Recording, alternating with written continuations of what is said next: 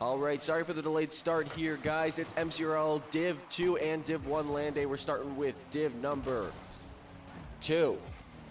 MSOE Red versus UW Platteville Blue. And right off the rip, the Love Muscle 21 is going to get MSOE Red on the board with that assist from Jabba Dude.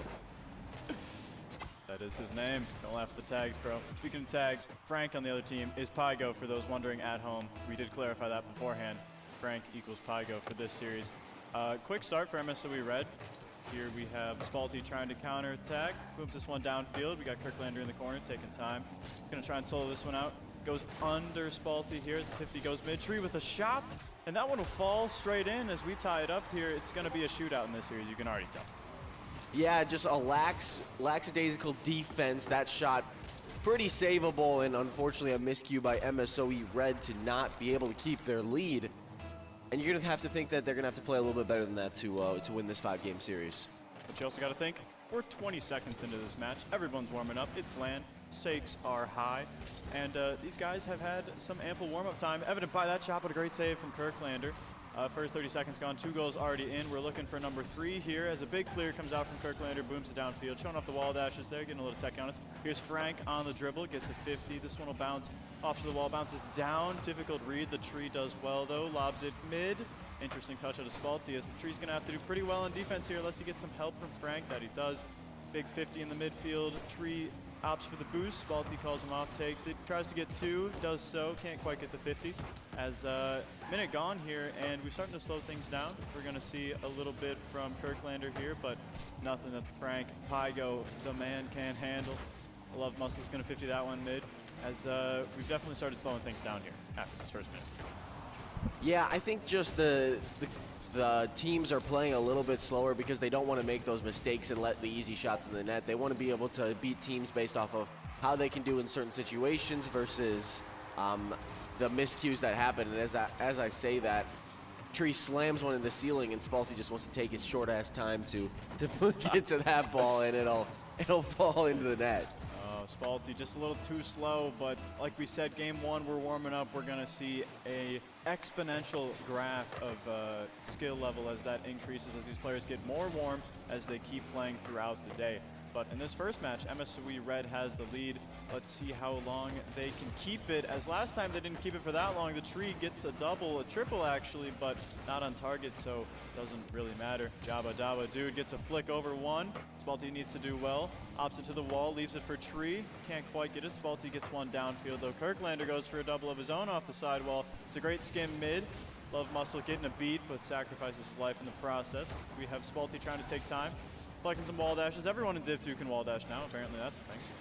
As Jabba Dude can't quite get the shot on. The 50 mid comes out. The tree, difficult read. Can't quite get there. Kirklander goes for the double. Can't quite get it. Spalty's going to clear that one out. MSOE Red here looking pretty good after these first 2 minutes. It's really just a question of how long they can hold this lead though. Yeah, I think the big thing is these teams have got to step up the defense, especially on their back line. It seems like the shots really aren't too threatening at all, and they're still having a hard time saving them. If the teams, MSOE Red specifically, can start to control the ball on their half a little bit better, get the ball out quicker when the Platteville gets down here, then they might have a better chance. But right now, it's kind of, we're just getting a little lucky with the touches that are going off the net. Definitely is the case as of right now. 2 minutes to go in game 1 of our first series of the day. Spalty's going to lob that one into the orange half. Love Muscle takes a great 50 on the wall. Here's Kirklander, going to boom this one downfield. The tree opts to control it, gets a good touch around 1. Going to work on the low boost here, opts for a 50 to the wall. Spalty here, going to lob this one mid, tries to get a 50, a favorable reset actually, and it pops mid. Frank unable to put one on, but keeps it on the orange half, which is really all that Platteville can ask for right now. Love Muscle goes for the double out, but actually fakes it. Jabba Dude lobs it up to Spalty. Here's the tree on the backboard, but greatly cut off by the Love Muscle there. Big 50 out in the air here, and Platteville is going to need something in this last minute and a half if they want to force overtime. But as you were saying earlier, Hustle, I mean, it is really just kind of a little lucky at this point, but, you know, great saves out of Platteville Blue to keep them in this game as we approach the 1 minute mark. Yeah, I think one thing Platteville can really take advantage of is MSOE Red has not been a very threatening team on offense. as I say that, Kirklander's going to find a shot. But a lot of times when this ball gets into their half, it's just a bang downfield. You can do a lot better by collecting the ball and taking a counterattack quickly if they can read the shots a little bit better. But MSOE Red isn't playing to so high of a caliber that this Platteville Blue can't even find 2 goals in the next minute. For sure, definitely not out of the picture to see overtime or even a win in regulation for Platteville Blue, but they will need one rather quickly to keep them in this game as we Spalti lobs one in the crossbar, and that one was a favorable look, but no goal will come off it as this one booms downfield, and Platteville is losing precious time as they need not 1 but 2 to force overtime here. Spalti's going to clear that one out, but he actually can't get there. Good beat by Frank, though, as Spalti lobs it downfield. But like you were saying earlier, I mean, that's just, throwing the ball away, conceding possession like that. We can do a lot better, and I think as the day and as this series even progresses, we're going to see them start to realize that. I'm sure after this game, regardless of the result, both teams are going to pep talk and be like, we can do a lot better with our ball control, right? 20 seconds here as Kirklander just biding time. 15 seconds now as realistically, as long as no Platteville miracle happens from this corner, we should be fine. Great touch from Jabba Jabba Dude. Can Frank get there? No. This game should go to MSOE Red. Yeah, I think one thing that we've kind of forgotten right now is that this Platteville Blue team was second at the major. They went toe-to-toe with Carthage White, the 1 seed, and just because MSOE Red comes in and steals game 1 doesn't mean the series is over. I mean, it was some great play specifically out of the Love Muscle. I think he's really been the cleanup crew for this MSOE Red team, finding the goals when they needed, and also on the defensive end, really there's just not too much threatening, and Platteville just hasn't been making the easy saves that this MSOE Red team has found the net with. Definitely. Gonna look to Spalti here as he will be that X factor in this series. We hope. Face value, I would say Spalti, best player on Platteville Blue, and Kirklander on the MSOE Red there. I would say both of them looking to be leaders in their respective environments. And, I mean, looking at these stats, we can see pretty even all around. Nothing really to note. Like you were saying, though, on both halves, we need to see better ball control from these teams. I'm sure that's what they're talking about right now. Just slow it down, really baiting that first man for a chow as we get into game 2 here. Yeah, I also wouldn't be surprised if we see a little bit more defense and aggressive play on offense, specifically with the bumps and the demos. Really nothing coming of it last game, but when you're putting not too great shots on net, if you can put a little chaos in, it'll make the shots going a little bit better, and that's something Platteville can look to implement.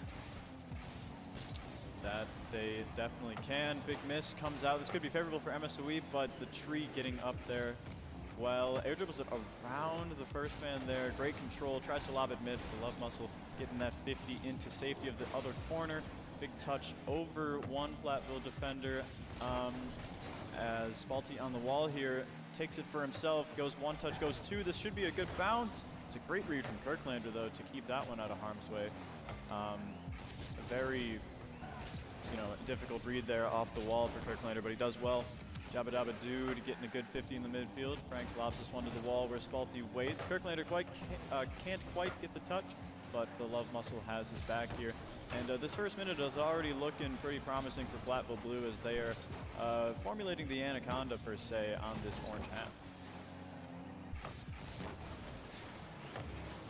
Don't be afraid to see MSOE Red kind of find a way to break out of these touches. It's really just Spalti coming up off the backboard a lot, and they've done a good job of getting a touch off that backboard. It's probably just one more guy needing to touch to finish off those clears, and this time Spalti gets right back into to get the pass from the tree, and that one's not the same thing that we saw be so threatening for the first minute and a half. Just a pass mid and Spalti would clean up. Yeah, I mean, switch it up on offense, right? Why not? If what you're actively doing is not working, I mean, try something else, and that's exactly what Platteville did to get their first lead of the series here. Let us see how this game progresses, as not a lot of action on the blue half for MSOE, but like we've been saying, Platteville has been switching it up, so let's see if that will be favorable for them in this series. Spalti goes for a shot of his own. It's not quite in. Love Muscle has time on the backboard. Tries to play for the corner boost, gets it, Maybe he doesn't. He's dead. Doesn't really matter. Here's the tree in the backfield. Gonna lob that one up. Jabba Dabba Dude needs to cut. He does well. That'll roll into the corner. Love Muscle has a little boost and a lot of time. He's going to lob that one down. 2 Platteville defenders there to cut it off. Great pass mid from Frank. It's actually just a goal. That is a phenomenal shot from Frank. Yeah, the almost bad situation for Platteville as 2 people dive for that ball in the corner, and instead a good shot will bail them out for the 2-0 lead, and really a tight grip on MSV Red. They've waken up quite a bit from game number 1. Definitely. We love to see it, as this might just be another open net. Not sure what happened there, but Frank will earn his 2nd goal of the game. Let's see in the replay. Just looks like all 3 MSOE players just kind of scrambled upfield, caught low boost and awkward in the opponent's corner, and the breakaway from Frank will lead to a 3-0 lead with over half the game left. So a lot of work for MSOE Red, but certainly not out of the picture by any means. I think it's just going to have to be a little bit more of a focus on offense. They've turtled up a little bit too much, and Yo-Yo Platteville's been taking advantage of the space and getting the ball on their back line quickly. That they have. Big boom downfield, though, could be good. Frank has to do well with it, and he does good enough. Spalty going to pop that one over. It's a race in the air. Street gets a beat. It won't be in yet, but a shot will not come through as Kirklander is going to be there to carry it out. Get some offense generating for this MSOE team. A great pass mid, but the shot placed a little too high by Jabba Dabba. As Jabba Dabba Dude is still on the ball, he's going to try and get this one mid. Gets it over 1, a favorable 50 from Kirklander leads to more possession for MSOE. Red is 1 lobs, the Love Muscle is going to shoot that one right over Spalty. Spalty a little awkward, not expecting just a shot, maybe expecting a double or something, but Spalty caught out nonetheless, and MSOE is still in this game. Yeah, it's a big shot, and really the defense is going to have to play a little bit better if they're not going to unless they're going to give them shots like that the entire game. It doesn't matter how you do on the offensive end. If on the defensive end you just give a weak shot on net the chance to go in the net, but Love Muscle is going to pick up a demo, and that'll set up Jabba Dabba Dude. You can get it around 1, but Spalty will get a touch away. Big 50 up in the air. Frank and the Love Muscle both missed this one, so that is where the possession will die with a tree clear. And that it will. Just over a minute left. MSOE got their first goal, but they're going to need 2 more to see overtime or any chance of a Game 2 win for them. A big lob downfield by Tree, but Frank unable to connect. That would have been the dagger, certainly. But Spalty here with a dunk, as, again, it's the same story as the end game of last game, but the tides are reversed this time. Platteville not needing a goal, knowing they're up 2 with just under a minute, so they're only up by 1. I apologize. But I mean, yeah, they were trying to waste time, right? You know, you play your offense a little differently when you're up in crunch time, but just a little miscommunication. Spalty thinking that he can let that ball roll by, but no one back to cover his net there, as MSOE has crawled their way back into this game, and with just under a minute left, let's see if they can find the equalizer. I'm sure Platteville's going to pick up the pace here as this 40 seconds goes on, because it seems like when they're playing slower, MSOE Red gets a chance to catch their breath and get the ball over their heads. And when Platteville was playing aggressive, they were able to keep the ball in the half for almost the entire game. Yeah, that they were. Spalty burning 10 or so seconds that MSOE would want back by taking that ball back and just, you know, really being that nuisance in the crunch time. As 20 seconds here as the ball is just being repetitively slapped against the orange backboard, and Spalty will find the dagger, certainly, unless some kickoff shenanigans happen. A 4-2 lead with 12 seconds left seems very favorable for Platteville Blue to tie the series and go into Game 3 with a 1-1 series record, as these 12 seconds are hopefully for the Platteville side nothing but a courtesy, as long as nothing tragic happens for the blue team here, they should walk away with the win in Game 2. Moving into Game 3, we've seen both teams succeed on the offense. We've seen Platteville kind of switch it up to take the momentum and get their early lead and hang on for Game 2. If you're MSOE Red here, how do you bounce back from winning Game 1 but then, you crawled your way back in game 2, but, they kind of gave you those goals. So how are you going to earn some goals? I think the big thing is going to have to be to keep the score low. You can't be giving up 4 goals in a game. You're really not going to get more than 3 probably on your side. And I think the Kirklander's been doing a great job on defense. You see he's got 4 saves on the game. I think the Love Muscle and Jabba Dabba Doo got to step it up a little bit, especially just on the aggressive side. You don't got to be making the crazy saves on the goal line. But UW Platteville's had some good shots inside the box that MSW Red needs to just close out on it and make it much more difficult. But they'll get on the board here as a kickoff goal goes their way. Love Muscle finding the net. Not a great kickoff from Platteville. Looks like the force left went a little bit shorter than they would have liked. Yeah, it's a good counterattack and a great start for MSW Red. We were talking about how they were going to bounce back, and no better way to bounce back than getting that 1-0 lead very early in this game. It's a shot from the Love Muscle, but it'll be handled by Spalte as a 50 comes through from Kirklander. Going to lob this one mid. Spalte kind of getting bumped around, is able to stay in front though. Love Muscle once again opting for the mid pass. Is there a shot coming? It's a great save from, I believe that was Spalte, who got up just in time to 50 Jabba Dabba Dude. But MSW Red looking relentless at the start of this game as they already have the 1-0 lead and they're looking for that second goal. But the Tree is going to have something to say about it as he's going to air dribble it. Barely Jabba Dabba Dude able to get the touch and force that one high above the net. Frank opting for the mid pass. Jabba Dabba Dude getting the 50 as we see a little panic here set in on the defensive end for MSW Red, but they are able to get it out. Double commit comes through though, but Kirklander going to have some time. It's cut by Frank though. But I mean, the start of this game is looking very promising for MSW Red. Yeah, just the MSW Red team on defense, we're talking about how they look a little bit scared, but really the only thing that's going to matter is how many goals Platteville Blue puts up. And this time, at this point, it's still 0, and that means MSW Red is doing their job on the defensive side. They are holding it down for now. Frank unable to make the save, but not needed to, as that will hit the crossbar and bounce out. Great play from Love Muscle getting the mid pass, but Kirklander not able to beat Frank, I believe, was the hero save that happened on the goal line there. Big 50 in the corner here as MSOE is very much so controlling the field right now, able to steal their corners, grab the mids, and just turn in. But we do have a slight breakaway as Frank goes to the double tap. Off the corner, Spalte with a shot. It's going to be saved by the MSOE defender. Here we have Platteville on defense once again. Frank working on low boost, can't quite get the second touch, but it'll work as a fake as Spalte is able to beat one. Kirklander working on low boost as well. A demo comes through from the backfield. Maybe that's something we need to see here if Platteville wants to equalize, maybe get a little physical. Get some demos happening in there. Big miss from Kirklander and friends, but Frank with a very unconventional save, opting for the squishy there, but he's able to get it out for now. Platteville desperately needing a break from defense here as they are barely keeping these balls out for now.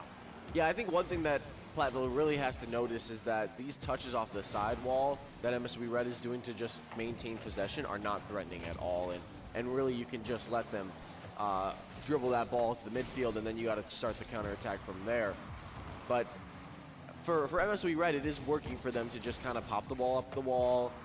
Love Muscle's been doing a great job of just getting the dribble mid and then having his team step up for a touch. And Platteville just needs to realize that if that's not threatening, we can just wait a second and pick up some boost and then wait on the ground for them. But MSW Red, just after these last couple seconds, has been keeping the possession on the Platteville side for a while. That they have, but Platteville getting a little offense going here, but like you were saying, nothing quite threatening, and MSW able to realize that and not panic in contrast to the Platteville side. But a good dunk from Spalte is going to lead to time in the orange half, and a potential goal here is a big miss comes through from, I believe that was Kirklander. He's just unable to, no, that was Love Muscle.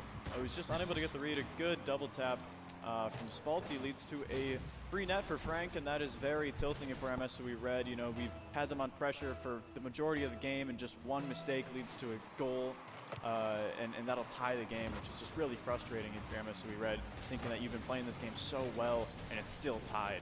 But yeah, just one mistake not going their way, and they're going to want back a couple of those Platteville mistakes that they didn't capitalize on. But still a minute and a half for either team to show some levels of competition and skill, or for any team to cave under the pressure of this game number 3?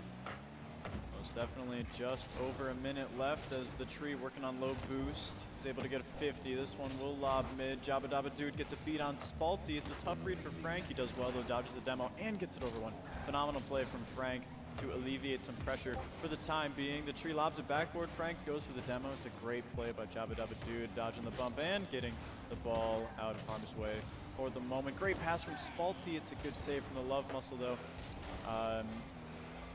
Yeah, we're going to see a little bit of a counterattack here as Jabba Dabba Dude lobs this one into the corner. Big 50 though from Spalty, lobs it all the way back downfield here in this last minute. Neither team wanting to be the one to make the mistake and potentially cost the game, so a little bit safer plays here as Kirklander's going to lob that one on net. The tree gets a big boom downfield, and a good beat from Frank might lead to more pressure and maybe a goal. As a great pass from Spalty, but the tree, a tragic crossbar, and he overflips in Frank, and with that, the counterattack leads to MSOE taking the goal and potentially the game as the tree bricks a shot. Frank overflips, trying to pre-flip the ball, get it to the wall or corner, maybe into safety, but he just misses.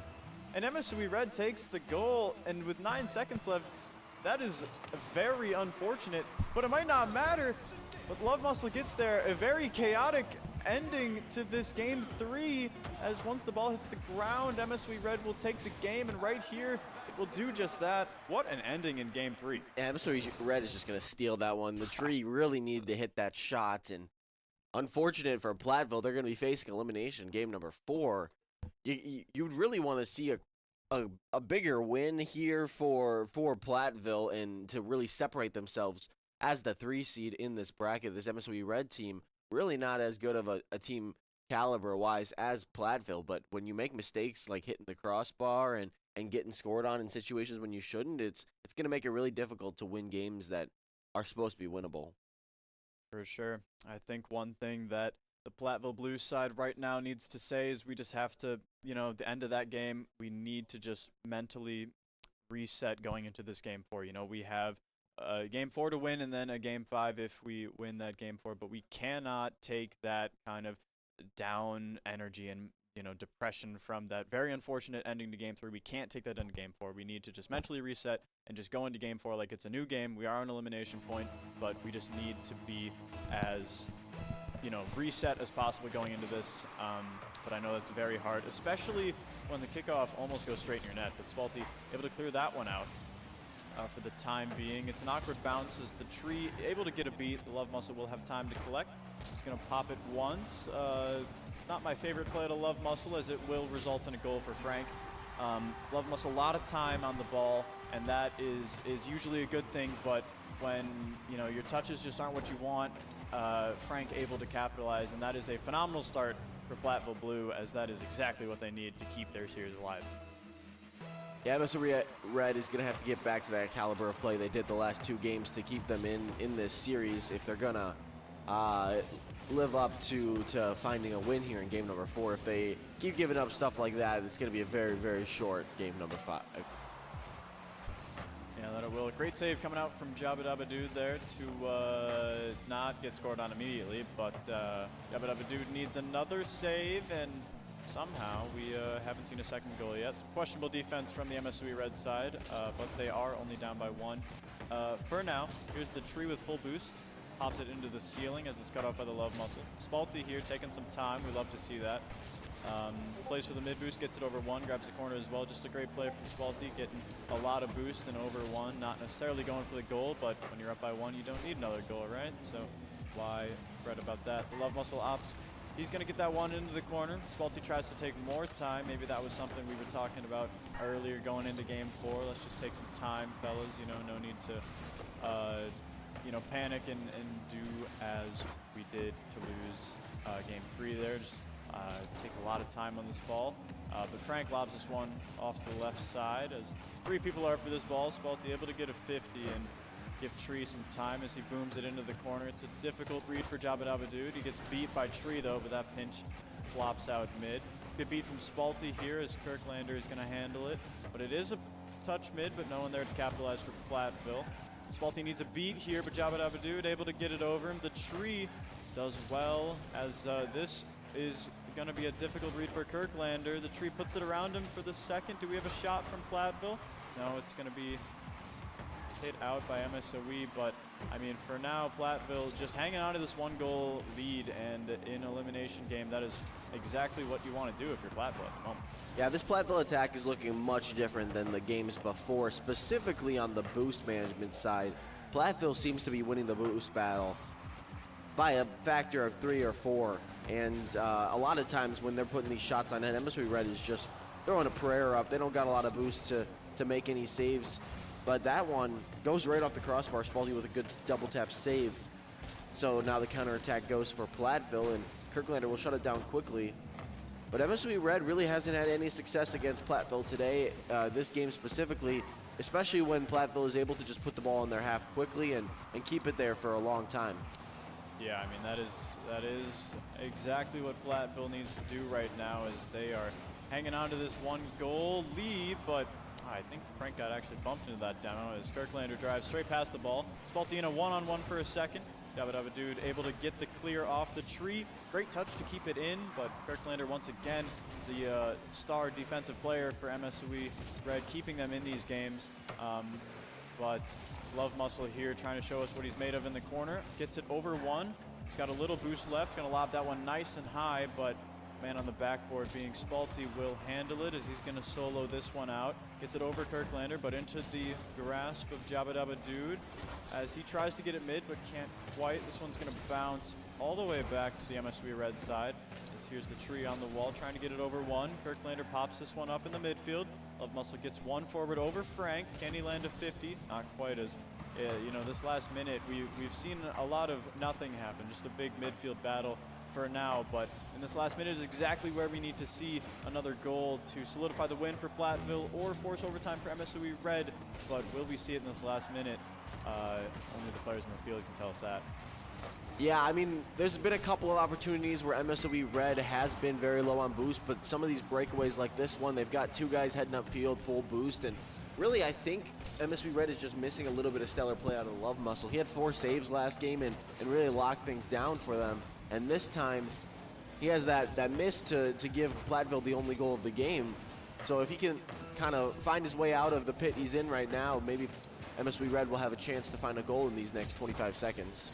Yeah, we're going to need someone on MSOE Red to step up unless we go to game 5. But Spalti here burning precious seconds off the clock, doesn't need to hit the ball, as one more possession for MSOE Red is what they need. Jabba Dabba Dude able to get the flick around, gets a favorable 50. Spalti needs a touch. He gets it to the wall, but it bounces up nicely for Kirklander. Gonna lob this with a couple touches mid. Is anyone there? Here comes the shot, but Kirklander unable to convert. A great beat from Tree is gonna put that ball down, and we go to game 5. Yeah, Platteville woke up this game and not really to the level that I think will win game number 5. MSOE Red really gave them the 1 goal this game. The rest of it was a little bit of Platteville pressure, but it's really not something that you can take and think, okay, we're gonna win this next series no matter what, or this next game, I should say. Platteville's gonna have to play as good of a game as they've played when they've won these 2 games, but probably a little bit better because MSOE Red's probably not going to give them as much free goals as they've been giving them this series. Yeah, definitely.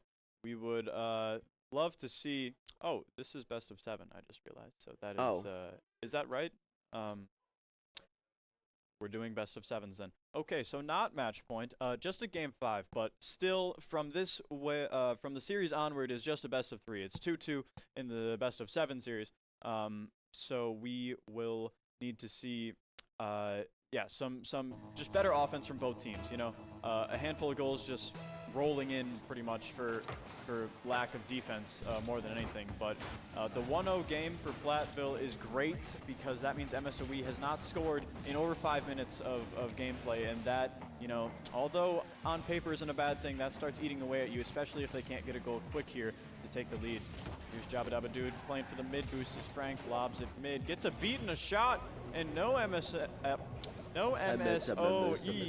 defender is able to get there. Frank, a great play. Jabba Dabba Dude kind of just leaving the ball. I believe both his teammates pushed up a little far, expecting him to stay on the ball rather than the boost, but Platteville Blue striking first here once again, and this is a very similar story to how Game 4 started, so we'll see if the result is any different. Yeah, MSOE Red's going to have to wake up a little bit if they don't want to be going to Game 6, that there is an elimination game. They've been in a situation that gives them the lead in the series, and now they squandered that last game, so this one's going to have to be a little bit different, a little bit something extra to put them over the top. Otherwise, Platteville's probably going to be able to outlast them with some aggressive pressure on offense and getting the goals when the opportunity arises. But the Love Muscle's going to find one off of a demo and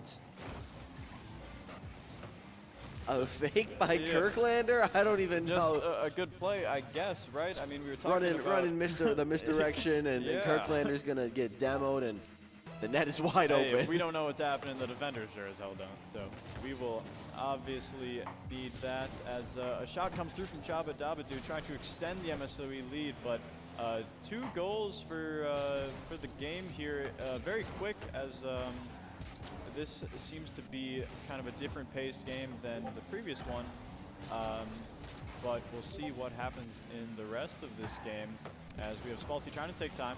Gonna pop this one to the wall for him. He's got low boost to work with, tries to lob it mid, maybe a dunk, can't quite get it. MSOE is gonna clear that one out. A lob mid, Frank hesitates just a bit and gets beat. Spalty will be back to handle it. Lobs it downfield, but gets demoed in the process. Kirklander again lobs it downfield. I'm going to need to see both of these teams take a little more time. Spalty's been doing great on it for Game 4. It burned a lot of time off the clock, especially when they had the lead for most, if not the entire game. I'm going to need to see Kirklander, one of these MSOE guys, step up. We had Love Muscle with the kind of 1v2, 1v3 misdirection play to get the goal. I'm going to need to see more of that as we move on to this game to see who's going to get that third goal. Yeah, MSOE Red's been playing a little bit different than they've been playing this entire series, but specifically when there's an opportunity, they're trying to just play quick to the ball. They're not as concerned. Frank's gonna save that one, and Platteville is still tied 1-1. Oh man, it was a great play. I don't remember, I think Love Muscle was in the net. He went for the squishy save to get over the bump, but whatever Platteville defender was lobbing the pass mid, kept it on the ground in the one place that the squishy save can't quite get it. But Frank just driving through there is going to save the shot from Spalty or whatever. Frank's got a one-on-one option to pass. I don't really like it. Spalty almost finds it, and Platteville just unable to score at the moment. 2 great chances, but no goals coming off of it. So Platteville, that's going to start eating away at you. You know, you kind of feel like that fourth man, that impenetrable brick wall, for lack of a better word. Even that, I mean, hero save from Love Muscle. I mean, Platteville just thinking one of these goals has to go in, right, as we approach the 2-minute mark. A great pass mid, the tree is there for the shot, and finally they find one. As I was shocked that Spalty didn't dunk his own teammate there, just based off how the Platteville offense has been looking. But all right, you shoot. Slot that one. Top bins there to take the lead, but finally Platteville definitely earning that goal for sure. Yeah, MSOE Red is going to have to pick up the pace there. They got turtled up for too long, and they're going to have to get some of these better clears out, but the midfield seems to be controlled well by Platteville, and specifically the MSOE Red half has been controlled by Platteville. So it's an uphill task, uphill battle for this MSOE Red team, and a lot of times it seems like Platteville's taking a better approach to the ball, they're getting better beats, and they're not really having to play as aggressive as MSOE Red has, and when MSOE Red has to pick pace to play with them, they're making the mistakes that are costing them goals and possibly this series. Definitely. We're talking about kind of that pace of game, and I think that is kind of what separates this Platteville Blue being the 3rd seed. You know, just the ability to play at just a little higher speed than MSOE Red, and that'll catch them off, as we've seen some unorthodox plays and misses from both teams here as each team kind of trying to feel each other out as the series progresses. Love Muscle taking a 50 in the corner. Spalty does well, though. Jabba Dabba Dude gets a touch, but Kirklander gets demoed in the backfield, so we need another beat. Does just that, though. Platteville, this last 60 seconds, has the lead, so we'll see if there's any time wasting or if MSOE is going to be able to equalize here. They were unable to do it last game, but, you know, this is a different game, right? So no reason to reflect on the pass there. Frank unable to get the touch. The tree hitting his head pretty hard on the crossbar. Spalty gets a favorable 50, though, as they stay alive for now. MSOE needed that to be a goal to force overtime, but a great pass mid might be just that. Not a great save from Frank. Spalty able to cut it off, though. 30 seconds left. MSOE is just swarming the Platteville side as Spalti gets a desperate clear out, but Jabba there to boom it right back in as time ticks away. Precious seconds that the MSOE team needs if they want any chance at overtime in Game 5. The tree in the corner is going to try and do well to burn some precious time off the clock. Good cut from Love Muscle, lobs it mid, but Spalti able to get a beat, but there's a shot from Jabba Dude, but he can't quite get the power he needs on it. That ball's going to hit the ground, and Game 5 goes to Platteville. Yeah, I think one thing that we're going to have to point out for that last little bit was just that Platteville was a little bit better on the defensive end, and when MSOE Red was playing these touches, it seemed like Platteville was kind of just like, all right, we're not going to give you the touch you want. You can bang it wherever you want, but we're not going to give you the one towards the net in any way. We're not going to even care about if it goes back into your half. We're just going to care that you don't get the touch you want, and then that just leaves MSOE Red to keep dumping boost to get to the ball time after time after time. They have to just keep going and keep going and keep going. And if MSOE Red is not able to find ways around that play style where it's just we're going to get a 50 and you're not going to have anything going, we're going to get another 50, another 50, another 50, they're going to not be able to score in game number 6, which they need to push the series to number 7.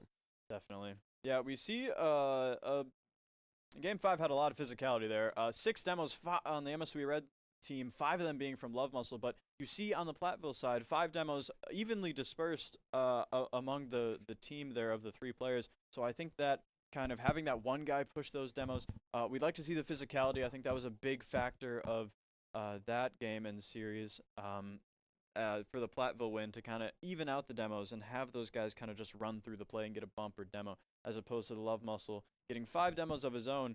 Kind of just, sometimes demos, you focus on them too much. You kind of leave your back line open, or you take yourself out the play, right? But we're getting into game number 6 here, as this is... Thank you. I got so much hair, but that's why I wear a beanie. Game 6 underway. You heard it here. Joystick has so much hair. Oh, yeah. I'm not bald under this. Don't worry. Good save from Spalti to start us off here. Match point for MSOE Red. Let's see if they can get the win here. As just some boomer ball to start off here. Both teams playing a little differently, as this is match point for MSOE, as they need a win to stay alive. Big swishy save out of Jabba Dude. Keeps that one out. First 30 seconds gone, nothing happening much. Great 50 out of Spalti, lobs this one mid. Double commit comes out from MSOE. Do we have a counter? No, because a good cut from Kirklander leads to the ball remaining on the blue half for now. Frank is going to dribble this one downfield. He's got a little boost to work with. Jabba Dude lobs it over him. Spalti lobs this one backward. We need a save. We don't. We get a double commit instead from the MSOE side. Is some offense here generating for the MSOE half, but this first minute gone, and it's just a lot of boomer ball, both teams.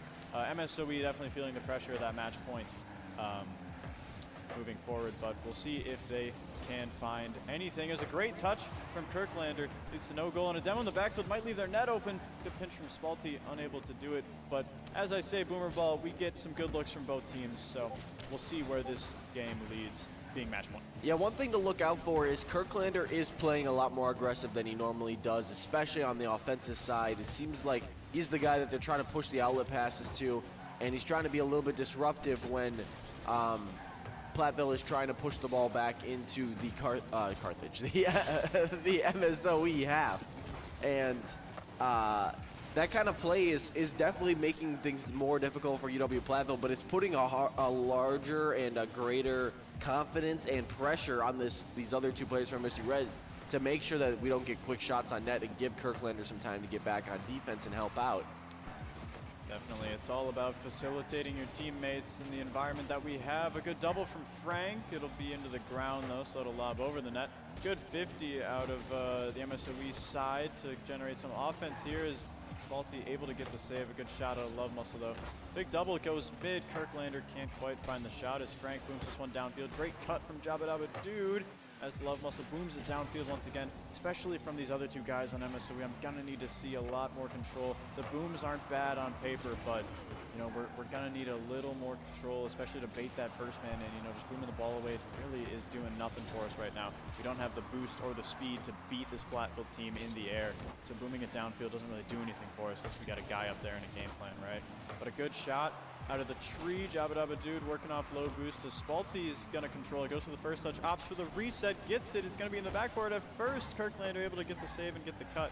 But Frank lobs it, top ins as always. Frank shooting his shot right now. We get some trash talk, some smiles there even from both sides as the first goal comes through after 3 minutes in this game 6. Yeah, this could be the last games of some of these guys' careers, the last games of some of these guys' seasons specifically. MCRL is a lot of these guys are quite close. They've been playing together for 4 years, so Kirklander and Spalty going at it, that's just a little bit of the competition that each of these teams really just want to win and keep going in uppers and not have to fight through lowers. But even if they go down there, it's going to be probably a tough matchup for whoever they face. Both these teams playing well on the defensive side specifically, and that's going to make things difficult for any team that has to face them. But right now, MSU Red, they still have a minute 30 to find a goal and maybe 2 to force Game 7, but Platteville's going to try and keep things at this 1-0 mark or keep pushing the envelope of their own score. That they will, but like you said, all they need to do is really hold the lead. As a miscommunication on the boost from Platteville, actually Bateson and Chow, which worked better than their original plan, I'm sure. The Tree and Kirklander trying to 50, both low boost. Another 50 comes through to Kirklander, bodying the Platteville defense, but a clear from Frank comes out. Spalty getting downfield with some wall dashes. We love to see the wall dashes. As Spalty, again, this ball is just stuck in this corner right now as precious seconds bleed off the clock for MSU once again. I feel like this has been the story of the last couple of games. As a shot comes through and Spalty gets the second goal, and that might be the dagger to secure the game win and the series, as not the best touch from Kirklander. He can't quite follow it. Love muscle working off low boost. Can't quite get the save. 41 seconds left. MSOE needs a goal now. Let's see what they got. Yeah, the kickoff's going to go wide, and aggressive play from MSOE Red is going to almost leave their net wide open to clear all the way downfield, and that's 10 seconds off the clock in Platteville possession. But a rough pass out is going to give Love Muscle a shot, and they're not going to connect there. So MSOE Red really needs to pick up the pace here. The clear off the backboard, Jabba Jabba Dude. And Spalty's all over that, so Platteville not giving anything in these last seconds. They'll take one more to show that they've really woken up here in game number 6, and they're not scared of an MSU Red team that grabbed a 6th seed here for to put a little bit of fear in Platteville, but now things are going Platteville's way as they take another goal here in game number 6, and things are looking bleak, if not futile, for MSOE Red. Yeah, these last seconds almost feel like meaningless for both teams at this point, as this ball will hit the ground. And Platteville Blue will take our first series of the day, 4-2 against MSOE Red. The 3 seed taking down the 6 seed. On the post cams there, you can see all smiles, all fist bumps from both teams, knowing that was a good series. Any game, evident being a best of 7, right? Platteville winning 4-2, though, in Game 6. A great series from Platteville. We saw kind of a character arc for both teams as they kind of started slow, but then they warmed up. They got physical. They got, their control down for the Platteville team, which I think was the determining factor. And, yeah, I mean, MSU Red, they got... Oh, awesome. MSU Red, they took they earned that one game. They kind of stole that Game 3 or whatever that was at the end there. But they were just kind of unable to keep up with the speed that Platteville Blue brought to the table. And I think Spalty really controlling that ball every now and then was really what was the determining factor in Platteville's success in that series. Well, these teams are going to have an uphill battle next. They're going to be facing the winner of Carthage White versus, I believe it's like UW Whitewater White. It's supposed to be opinion. gold, but that'll be Carthage White. Yeah, I'm sure they're already sitting down there. It's probably already done. The Carthage White team's been taking care of business lately, so this is actually a rematch against UW Platteville Blue 2 times, right? I believe they played during the regular season. I think they won during the regular season. The major, yeah. I think they won during the regular season. Platteville beat White. I believe that was their top team.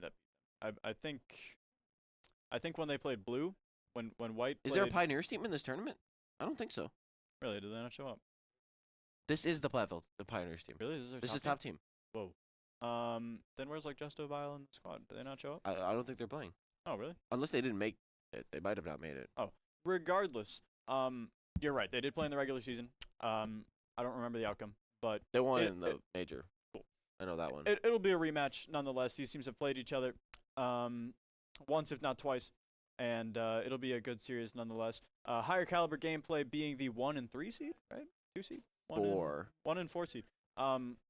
Regardless, we will bring that next, probably.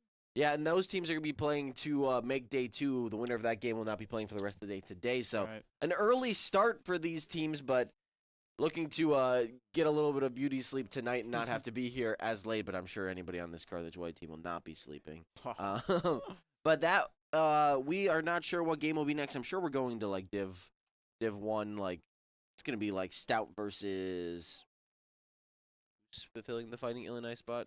MSOE Raiders, top team, Okay. I believe. That's actually should be a pretty good matchup. Stout Blue Devils versus the MSOE Raiders, I think. But you'll have to come back to see who really is on here, and we will be back probably about 5-10 minutes as we get people shuffled into machines and we get this next set of games started off. This is the MCRL Division 1 and 2 LAN. Don't go anywhere because we'll be crowning a champion tomorrow. Teams fighting for elimination today. We'll be right back.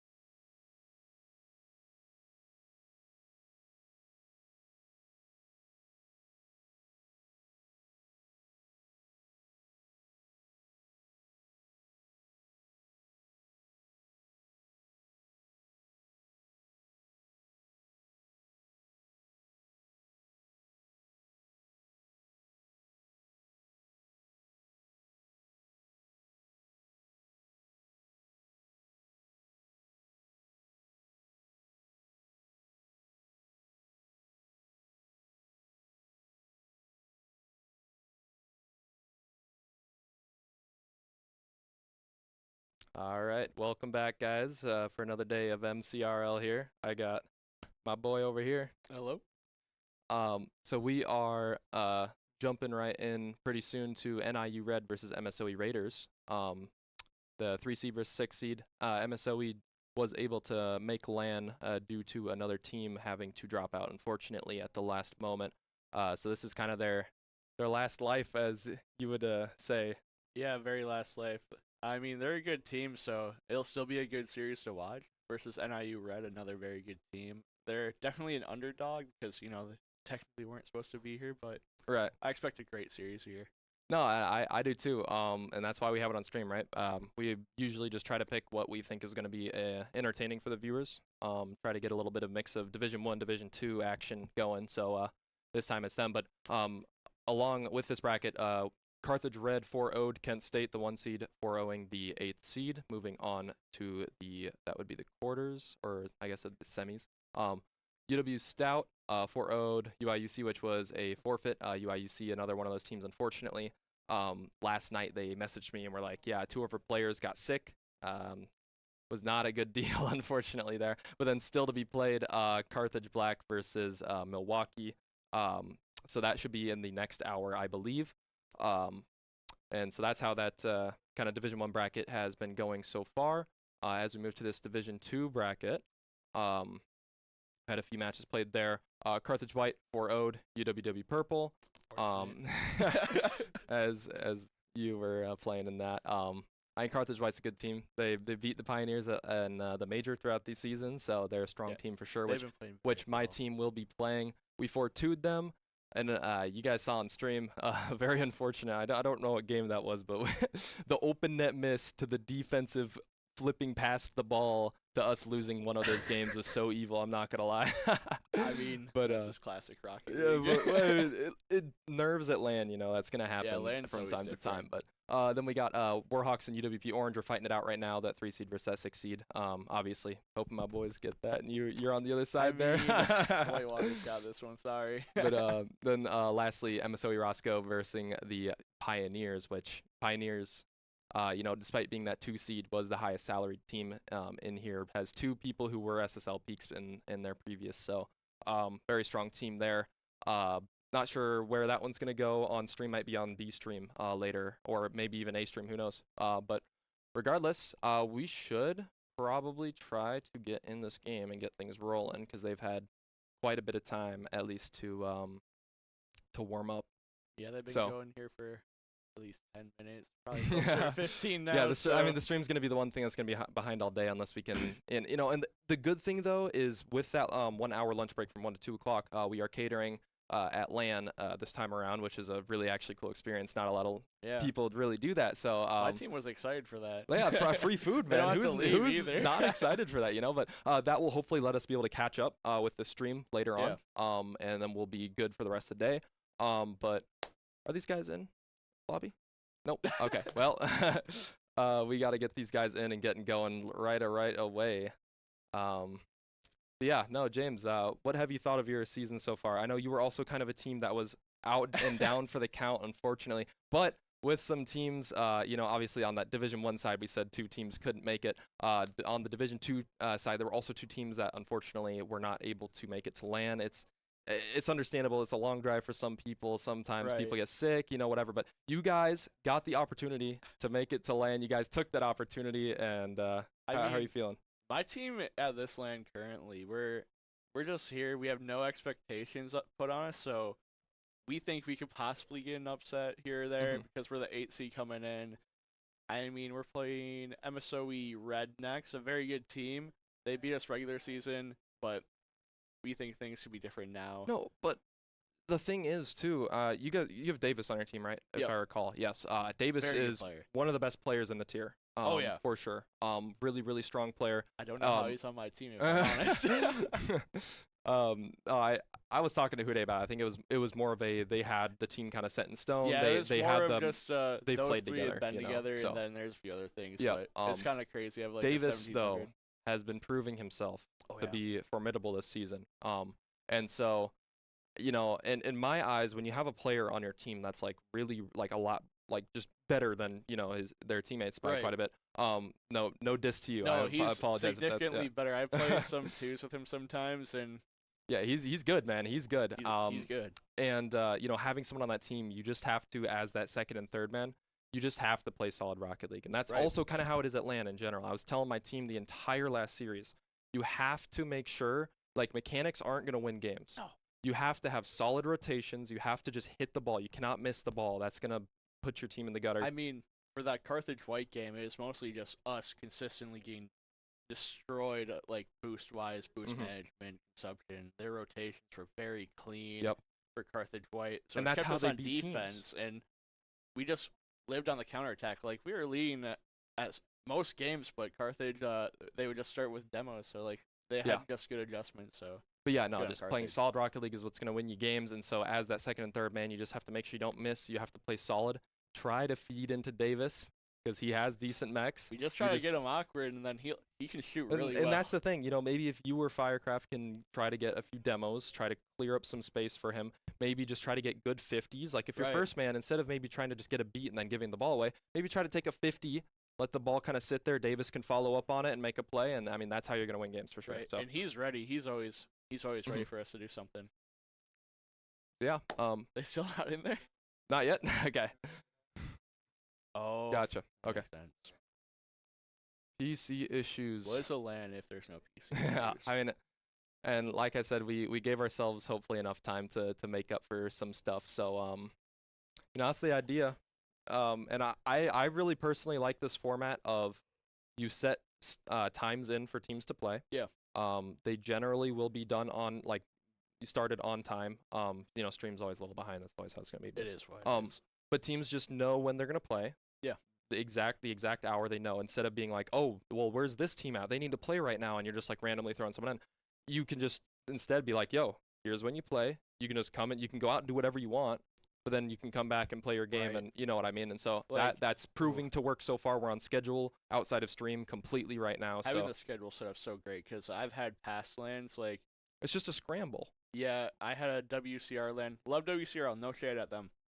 But they're just kind of throwing teams here and there, and it was really disorganized. Annex was having a handful, say that day. Yeah, and I don't blame him. Obviously this is my third LAN running, so I'm happy to have all the staff that I have this time around. A lot of people that were able to come in and jump in and help out. Yeah, so. a lot of people are helping out. So yeah, no, and it's great, and so obviously WCRL had that issue where they unfortunately weren't able to run, which is why we came back.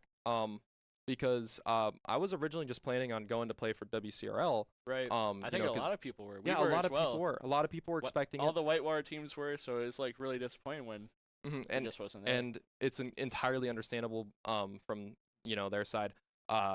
They just didn't have enough staff to do it. I mean, it is what it is. It is hard. It is so hard to run a league with no staff.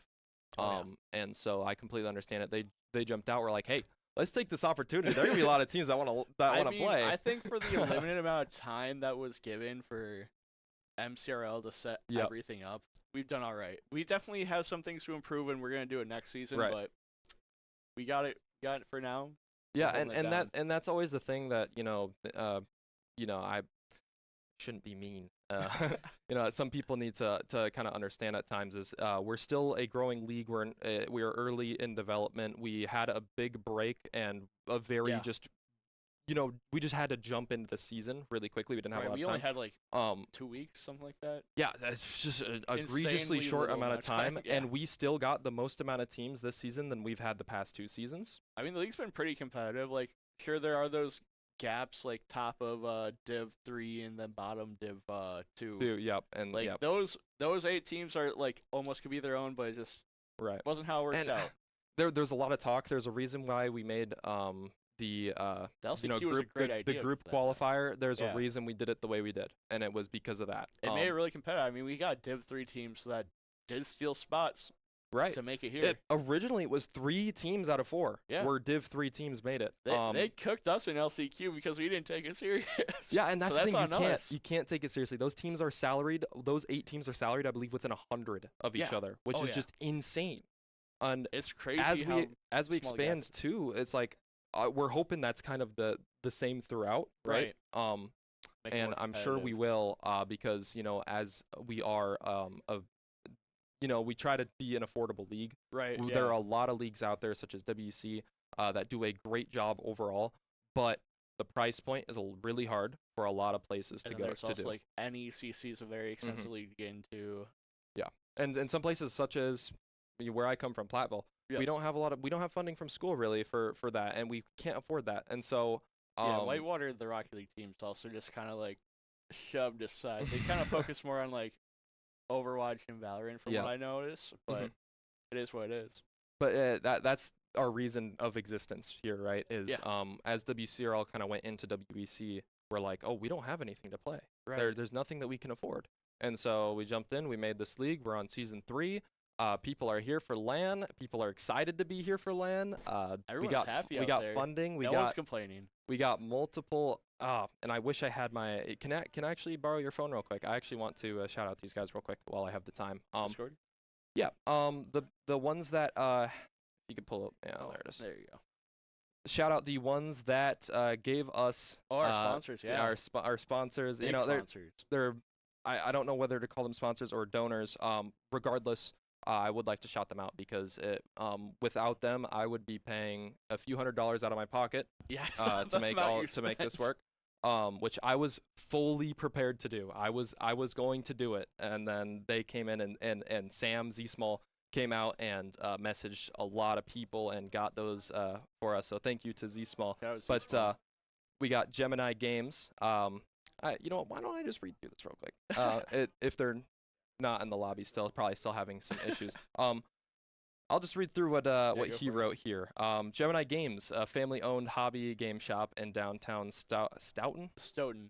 I actually been in that shop. Very nice people. The owners are fantastic. Awesome. Yeah, no, and I mean, they give us money, so, I got to shout them out for that. They cover games of all varieties from TCGs to RPGs, board games, card games, everything. They got in-store play. They got events every day of the week, specialize in casual, accessible play for all skill levels. And so if you want to go there, their address will be 193 West Main Street, Stoughton, Wisconsin. And so thank you to them for their donation. We also have Guild Pack Games, local store located in Stoughton, Wisconsin as well, built for gamers. They provide TCG tabletop games. They're located at 1308 Hamilton Street, Stoughton, Wisconsin. So thank you to them as well. And then finally, Phoenix Haven Cards and Games was primarily a TCG card shop.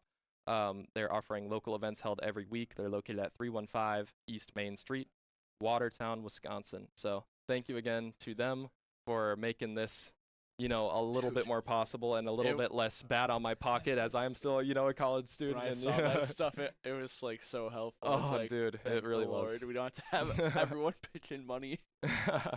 Yeah, and that's the thing is like I like our price point right now. And catering, originally I thought we were gonna get a little bit more than we were. There were a little bit of issues with some stuff, so we actually ended up getting less money than we expected overall, which is why we were a little off on that because we did talk at the beginning of the season trying to figure all that stuff out. Right. So we were a little off there. So that's kind of our fault.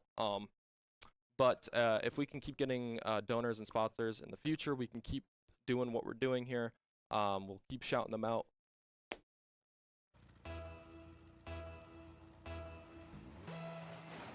What's going on? It looks like we're underway here. We got NIU versus MSOE Raiders. Yeah, that is fine. I'm actually jumping out, so apologize for that, because my match might be coming up pretty soon here. So. All right, Spalty's gonna go. Yeah. I guess that just leaves me. Yeah, do your thing, buddy. All right, so here we go. Looks like we got MSOE Raiders just with a soft shot, swinging it back downfield. Keeping the pressure though, keeping it back in. The Lightning McQueen car here from LB Monster. All right, Bladen keeps it in the corner, followed up. Good clear by him all the way out to the other side of the field.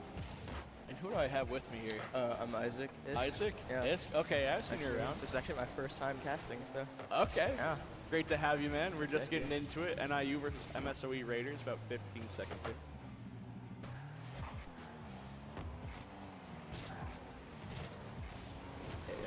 Good clear off the backboard by MSOE.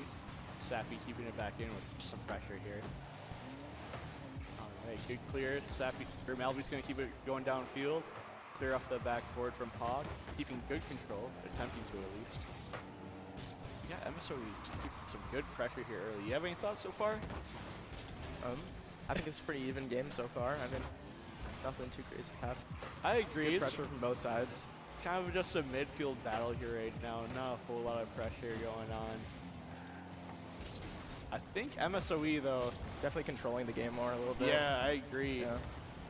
I think these are both equal teams, even though the seeding is a lot different. What is it? What was the seeding on this? I believe this is the 3 versus 6, but MSOE is replacing a team. They were technically not initially qualified. They were just thrown in because it's easier for the bracket. But it's still going to be competitive. These are all high-level players. I believe they're all GC3 plus typically. So nothing to be disappointed about here. Good save right there. Very good. Ooh, Melby trying to have something here off the backboard for his Might have an teammate. opportunity. Good save. Good save, indeed. All A right. little mistouch there. Yeah. I don't know. It looks like they're trying to keep him awkward. Kind of here. throwing the ball away a little bit. I think we might want to control a little more here. Kind of just a boom back and forth game right now. Yeah, I mean, it's game 1 of a best of 7, so it might just be a feeler game here. Because it doesn't look like either team's having too much success getting any passes or any actual pressure going here. Any actual shots. That could have been a good attempt there by Seth. Just not quite enough boost to get anything really going. He does keep it in. Ooh, midfield finally pass. a first pass Spot. in the midfield leads to a good shot. And just a follow-up by Sappy. NIU finally getting something going. I mean, that was a good find in the midfield right there. Yeah, honestly. Kinda I'm surprised just- he didn't put it in. Unfortunate for the MSOE that kind of went off the post. And Yeah, stuff like that's always hard to Yeah. read. Doesn't matter how good you are at the video game. All right, get kicked off here. NIU taking back possession, instant challenge by Manboy. Then we got MSOE keeping the pressure on him. NIU is unable to clear as a couple bumps come out. Malby's going to try and maintain pressure for his team. And that is instant cleared into the net. Ooh. Oh, there it goes. I didn't see what happened. Was it a pinch? I think he just cleared it. Just ripped it. It's an It was a unfortunate little 50 pinch, off the maybe. Lightning McQueen car. Yeah, Malby, unfortunate. I mean, at least they kept up the pressure to put it in. A lot of teams don't do that at some point. All right, kick off. It's going to go Oh, back no. at the Okay, not quite a kickoff goal here, but they are going to try to maintain some pressure. NIU bring it back through the side. Put down there by Blayton. Ooh, unfortunate double commit. Leaves an open net with no shooter. Malby is able to get back with no boost from Hawk. But NIU is still keeping up the pressure. Yeah. You got Hawk. Ooh, Nice one to save. good placement. That was a great save. Any thoughts so far in the game? I think pressure's been pretty even. I just think that NIU's taking more advantage of their counterattacks, to be honest. I agree. NIU's been doing really well. And the placement for their shots has been pretty thought out for how quick they have to get them off. As we say that, Blayton. Yeah, gets it's just one been in. kind of a lot of boomer ball in the net.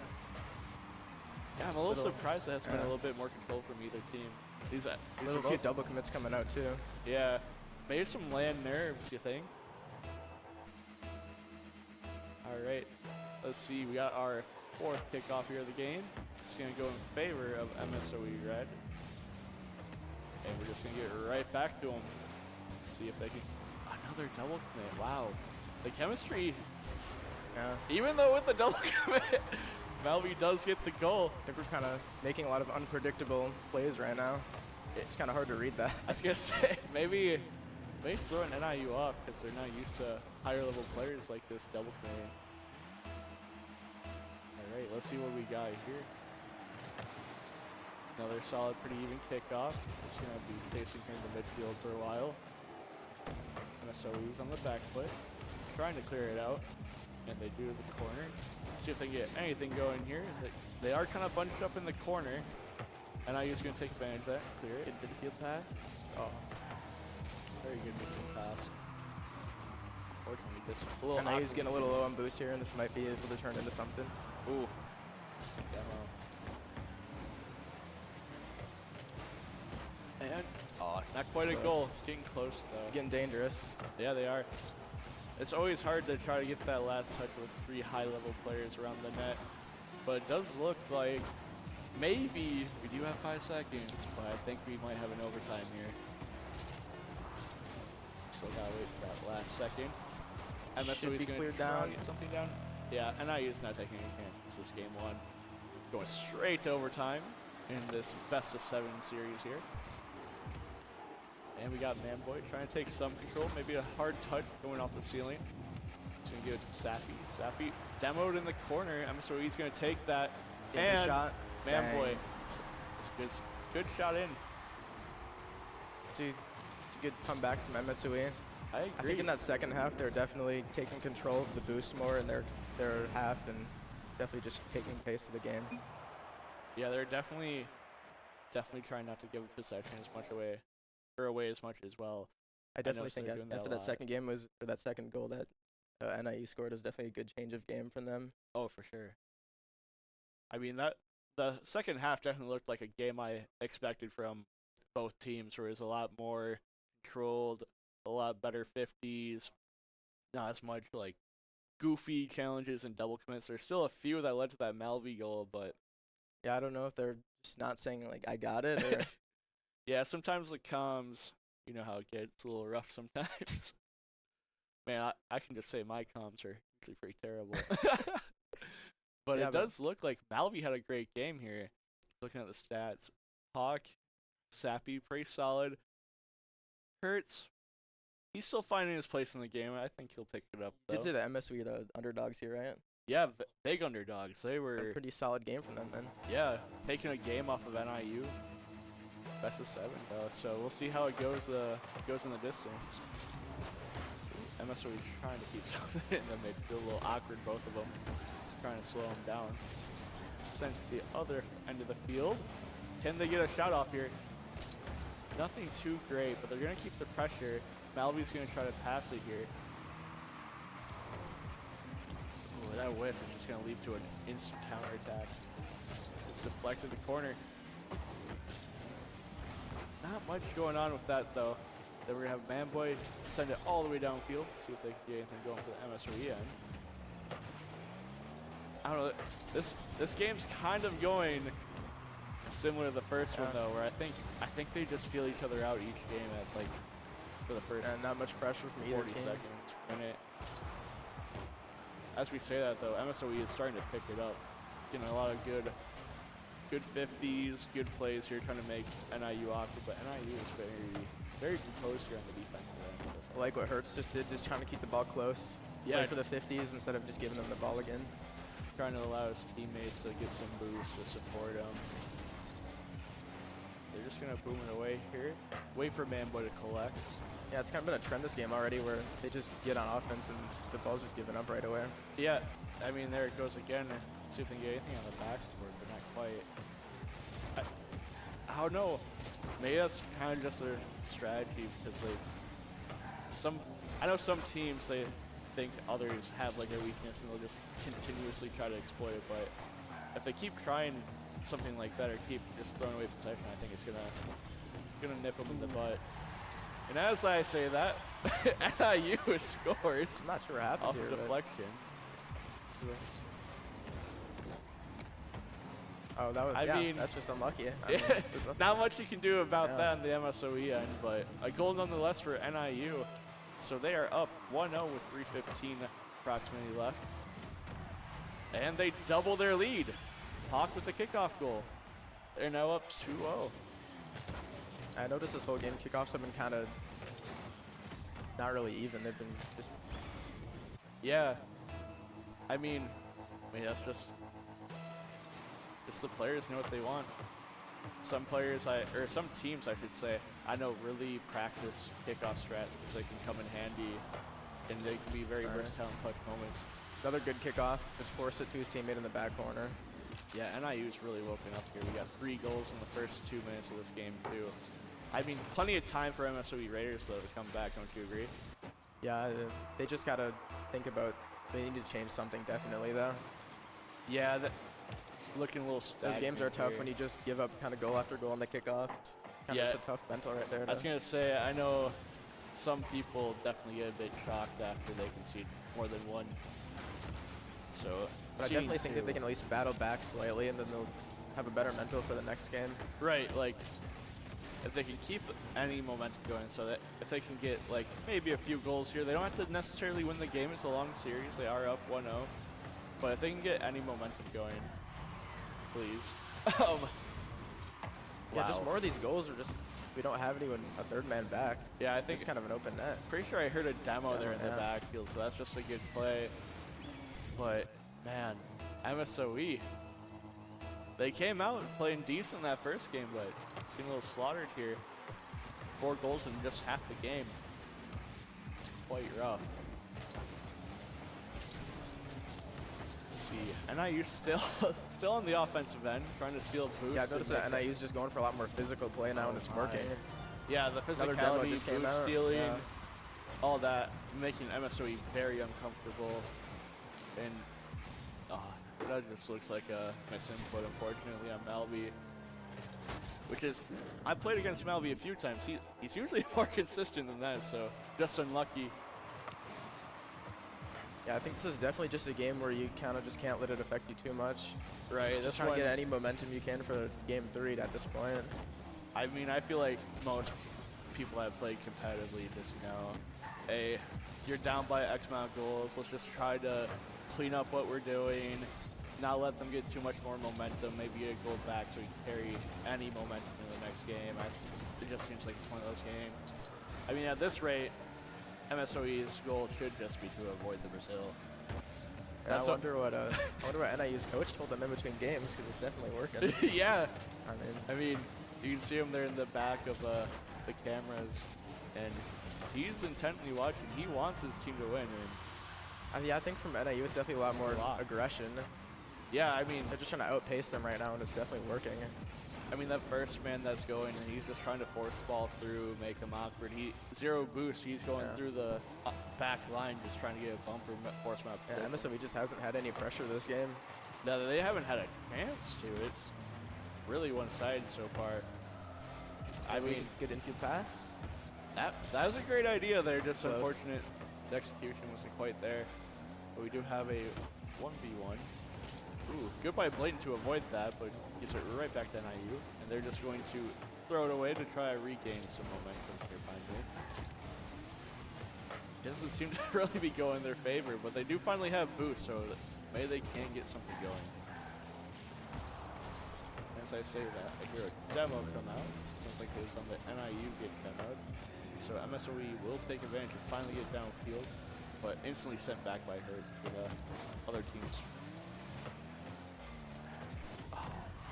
Yeah, I would have kind of noticed from MSOE is every time someone 50s, there's just never someone there to follow it up.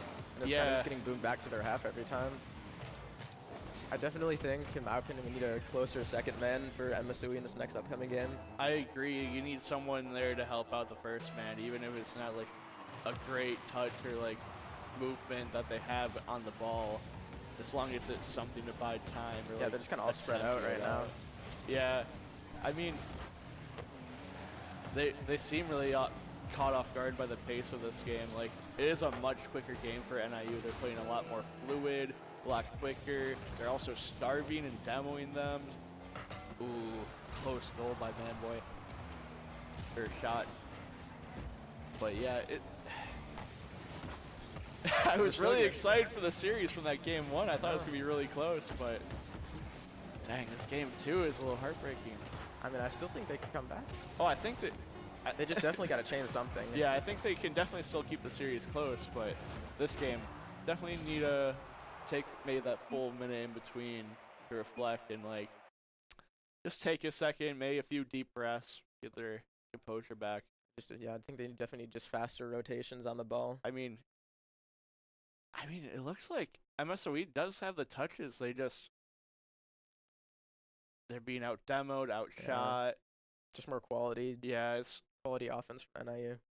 I mean, you can still have the car touches, or the ball touches, but if you don't have the quality ones, yeah, how are you supposed to get anything going? Like, I can hit the ball as many times as I want, but against a solid team doesn't mean it's going in the net.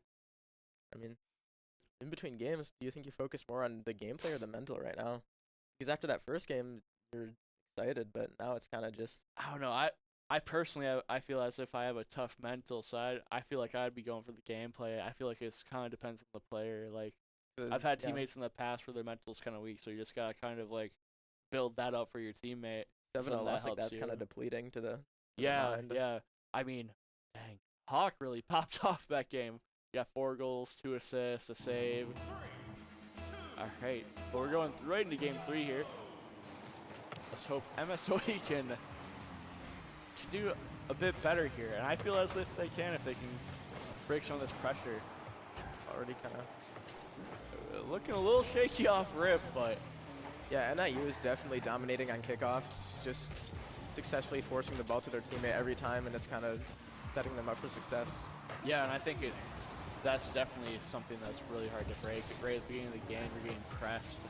It's really hard to get out of that. Just kind of MSOE has low boost and they can't do much. Exactly, like low boost. That can be a killer. Kill all your momentum going forward. Ooh, and we do finally see some really good defensive plays here from MSOE. Getting the backboard clears, just contesting them right in the middle of the field on net. They are keeping this a lot closer. I think at this point last game they already had 2 goals, so good to see MSOE holding strong here in game 3, made it in. And NIU is still looking to keep that physicality. Yet again, And they may have missed the bump, but it forced the player out of play. A little awkward, and they do get the Yeah, I goal definitely from like that. to see the ball being kept Side. closer to their cars a little more. Yeah, as I look back at that replay, I don't understand the point of just smacking it down midfield. At least keep it on the wall, right? I mean, I know I've Who talked knows? about with my team during like VOD reviews and stuff. Every time like not flipping into the ball and just forcing a 50 without flipping and keep it close for your teammate to follow it up. yeah, it definitely helps out, especially when you're trying to get something to go forward. See if Blake can get anything started here. Got him off the backboard. Hawk is ready though. I mean, I'm glad to see MSOE getting some pressure here. It seems like they might actually keep it here for another We minute. can create something right now. Ooh, Manboy. A little up for the pop there shot, for his teammate. but- Ooh, to the post. I'd definitely like to see them keep a little pressure here. Maybe a agree. few boost steals, some demos coming out. I think they're finally getting something going here. It looks like they are a bit awkward though. Got them all bunched up in the neck. Ooh. Fortunate whiff.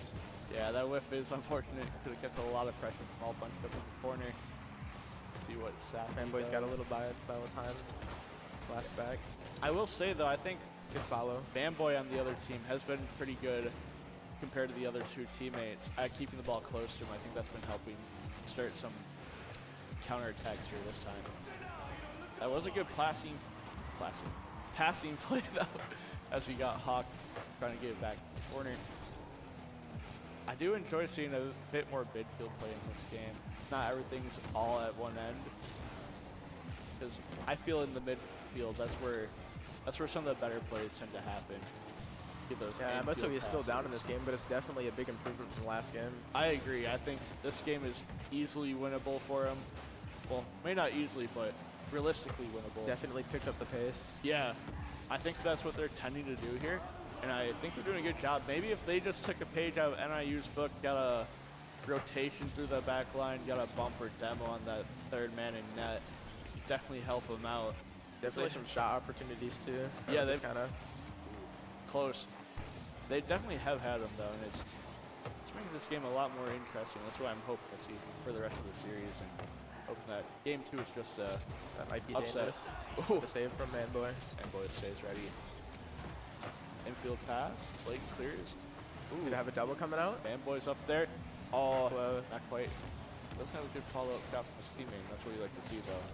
Definitely have a good look right here for MSOE. Yeah, I think this could be it. But NIU is also just very solid defensively on the rotations, and I think that's really keeping them in this game so far. MSOE going for air bumps right there. I kind of like that idea. I think it might open up a little space. Yeah, I mean, freeing up that space is incredibly valuable. NIU is going to try to take this away. see if they can get some of their own offensive pressure going here. They've been on the back end for a good chunk of this game so far, and I'm kind of surprised MSOE hasn't been able to score. It seems like their second man's almost a little hesitant to overcommit, maybe not trusting their third. Yeah, I mean, it's probably from the last game. Oh, 100%. Yeah.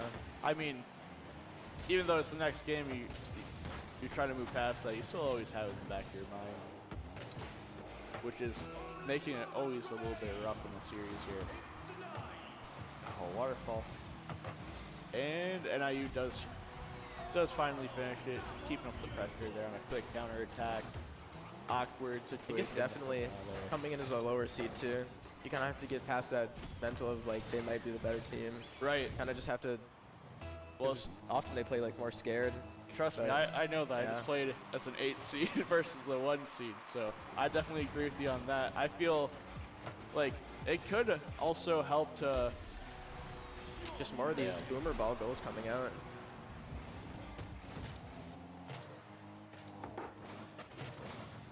I'm just trying to figure out like what the plan was there.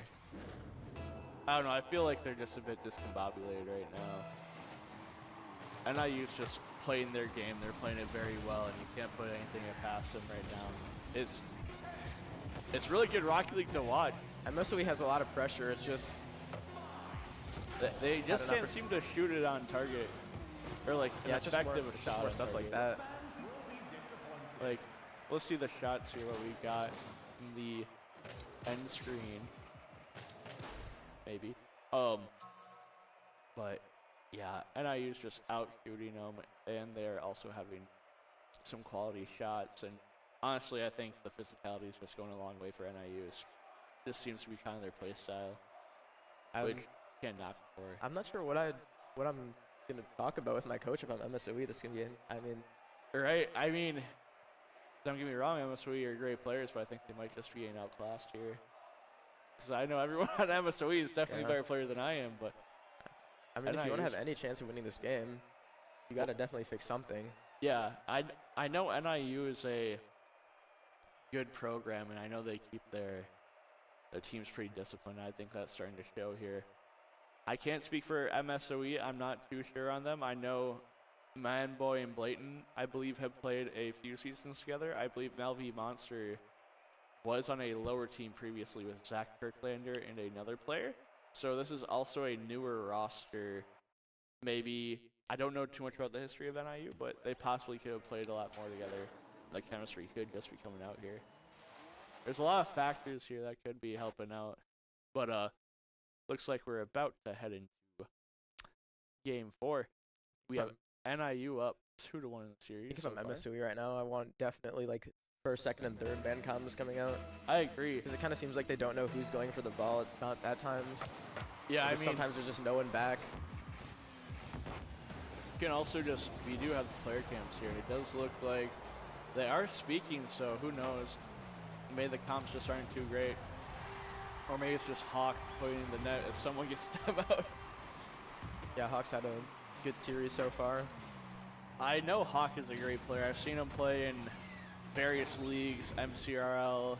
I've seen him play in CSA. I've seen him in a couple other Rocket League leagues. And he's always great in all of them. And so I expected him to have a great series, but man. And then we're just kind of showing a great example of just controlling the ball in the car, taking your time, changing the pace of the game. Yeah, I mean, capitalizing when there's one man back. Good flick. He gets it up on his car right away and just waits for him to turn. So great work on him. NIU is, man, we might have another 7-goal game at this rate, though. I know. And right off the post. Let's see if MSOE Raiders can finally get something going here. A couple demos coming out. If you're MSOE right now, you're definitely going to have a strong mental to... Oh, yeah. I mean, as an 8 seed, they know what to expect. They know they're going to face tough teams. And I think they definitely still can win this game. I think these players are so high level that any game is realistically winnable for them. If they just adjust and make sure that they're making the right plays and not double commit. Which, speaking of double commit, I haven't seen many double commits until now. But MSOE game 1 is specifically, I noticed when they were making more double commits, I think they had more success because I think NIU just controlling the pace of the game completely. Yeah, NIU is doing a great job here now with the pressure. Just I haven't seen them off of it this game yet, and it leads to their third goal here in a minute 20. So they're definitely doing great here. Just more of those demos coming out too. I mean, it's just NIU showing why they're here this tournament as a 3 seed the regular season. Just a great team here to slot in every net or every goal they can have. And man, their kickoff goals, or not goals, but plays are actually insane. I've never seen a team so consistent with them.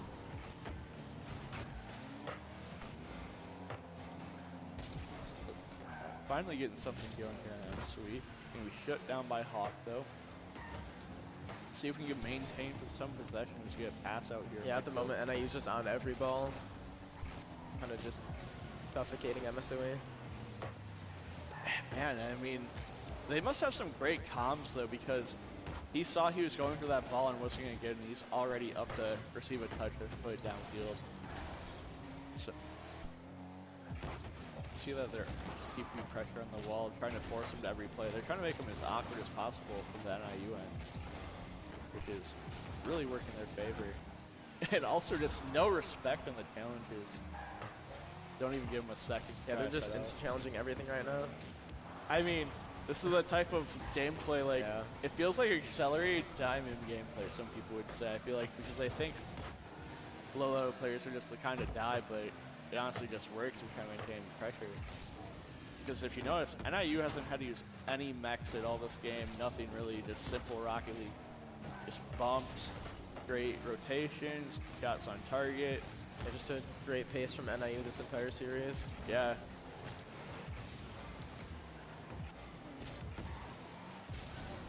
They're just spoof stealing too. MSOE's just having absolutely no luck here. So they get a shot off the backboard. Yeah, a lot of times this game MM, so he's just been going for some slow plays and it's just not working against this team. Yeah, I mean, if I'm MSOE, I'm sure I have no clue what to do at this rate. Because they've done the boomer ball, they did that the first 2 games. They're now keeping it a bit closer, realizing that they're getting boost starved. I mean, they're making better plays defensively here now. They have been able to keep it out of their net, and they're doing it really well. It's a little hard to win a game when you have no offense. Yeah, it's hard to win a game that's winning by scoring goals when you can't even get a shot off. Some of the close Dave comes out. Ooh. I'm not sure if that net was open. It looked pretty open to me, at least like enough to get a shot off. Just unfortunate whiff here as Hertz gets the goal off the counter attack. Great play here by NIU. He's gonna loft it up past Bladen to himself, just around yeah, that NIU's boy. just been really dominating on a lot of counter attacks this game. I will say, even on those plays where they're just kind of have like a free ball, and just get a free shot off, they are having good placement still, which is kind of impressive because some players in those 1v1 situations will just try to get the quick shot off to get the defender off. But yeah, I think that's what MSOE's been doing this series a little bit. yeah, I think it's the quality of shots from MSOE just hasn't been it. And Just the pressure is just forcing them to make quick plays and they're just not executing at the moment. Oh, yeah, definitely. The speed of play is really hard to keep up with. I mean, also touches like that. Unlucky Close not to shot, get a goal yes. from a touch like that for a pass.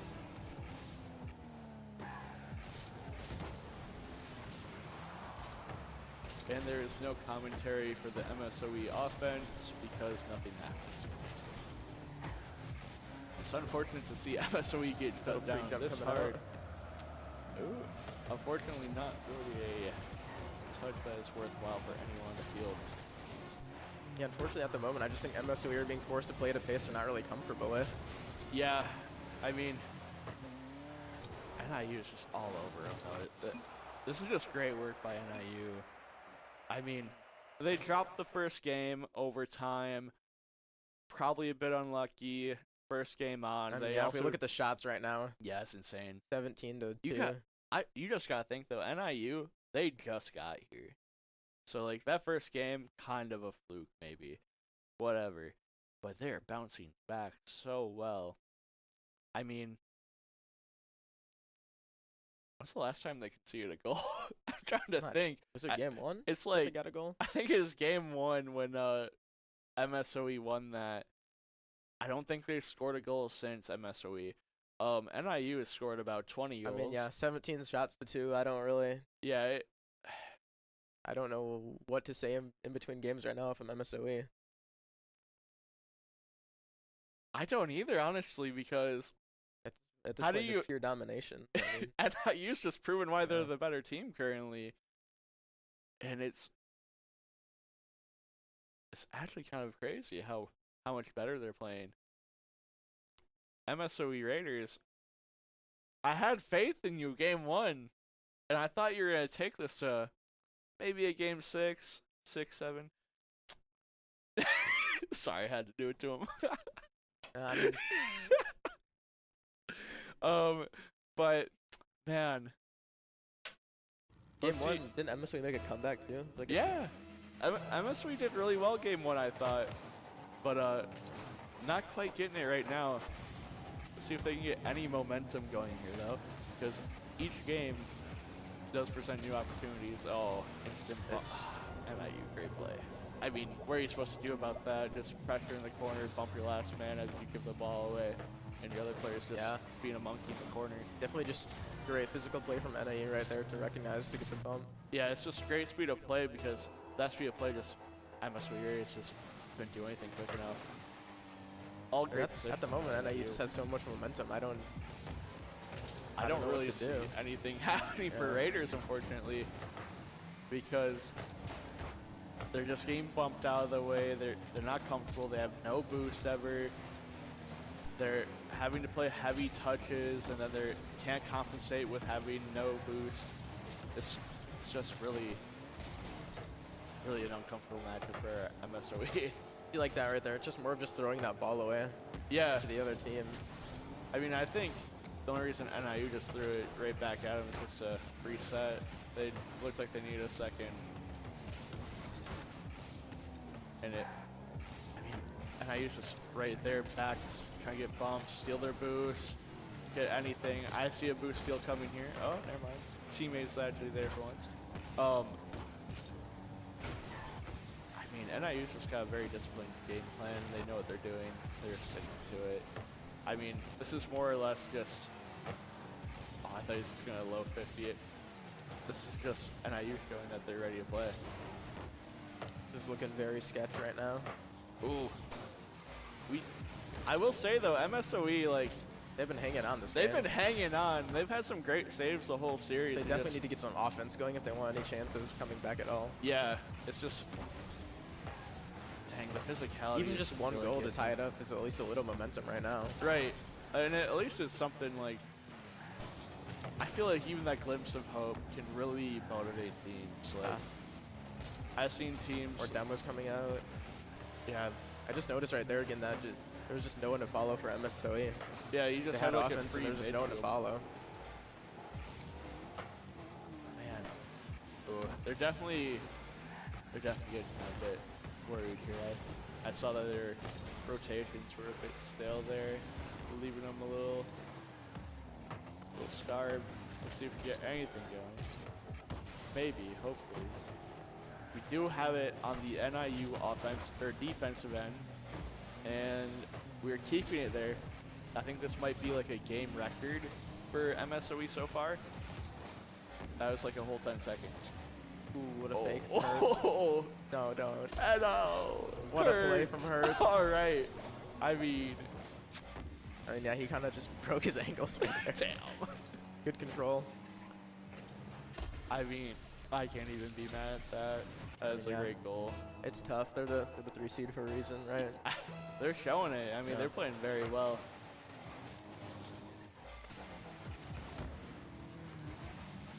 You don't have to play these guys, do you? Well, I mean, that's I a know finals. next year is we play Carthage Red, so Okay. yeah. So you won't have to play them then. I think you guys are opposite sides of the bracket. Lucky for you, I guess. I guess so. I mean, you do have Alfred on your team. Good player. you're a great player yourself. And then we got Treyway, right? Treyway, yeah. So yeah, I guess we can look forward to some stout gameplay eventually.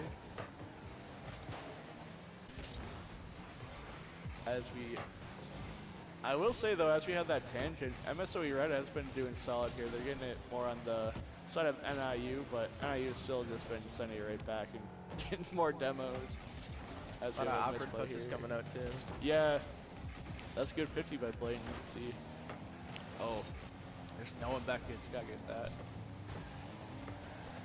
I noticed Blatant specifically, he has good car control. It's just kind of, he's trying to control the ball at a pace that's he's probably not used to. That's kind of Yeah, like you can tell he's a great player. He knows what he's doing. He's just, I don't think he's used to this pace of play in a 3v3 situation with this team. like you can definitely tell the mechs are there. Oh yeah. Ooh. It's just Yeah. kind of about if you can translate those mechs into 3v3 from 2s. Right, I mean, that's the big thing, especially like modern Rocket League. There's like a lot of 3v3 leagues, but everyone's just grinding ranked, and all the players that are high elo in those leagues are the ones that are grinding ranked each season. And who plays ranked threes? Not many people. Good question. I mean, the only time I see people playing ranked threes is when they're trolling with their lower ranked buddies. I'm surprised Hurts didn't put that in. Maybe he's just trying to burn the clock at this point. Almost another great No, player. I think he's just having trouble. I mean, Hurts has already scored. Yeah, quite Hurts a has just few been all goals over them this today. game. Yeah, he's been great. I mean, the whole NIU team's been great. Hog had a great game. Hurts is having a phenomenal game right now. That's a hat trick now, right? I believe so. Yeah. And then we got Sappy. He seems to be more of a Physical. their physical Yeah. defensive anchor. He hasn't scored too many goals compared to the other guys, but he still But scored he's a definitely few. opening up some space for the other two to cook. He knows what his role Yeah. is on the team, so I mean, I respect anyone that can play a role and play it well. It's hard to do it if it's not like, or I guess it's not hard, but it's hard to give everyone their respect when they're quietly doing their thing in the background. It seems to be what Sappy's doing as he's trying to get a couple bumps here on the goal line with 0 seconds left. They are going to keep They it up can to get try to one get more. one more. And drops. NIU will take that series in 5. Man, Yeah, just really great game at NIU. Completely dominant.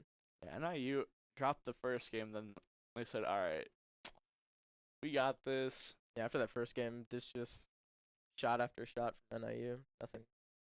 I mean, I don't know if MSOE really had a chance in that after game 1. Game 1, they played really well, I will say. But I think it may have just been NIU a little cold. They just got out of the car. They were lost on the Carthage campus, I heard, so that's kind of funny. I mean, the Carthage College does Cold have a fingers, pretty maybe. nice, You know. yeah, But yeah. nice big campus. But wow, look at the save count though. They did get them in saves. Who would have thought? But yeah, not much to add on that. Do you have any closing thoughts here for the NIU versus MSOE Raiders game here? No, not really. Just a really good game from NIU. Yeah, NIU. I'm excited to see them go a bit further in this Yeah, me tournament. too.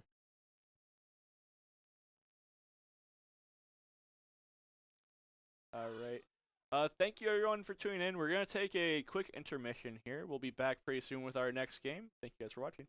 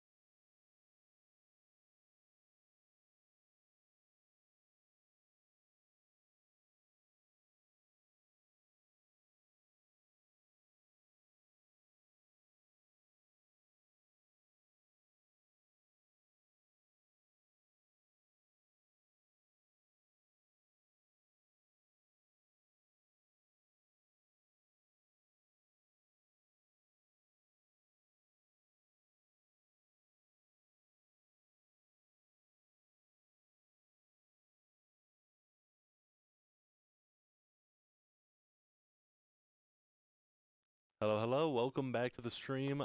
I'm Jack Knight. I'm Sauce Boss 36. We're from Kent State University, and today we're going to be watching the UWP Pioneers versus the MSOE Roscoe. Honestly, I'm excited for this match. Yeah, we got a pretty interesting matchup, pretty close seeding as well, so it's probably going to be a pretty close matchup. We played both of them before. I'm not sure if we beat any of them. Probably not. Probably not. We only got, what, one win and then a FF win? Something like that. Yeah, it's going to be pretty interesting. But I say, I'm excited. I can't wait to jump into this game.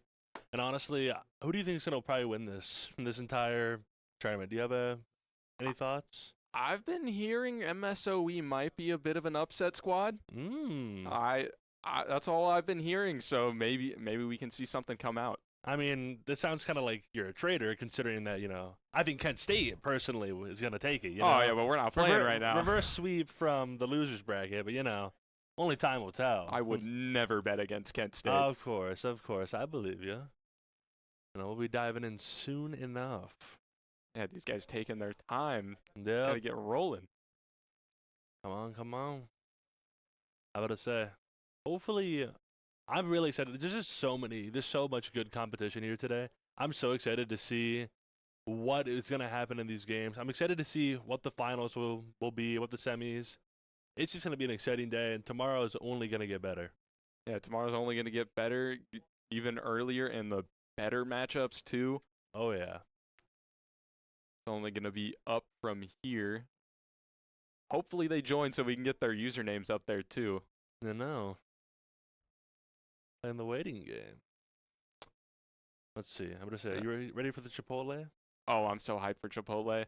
I say, for those who don't know, we're getting Chipotle soon, for our little lunch break, and I'm excited because it's Chipotle. I think it's gonna be a fantastic break before getting into our final matches of the day.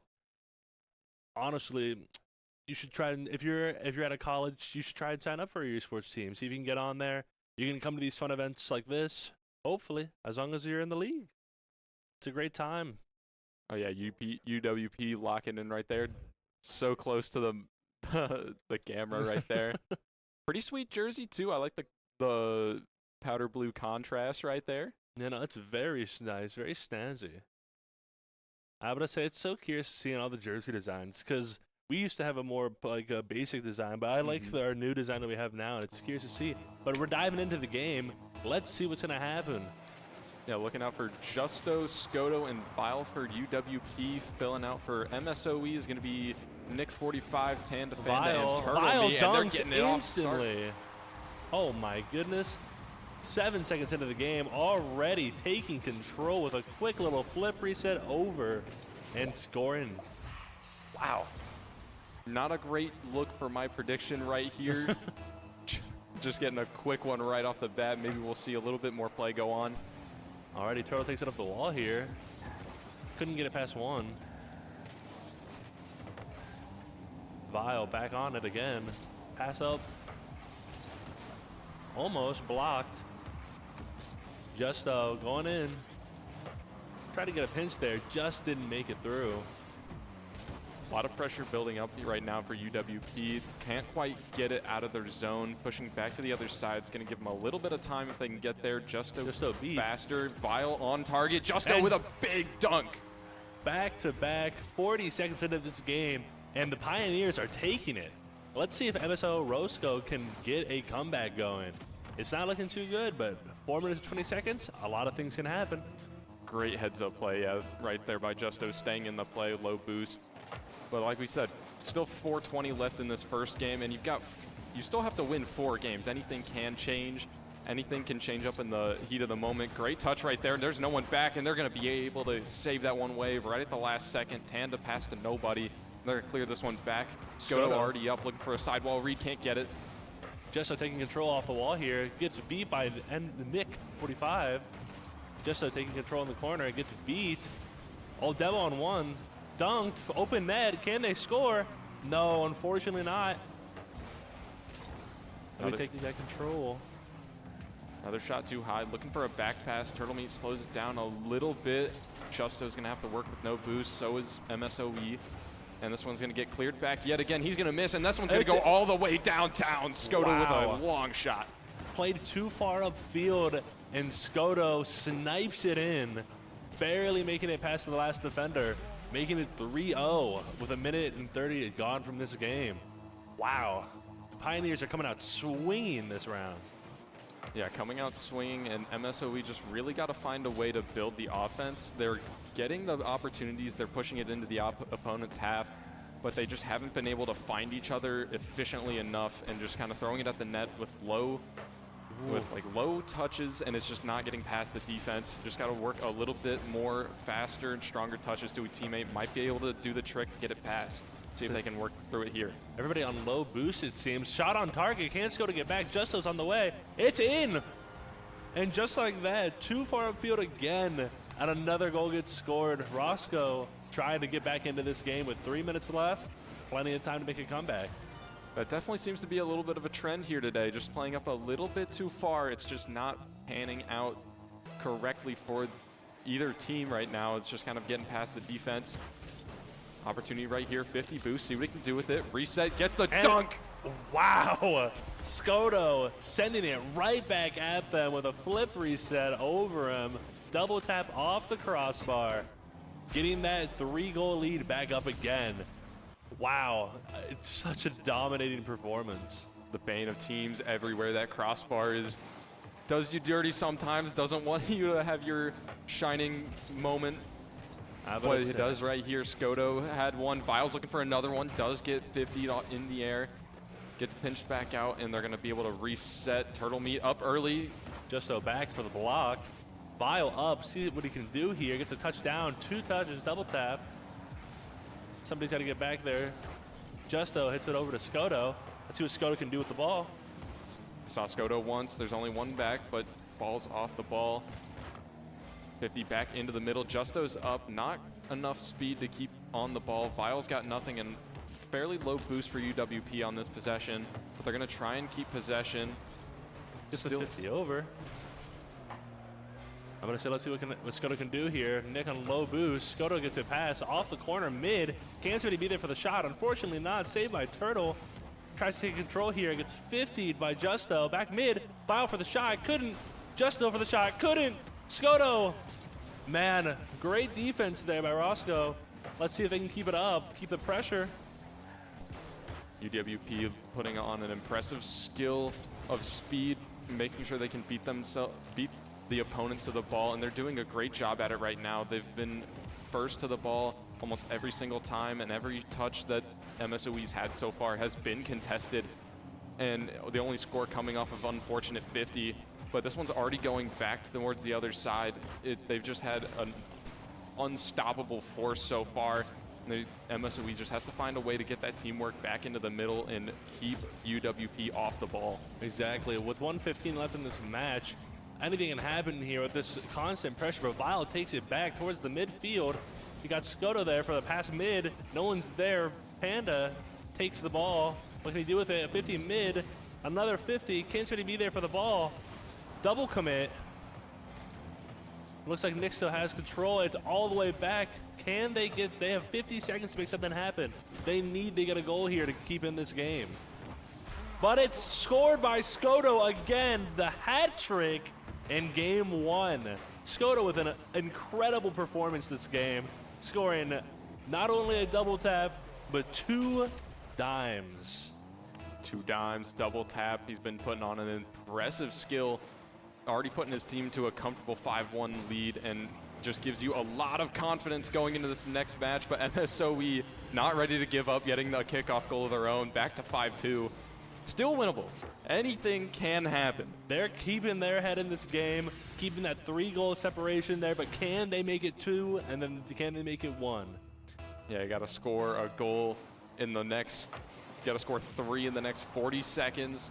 Time's not looking great on their side as this one gets put back, and now Justo's going to have a pass back to the middle. Vile gets broken up. Skoda going to follow it through. And that's 4. That's going to be a dagger. On 4.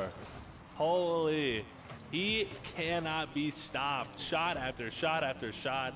He makes every last one of them. 31 seconds. Can Roscoe do anything? Let's find out. Off the kickoff, back to UWP, and with 30 seconds, they're probably just going to be looking for a solo play. Each touch nearly goes for a double tap right there, trying to get to a 7-2, looking for a Barcelona, but they still have a lot of work to do if they want to get that.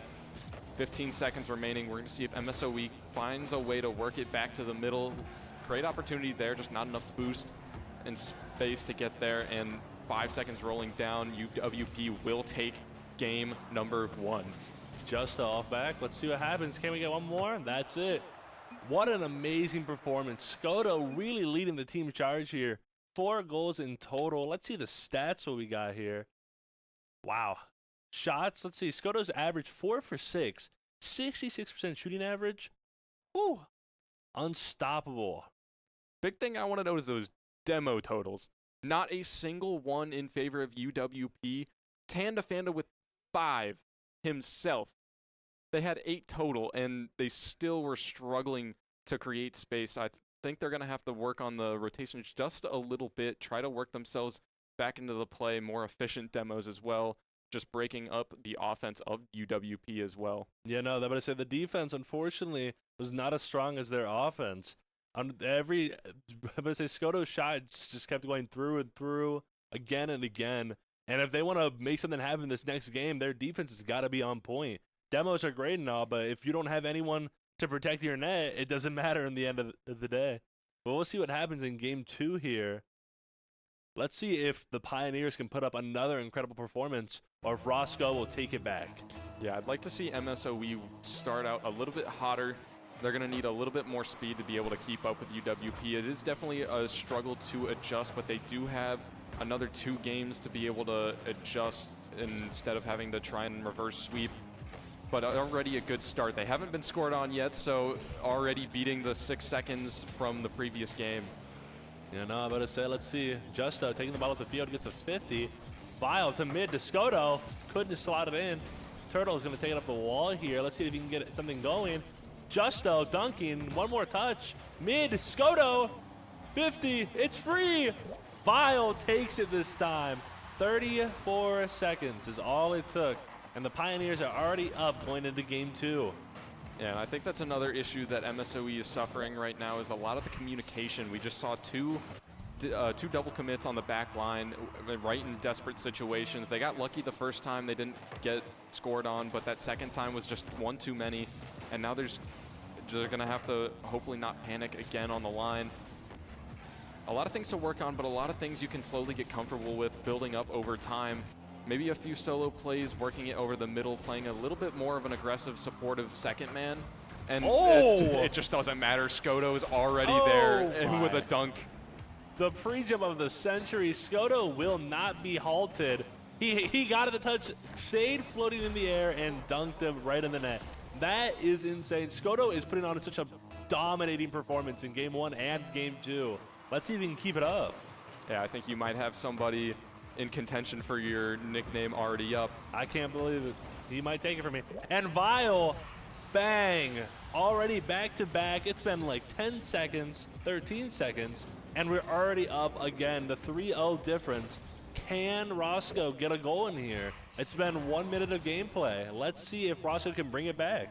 It's not even that much of team play. It's just UWP putting on the mechanical show just back to back, just putting on anything they can possibly do to show off their mechanics. They don't really need to pass. It's just been working out just fine for them. But low boost for MSOE, they're not going to really be able to take too much of advantage. It takes a little bit too long for a play to develop, and they're going to have to find a way to speed things up, find a way to get that second man with boost in the middle, because right now your solo plays aren't really doing a whole lot for you. I'm going to say, we'll see what happens here. Their defense needs to be more careful. Justo takes it up the back wall. Vile goes for the shot off the sidebar. Skoto barely misses. Passes it mid for Vile. Can he get there? Turtle is up already. Vile back on the ball again. 50 by Panda. Let's see what happens. Justo takes it up the wall here. Can he get a second touch? Couldn't barely. Roscoe taking offensive pressure. Shot on net. Couldn't get it. Panda takes it back up the wall. Let's see what happens. Yeah, a great opportunity right there. Nearly had a chance, just got blocked right on the line with zero boost by the defender. and then they're just stuck on their own line. Demo nearly comes out, just have to throw it back away. Vile's going to have a chance for his own, gets 50 by Turtle Meat. Going to be a little awkward for them, but that defense is just so strong. They're able to force an issue on every single touch, just force them to make some type of a play. Another one goes down right here. One for each player. What a play. I'm going to say it seems that Roscoe's biggest problem here is that they're low on boost and slow on getting back on defense, leading Turtle Meat in a 1v3 situation with a passing play. And unfortunately, he just couldn't get there in time. Let's see if they can swap up their strategy and shut down this amazing offense. As another shot comes in, it gets saved by Panda. Up, here comes Vile. Not in. And not in, but 2.5 minutes left to go. They still have to find their way onto the board. They're still struggling with offense. They've had the few opportunities. They get some every single game. It's just not enough to force an issue. They have to be able to force some type of a panic. They don't necessarily need to keep making shots. Just trying to keep the ball away from UWP is definitely going to be their strong suit, as another low boost attempt at a dribble doesn't go their way. And they're already in the middle. Skoto, of course. Who else going to put on number 5? Skoto, again, getting a massive dunk on last back, and once again getting another free open. Can he get a back-to-back hat trick? Honestly, it's looking promising. Looking very promising. Maybe he can put on the ever-dreaded 4-game hat trick. Maybe we'll be able to see one of those come out. Skoto, he's looking for it right now. Got it around 2, looking for a 50. A little too tight, not going to be able to fit this one in. Tanda going to be on low boost, have to low 50, but it's going straight back into the middle. Defend, it just goes in. It just floats in off of 150. Somehow the defense could not barely reach it, just barely over his head. It looks like an accidental backflip maybe. And unfortunately, that's just going to be another goal. 6-0, minute 41 in this game. It's possible for a comeback, but Roscoe needs a miracle to get back into this game, and let's see if they can get one going. Yeah, you just basically have to go through a mental reset if you're MSOE. It's going to be very difficult, but you got to find a way to try something new. What you have been doing so far hasn't worked. You know they're playing fast. You know they're playing mechanical. Find a way to get the passes, get the speed up, and really it's coming down to speed. They've got a decent amount of boost for the most part. They're picking up where they need to. Great steal right there, but back in the middle, nobody is there quick enough. It's just that second man isn't quite there quick enough, and then a touch goes straight into the middle, just trying to keep it away, but it just falls straight back into UWP's hands. The rotations are fantastic right now. Past mid, can Vile be there for the shot? He tries up. Skoto slots it for the double hat trick. 2 games, 2 hat tricks, unstoppable performance. It just seems like every single time that the Pioneers get towards their defensive line, Roscoe is triple on their net, and they just can't figure out how to block these shots. They need to figure out a way to get around, maybe back wall, maybe pre-jump, something to stop their performance. They just keep getting every opportunity, and if they don't do anything about it, they're going to slot every opportunity that they get. 40 seconds left in this game. Let's see what happens. Yeah, slotting every opportunity right now. Here's an opportunity, only 2 players back, but just 2 mistakes by MSOE, and they're not able to take advantage of an opportunity for a 2-on-1. And Justo's already up. It's going to drop straight down. 50 on the backboard is going to leave Turtle Meat with a little bit of possession, but he's got 9 boosts. He's not going to be able to do a whole lot here. 50 goes their way, and just not enough support to be able to fill in. Tanda's jumping on 0 boost. Justo also on 0 boost, but he's got great control, and it's just another highlight of how they've been able to dominate so far. And it's a lot of control, a lot of work right here. That one's floating right on the goal line, able to save it away. But time ticking down. It's going to be another UWP win, and now they're up 2-0 in the series. Insane. Both Vile, oh no, I would say Skoto did not get a hat trick. It was Vile who got a hat trick. No, he did. I'm tweaking. I would say Vile and Skoto with a hat trick this game. Shooting percentage, 3 for 5 and 3 for 6. Demos again. Roscoe has more demos, but unfortunately, it's just their defensive half that they keep not having down. They have a decent amount of saves, but unfortunately, they're all solo boost because of them double committing and them not playing the line well enough, that the Pioneers keep on getting these opportunities right through their hands. And if they don't change their defensive line, I'm not sure if they're going to be able to come back in these games. Yeah, it's going to be really difficult. They got to change something, and I think it's really just speed and confidence. They're hesitating a little bit, and they're just kind of throwing themselves into a situation that they don't really need to be in, and that communication can allow them to pick up that speed, rotate a little wider, and it's going to be able to just open up the map for them. Maybe if you want to get the confidence going, you pre-jump. That's what I love to hear. Let me tell you, the best thing you can do, especially because this team is very aerial heavy, most of the shots that we've seen today are through the air. If they get a good pre-jump in, maybe they can get a good beat. They're playing really aggressive. The Pioneers, let's see if they keep this aggression into this third game. Let's see if Roscoe can find a way to get through it.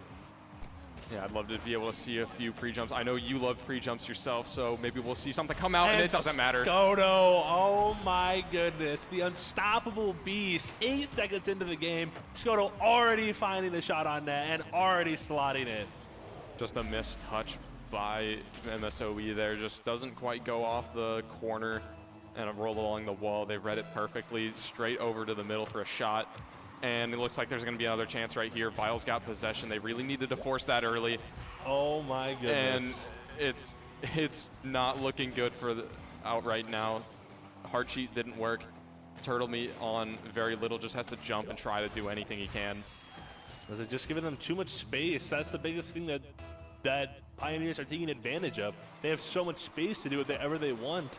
Roscoe really just has to put any sort of force on them and hope that they can break through. Otherwise, they're just going to let them get stomped on. As another shot comes in, but it's saved. Scoto, let's see what he can do on the back wall here. Takes it across. Pass over one. Justo takes it off the wall. Maybe one more touch mid for a pass for Vile. Vile takes the shot, blocked. Let's see what happens. Scoto on defense. Yeah, you got a 1v2 right now. Ball just rolls right along the wall, not able to do a whole lot. Touch goes awry, and now Scoto has another chance, and it's just not quite wide open. Didn't look like Nick was going to be able to get there. He does, but low boost. They're going to have another possession right here. Just go straight in. Justo with another goal. Pretty sure it's a goal for every player on the Pioneers so far. Once again, under a minute, and it's already a 3-goal lead. Just like game one and just like game two, Roscoe has to get something on the board here. They cannot let this go unpunished. Yeah, definitely a big struggle right now for them to try and do a whole lot.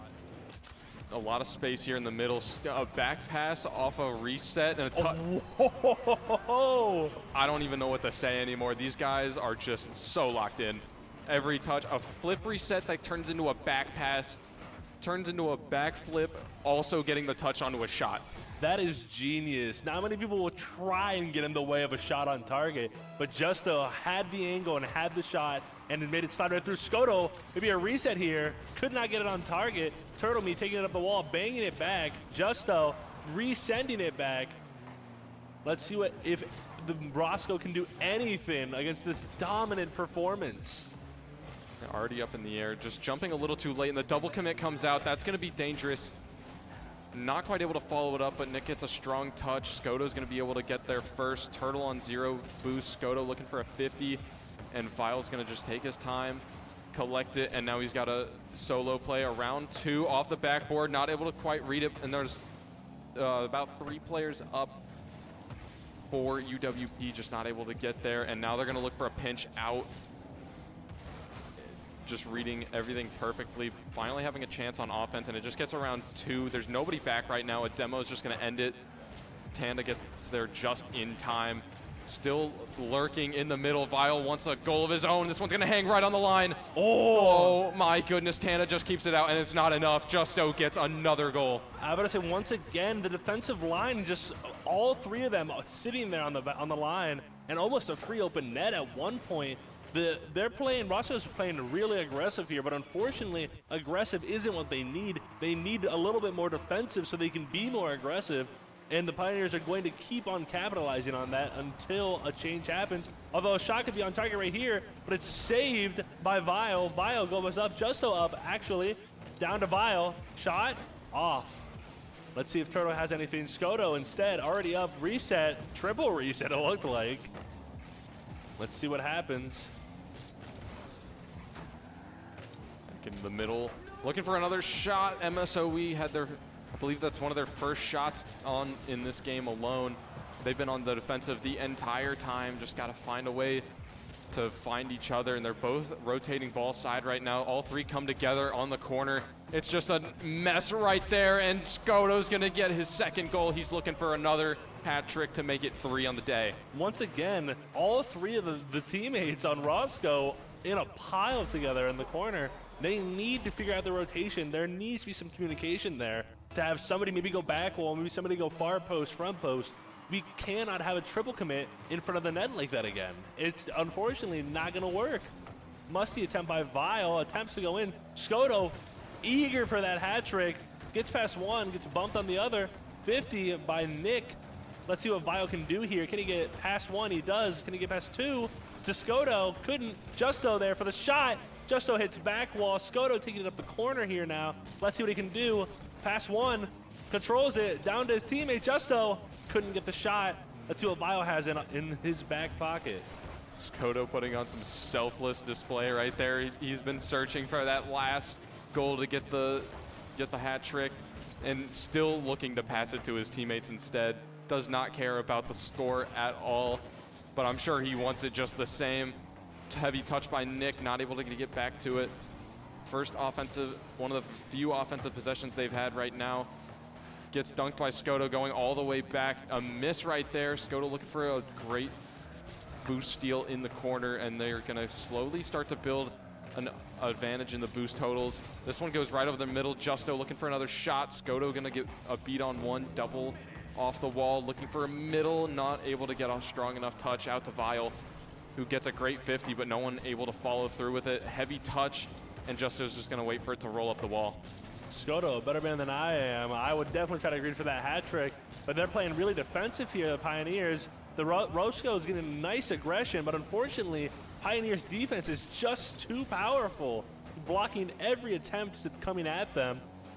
They're just putting on such a strong display of mechanics and rotation that Roscoe just can't seem to get through. 25 seconds left in this game. Let's see if maybe a goal can come and close this game out. 20 seconds remain. Vile up for the ball, gets a reset, tries to pass it over, gets the shot, gets blocked by Nick. Skoto leaving. Skoto bumps his teammate, gets the sacrifice play for Justo. Vile for the shot, crossbar. Oh no, you love to see it. You'll love to see it, and MSOE, I guess they're going to take a victory, or at least a small victory, anything they can take going into Game 4, because now you're on life support, got to get one to stay alive. I would say I would love to see a goal. Unfortunately, I don't think Roscoe scored a goal yet in any of these 3 games. Yeah, they scored 2 in Game 1. You're right. I would say, let's see if they can score a little bit more in this final game. Hopefully they take maybe one of these games and maybe reverse sweep this best of 7. Yeah, take anything you can going into Game 4. You finally stopped Skoto from getting another hat trick. You're still leading in the demo totals by not a lot, by a lot. Maybe just have fun with this last game. Go for an extermination. Go for anything. Go for more pre-jumps. Just do anything you can to just throw them off a little bit. Make some odd touches, because they're expecting the ball to just go forward, or at least just a light touch towards the middle, and they're just reading it, ready for it every single time. Just do anything you can to throw them off, because the heavy touches just are not working right now, and Justo's just going to start this one off 9 seconds this time. Man, I'm going to say Roscoe's aggression has been better, but with Pioneer's defense, I'm pretty sure they had 16 saves last game compared to Roscoe's 1 save. Obviously, as you said, something needs to change. Pre-jump, demos, something. But with Pioneers once again bringing out an under 10-second goal, it's going to be hard to try and beat that. Yeah, it's going to be very tough to beat. Getting 1 over, 50 out. Third man had to make a save. Already jumping up early, Tanda trying to get the pre-jump working. He's just out of boost. See what happens here. Miss by Nick. Justo off back wall here. Vile for the shot, 50, couldn't get it in. Turtle takes the ball, gets a second touch here. Can he follow for a mid-pass shot? Skoto, 1 touch, I think Vile is up behind him. Nope, Justo takes control here. Pass one, where's the keeper? It's off barely by crossbar. Saved, luckily. Roscoe, once again, defense just seems to not be there, but they get an aggressive play up here. Low boost, unfortunately. We got Turtle on the ball. Vile taking up the wall here, getting it past the middle. Skoto available for the pass. Skoto there for the shot. Justo also barely missed. Skoto on 0 here, just has to get a bang. Turtle with a weak touch back to the corner for his team, but a shot on target comes. Skoto for the 50, and unfortunately it gets saved again. I'm liking the adjustment MSOE's made so far here in Game 4. They've done enough to keep them out of the net and outside of the 1 goal right off the start, so they've definitely made an adjustment, and most of the touches by UWP looking for shots have just been a little bit too high. Maybe just a little bit of MSOE playing with a little bit more confidence and speed, forcing them to make errant touches going a little bit too high, forcing the accuracy to be off just a little bit. Really anything is helping right now, and they've done fairly well. Jump goes early, but not enough. Vile and Justo just coming together for an unstoppable duo right now. I didn't have any faith in the pre-jump. I didn't know what Vile was up to, but apparently he has that on lock. Justo and Vile working together perfectly. Roscoe has 3 minutes to make something happen. Considering that they're not down by 3 already, it's a good chance. I shouldn't have said a single word apparently, because as I say it, 4 seconds later, Roscoe is now down by 3 by the legend himself, Skoto. Once again, their offense is just so precise.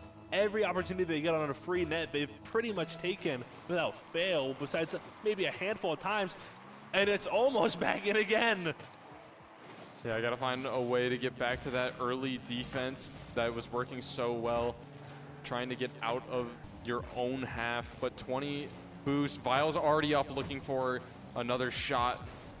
3 players up, they're just not able to get to it quick enough. Skoto, even on low boost, is still going for it, getting his resets, and the UWP is just coming back again and again with full boost. Going for an interesting 50 right there, working it back in the middle. Skoto's trying to solo play this one, doesn't quite get it. Turtle Meat gets a light touch, but it goes around him. Vile's going to look for it, gets a great 50, back out into the middle. Skoto's up, drops it back down to Justo, looking for a shot, blocked away. And now this one's cleared away. Skoto trying to keep it in the midfield. So let's see what happens here. Justo trying to get a bump, couldn't get it in. Vile, 1 touch, can't get back to it in time. Maybe a shot opportunity, but no, Justo takes it back. 50 past 1. Could he get a mid pass here? Somebody there, Vile for the shot, and Vile and Justo once again back to back scoring. This offense, like, although there's 2 people coming back, one's on 0 and the other one is coming off the back one, it's just unfortunately not fast enough.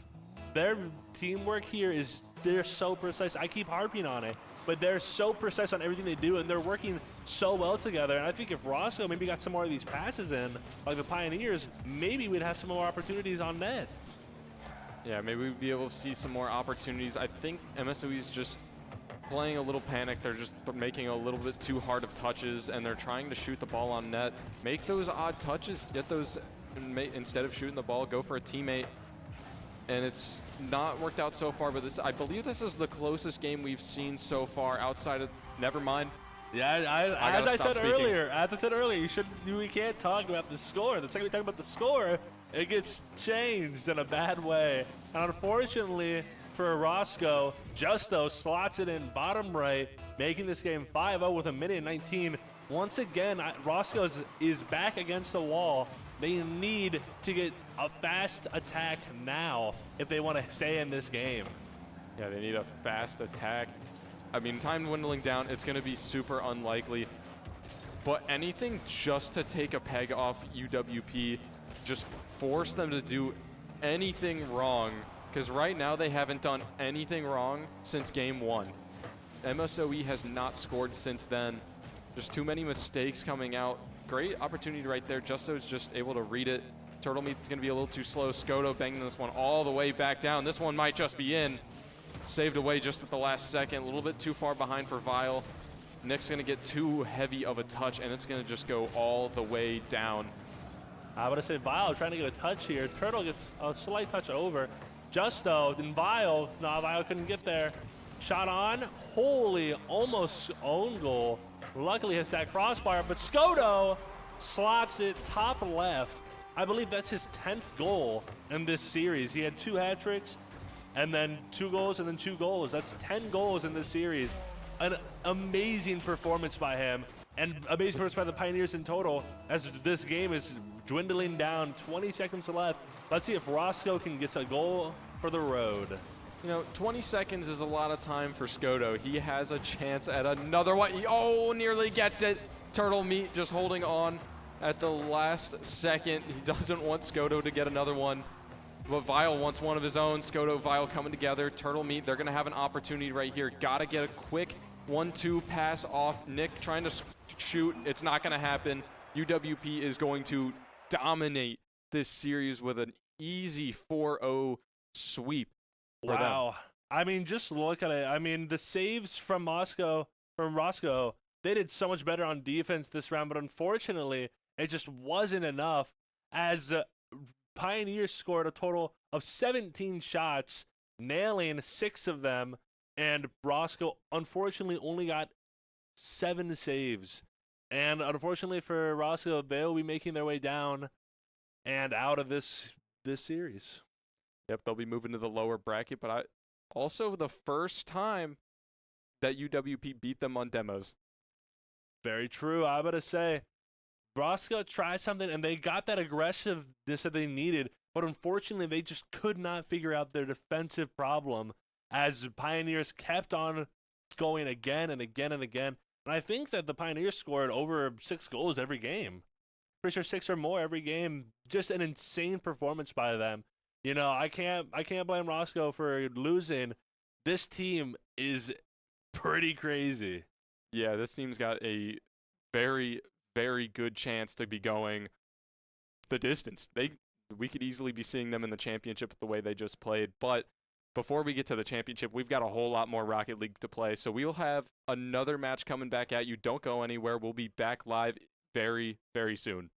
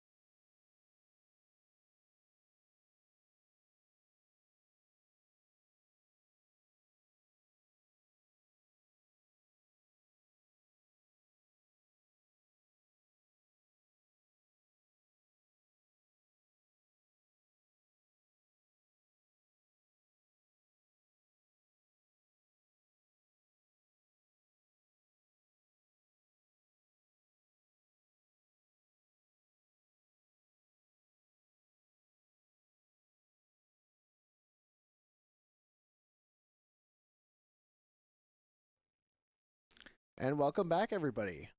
So we're here still at the MCRL LAN. We're going to be having a great match between two of the top teams of Division 2. Specifically, we're going to be having Whitewater Warhawks versus the Platteville Pioneers.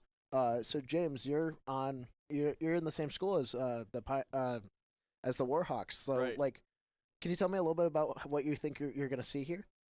I think what we're gonna see here is what they like to do is also here as Yeah, eavesdropping their pre-team meeting while they're waiting for MSOE Roscoe series to finish up, and it seems like they were like so particular about even where each player was sitting because like, Hude is a KBM player. yeah. So they wanted to make sure he had plenty of space. So they're keeping him on like the left. That way he's got his little keyboard off to the side. He's got like a little mini keyboard. It's kind of Yeah. funny. But I'm expecting them to like come out like lots of pressure when they can, especially trying to keep it on offense. And I think Hude will try to outplay people with his mechs. It'll just be a really solid game overall from the other team. And here we're getting into it. But we're going right off. So Whitewater Warhawks are slightly lower ranked than Platteville Pioneers, but they've played close, I believe, in the regular season. I don't actually remember the score. I just believe that Pioneers won that series. This is true. I actually believe it was either 3-0 or 3-1. I think it was kind of a bad matchup for Warhawks. Ooh, they and said. Justo scores right off the bat. The Whitewater Warhawks just overextending slightly. Great equalizer of land just coming out right away. Hude just doesn't quite get there in time. I will say from their notes last time, they did say Pioneers does play very quick, and they struggled with that. Yes. Evident right there. Yeah, I know Warhawks likes to play very fast ball. I almost compare it to like playing against a ranked team who are all solo queuing. They just play very fast and right off of each other, which can work very well, but as soon as you have any sort of coordination against that, it can be very predictable. So we'll see if Warhawks are able to actually, change up how they play a little bit and be able to keep up and actually outpace the Pioneers. I think they definitely have the capability. I've seen them string together some passing, like infield plays, and I think they can definitely pull it off. They're definitely a talented team. They just gotta keep things together, make sure they're keeping rotations on defense tight here. Justo just keeping the ball away from the Warhawks. Warhawks all a little bit low on boost. I believe the only one who has boost right now is Burmy, and so Pioneers are going to try to pass it mid. Burmy cuts it off. And we're seeing a pretty even game here so far. Pioneers does have the 1-goal lead, but still a lot of game to play here. Three and a half minutes about here as we see a decent shot come off from the Pioneers. Yeah. So Pioneers are really just connecting a lot on these mid passes. Warhawks are trying to cut it off, but like Pioneers are just going just a touch faster than Warhawks at the moment, and they're just winning the boost game so heavily. Yeah, and they're definitely getting those midfield touches to just keep it in, even if it's not fully. Oh, into and that's play. going to be a quick conversion. As we were talking about it, I believe it was Burmy gets a demo right away. Hude just immediately capitalizes. Burmy is good at those plays where you can get a touch upfield and then just a bumper demo, some sort of disruption along the other team's defense. But Yeah, great play absolutely. And Hude, never one to ever be low on hours, is just going to be picking up that right away. Yeah, He sort of like lives in this game, and it's just really cool to see a lot of his reactions because he's just so used to every single situation. I think I've seen him up to 80 hours past before, so this is his full-time job. For real. On top of college, mind you. Yeah. So, and that's just going to be a long pot shot from Pioneers. Warhawks just continue to overextend slightly and just not let their third player just moves too far forward each time. Yeah, it's really interesting. Usually they don't give up simple goals like that where it's just a boom over them. Usually they're pretty good on defense, keeping that third man back, but Yeah, Land's Pioneers different. have all this pressure, and what's getting through for them is just pot shots. So it's very strange, and that's almost in, but Justo keeps it away. Justo challenging, still maintaining control. Gonna get this boost and try to pass it mid, and Hude cuts it off. what I'd like to see, and I think they're trying to develop, is specifically Warhawks, is I see they're trying to get some demo game going. I think they're going to try to live by that this series, knowing that Pioneers is more comfortable playing at a faster pace. Yeah. Because Pioneers is definitely controlling the speed of the gameplay very well, keeping it their tempo. Yeah, and keeping possession is very difficult when there's not a player there to catch the ball. You know, they can pass all they want. If there's not a player to be there, it's not going to work. And that's Right. almost an own goal from Skoda, but keeps it out. Sneaky, going to try and take this a little bit slowly. Actually just pops it right over the incoming Pioneer. And Burmy will boom it downfield. Vile going for a Psycho, just barely misses. And Hude will collect. Almost a goal from Warhawks once again. It's just Pioneers keep being there right at the last second and just keeping it out. Yeah, there's a sense of urgency almost from the Warhawks just to get something in the net. They don't really care what it is, but it is leading to overextensions, and we keep seeing it still. I mean, they're doing a bit better here to recover. That's a very good cutoff there. Keeps the ball away from the Pioneers, and Pioneers for the first time not looking like the team in control of the boost game. Yeah, and it's definitely refreshing almost in this game so far. Yeah. Oh, and just barely off the crossbar. It's a little bit more time in Coco's aim training, and I think that goes in. I agree. Maybe I need... Well, I think we could both use a little bit more. I was Coco's going to aim say, training. I hit a couple posts myself today, so... Yeah. Hude keeping it out. Justo just keeping control, trying to pop it in, but doesn't quite go through. Just keeps getting cut off. Like, there's about one touch less than the Pioneers need each time, and that's a double commit from Warhawks, and they're all three upfield, and that's going to be another slow roller from across the field. It's just kind of been all of their goals. I mean, like, a goal's a goal. Good on Pioneers Yeah. for seeing the opportunities and taking them, but come on, Yeah. Warhawks. You got to figure it out. And I'm sure Justo is letting them hear it right now. Oh, He's for a sure. notorious trash talker. Love to hear it. Love to see it. It's always a great time. And that's a big fake from Vile. That's a great play from Vile. Pioneers Fake a with their musty. first, what feels like their first earned goal, as opposed to something just from an overextension. So very good from Vile to see that fake there. Yeah, it's a great fake, great play. Just easy one-on-one for Vile. Just pulled that out of his bag. Yep. Pioneers finally getting some offense going. Oh, and almost a good flip reset into the top corner from Burmy, but just barely kept out. And is that another overextension? It's another goal. Vile with a hat trick. 3 goals and 3 shots. He's seems like he's playing in flow state right now. I mean, watching Vile today, he has been doing pretty well. I mean, first series may have been on paper an easier opponent, but scoreline is showing that it doesn't matter who the opponent is, they're going to keep racking up the goals today. Pioneers trying to prove that they should have been the #1 seed going into this LAN. And they're going to be able to get to prove it for their match against Carthage, I believe, tomorrow, assuming that they win this game. So they looking ahead, but they're making sure that they don't get overconfident, they don't overcommit. And I know that they just are fully confident that they are the better team right now. I 100% agree, but I will say, knowing Warhawks, they do have a strong mental. They're just going to take it one game at a time. So I expect they're going to take this full minute, discuss it, figure out what they got to do. I mean, wow, Vile. Great game from him. Justo as well. Skoda more of a supporter this time, but still getting some saves in there. And Keeping I'm only sure one he goal. does not care that he's the lowest on the scoreboard, considering that they won. I feel like this if you dominantly. win by that large of a Yeah. margin, does it really matter where you are on your own Exactly. leaderboard? You're winning.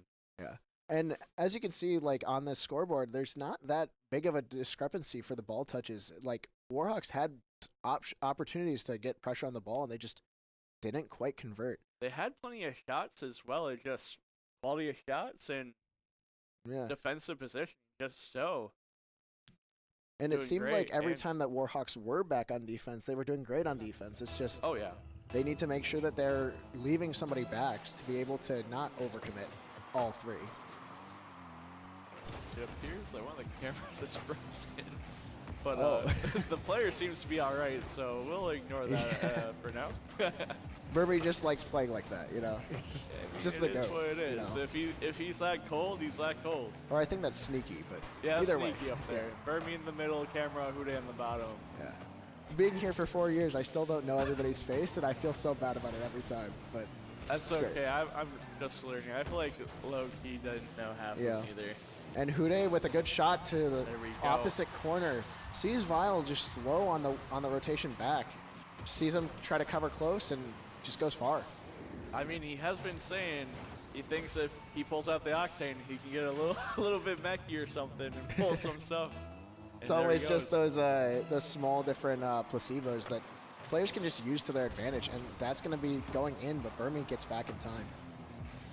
It just seems like Warhawks, every time that they have any sort of offensive pressure, will just like start giving it up because they feel like Pioneers will be getting the ball instead of just waiting to make sure that they're at there. They're at the ball. I agree. They haven't maintained the possession that they can maintain. I mean, they're all high-level players. They have great card control, ball control. So I don't understand the point of throwing the ball away to the opposition, who obviously also has equal, maybe even greater skill to them. Yeah, especially and that's going to be going in off of the 50, but especially as like a team that where, you know, you mentioned that Warhawks admitted that they were outmatched in terms of speed. You don't want to be giving away the ball for that. Like, Right. they have so much more positional awareness. They have so much better decision making if they're playing that much faster, and their recoveries will be so good that if you just give it away, it's not even if you beat one, it's just gonna lead to a better possession next time. And also, it's not that these players can't score off slow plays. They all have. Wow. All right. Warhawks kicking it up. Yeah. But they all have their great flicks. That Hude specifically has a lot of flicks in his bag. I don't know. He does some flicks I don't even know the name of. All he does is replay. Yeah. And Pioneers are actually down at this point. But Yeah. I don't see them laying down with 5 goals they scored last game. Absolutely. And Sneaky seems like he's just standing up for this and not And- quite. And there we go. Standing up. Vile just instantly gets that equalizer right after I say they won't Yeah. stay down. How fitting. Hude may be more mechy in the octane, but if he misses the ball, he still misses the ball. You know, Warhawks just looking like they're, you know, despite the fact that I felt like they were in the lead, it didn't feel like they were playing like it. They felt No. like they were almost still feeling like they were down, and they're just playing so aggressive, but they aren't connecting with any of their plays. So it's just, you know, they're almost trying to force those options, and that might be another goal, actually. Oh, but the bump off from somebody to Burmy. Burmy had that clear, off, like that rebound, but didn't quite go in. And Hude challenges the ball, but goes off the backboard. Yeah, and that's great defensive plays here right now by Pioneers. They're just holding it down, soaking up the pressure, waiting for the counterattack to happen. They know that there's still a lot of time. It's a 7-game series. They don't have to force it. They've been playing to their tempo majority of the game. So I think they're just feeling confident right now, and I think that's great for the Pioneers. And I think that's great for them moving forward in the series. And it's a great way to be playing against the Warhawks, who try to out-mech you in every situation. But these are all mechs that these players also know how to do. They know how to deal with them, and so it's just not really getting them anywhere. Right. And Warhawks just continuing to just get offensive, or be put on defense, because Pioneers just will not leave offense, and that's going to be another pot shot. Just as definitely letting them hear about it. And that's great pressure from Pioneers. Stealing mid boost, trying to bump them, just make them awkward, get them out of position, and then simple Just- shot and target. You don't have to really place it because no one's in net. Just a simple small mistake from Burmy there just cost them the goal. Like, Warhawks looks good for most of that, but then just the one mistake, and Pioneers is there to immediately just punish it. And the awkward bounce off the posts, Warhawks starting to panic a little bit, but they maintained pretty good possession nonetheless. Sneaky, just really, for me, Sneaky has been playing like the best Warhawk so far. Just been trying to control the pace. And I just want to see Hude and Burmy just start playing a little bit more calm. I feel like they're starting to feel like they're letting this series get away from them, and they got to realize that they're still only in game 2, and they just have to calm down and just trust themselves. I agree, and everyone on each team has been in a difficult situation. So I feel as if both teams will be making adjustments, and I feel that this can go the distance. But right now, Pioneers are just showing that they don't have to make the adjustments right now because Warhawks aren't either, and their game plan is working. So what's the point? Absolutely. And every time that I've been seeing Hude or you know, any of the Warhawks just start like dribbling the ball away, there's just an immediate challenger. The Pioneers, once again, like the slow pop over one player and suddenly there's a second Pioneer. It just feels like every time that they slay one of the heads of the Hydra almost, it's just another one just is right there to take advantage of it. I mean, it's just honestly great work on Pioneers. Absolutely. The discipline to keep yourself in those positions and not mess up and give. I thought I just cast. Yeah, I thought so too. I was getting ready to be like, and that's a goal. Yeah, but either way, even through the caster curse, they're doing great, holding their positioning, keeping this game as they want it to be. They know right now they don't have to go too aggressive. They're still up a goal, but they're still looking for chances here. They want to score another goal, so I respect them for that. But yeah, they know that they're currently still playing like the better team, and they're just every time that there's like a wrong touch, I just see them all like positioned to just take advantage of the fact that Warhawks are going to try and force something. They're, you know, Pioneers are just not forcing anything right now, and it's working insanely well. yeah, the Warhawks definitely in that last minute were playing with a sense of desperation, which they need to do, but they were playing maybe a bit too desperate. And Nothing really stringing along. that's a slight double commit there on 0 seconds, so it's just not going to turn into any sort of offensive chance. And Hude's going to have to coach his team. Hude's going to have to just. I feel like they should take like the 60 seconds that are in between these matches and really just talk about something. Just reset mentally, because they are not playing bad. They're just kind of letting Pioneers just kind of walk over them right now. Yeah, and I know they're a much more capable team. They can definitely take this series if Pioneers lets up. I just noticed the caster and producer curse on Yeah. On the board, and I started laughing a little bit. We also got the 6-7 counter. But Hate this. as we're looking here, it does look like Burmy had a great game. Hude Sneaky. They're catching up. I think Sneaky was maybe someone where the stats don't show as much of a story, because I feel like he did have a lot of good 50s. Yeah, it that felt like he helped was keep him in there. he was starting the offensive pressure, and then something would happen where the 50 just would go the wrong way. And so I honestly believe that Sneaky was probably a lot better than the stats show there. And I just think that all three of them have to be fully committed to just playing around each other, because right now they're just kind of playing just kind of disjointed. And that's going to be an insanely good double touch by Vile. Just beats all three. In that brief like mid-game intermission, we didn't get a chance to cover Pioneers, but Yeah, there's nothing really to cover right now. Their gameplay speaking for itself, is all I gotta say. They're playing like the better team. They're looking like the better team, and right now it seems like they're gonna be the better team. And Warhawks is just not playing upset at the moment, and that was almost another good shot.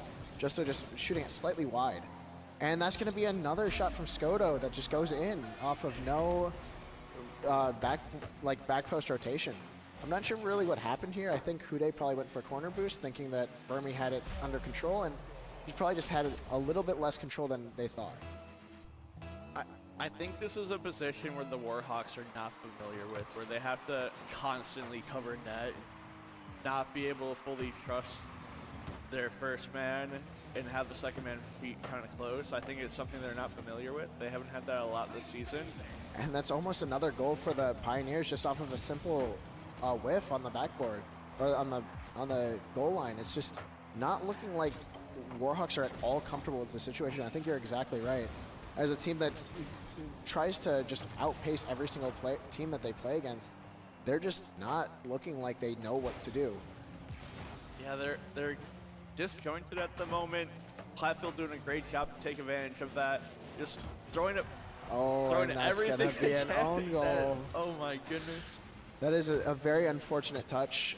Was that by Hude, I believe? I didn't quite see. I thought it looks like Burmy. Yeah. Either way, that's just a big tilter, you know. I mean, you would say that, but you look at their faces. I saw Hude smiling after that. Sneaky was just smiling. Burmy doesn't seem too phased. They have a strong mental, but strong mental doesn't mean that they're scoring goals, which is what we need here for my Whitewater Warhawks. But Pioneers, they're having a great game here, great series so far. But who knows? Maybe they're just opening up for a reverse sweep. Yeah, they just want to make history right now, I think. Right. Warhawks are just like, you know what, we'll hold back a little bit, you know, use 1% of our power. And so we'll have to see. And that's another pass just to another Pioneer, but Pioneers finally don't connect on something. Feels like that's the first time this entire 3-game set that, like, something hasn't gone Pioneer's way. I'm seeing, this is interesting. I like it. Warhawks slowed the play down. They tried to get a bit more time on the ball just to get some boost, some possession, get a 50, and try to get something going. I think it's smart that way, and I think it could definitely help them going forward in this game. Absolutely. And they're just starting to slow down to play for their teammates, it feels like.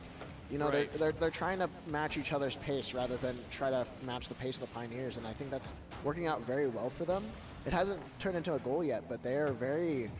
It feels like they're just building towards something. Right. And I feel as... Ooh, a whiff by Skoda, but they still get forward. I feel as if the slowing the play down can definitely disrupt Platteville. And if they can disrupt Platteville's pace, just slow it down, make it their own game, that could be a momentum changer for the series. Absolutely. And, you know, one of the best ways to slow down another team who's outpacing you, steal all their boost. And they're giving themselves a chance to be able to do that. They're giving themselves chances to be able to keep possession. It feels like the first time since game 1 that they're trying to do that. And it seems to be starting to work out more. But as I say that, there's so much boost on the side of the Pioneers, and there's not very much at all on Warhawks. And that's an awkward touch that goes to Burmy, who just can only push it away. Even after trying to chase it down, it just keeps going Pioneers' way. Yeah, and this is just a difficult situation we got here for Warhawks. No boost, still in their backcourt.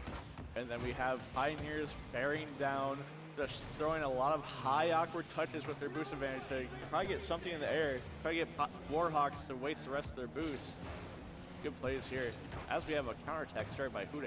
And that's going to be another opportunity where there's an opportunity for some mechs, but there's just zero boost on the player.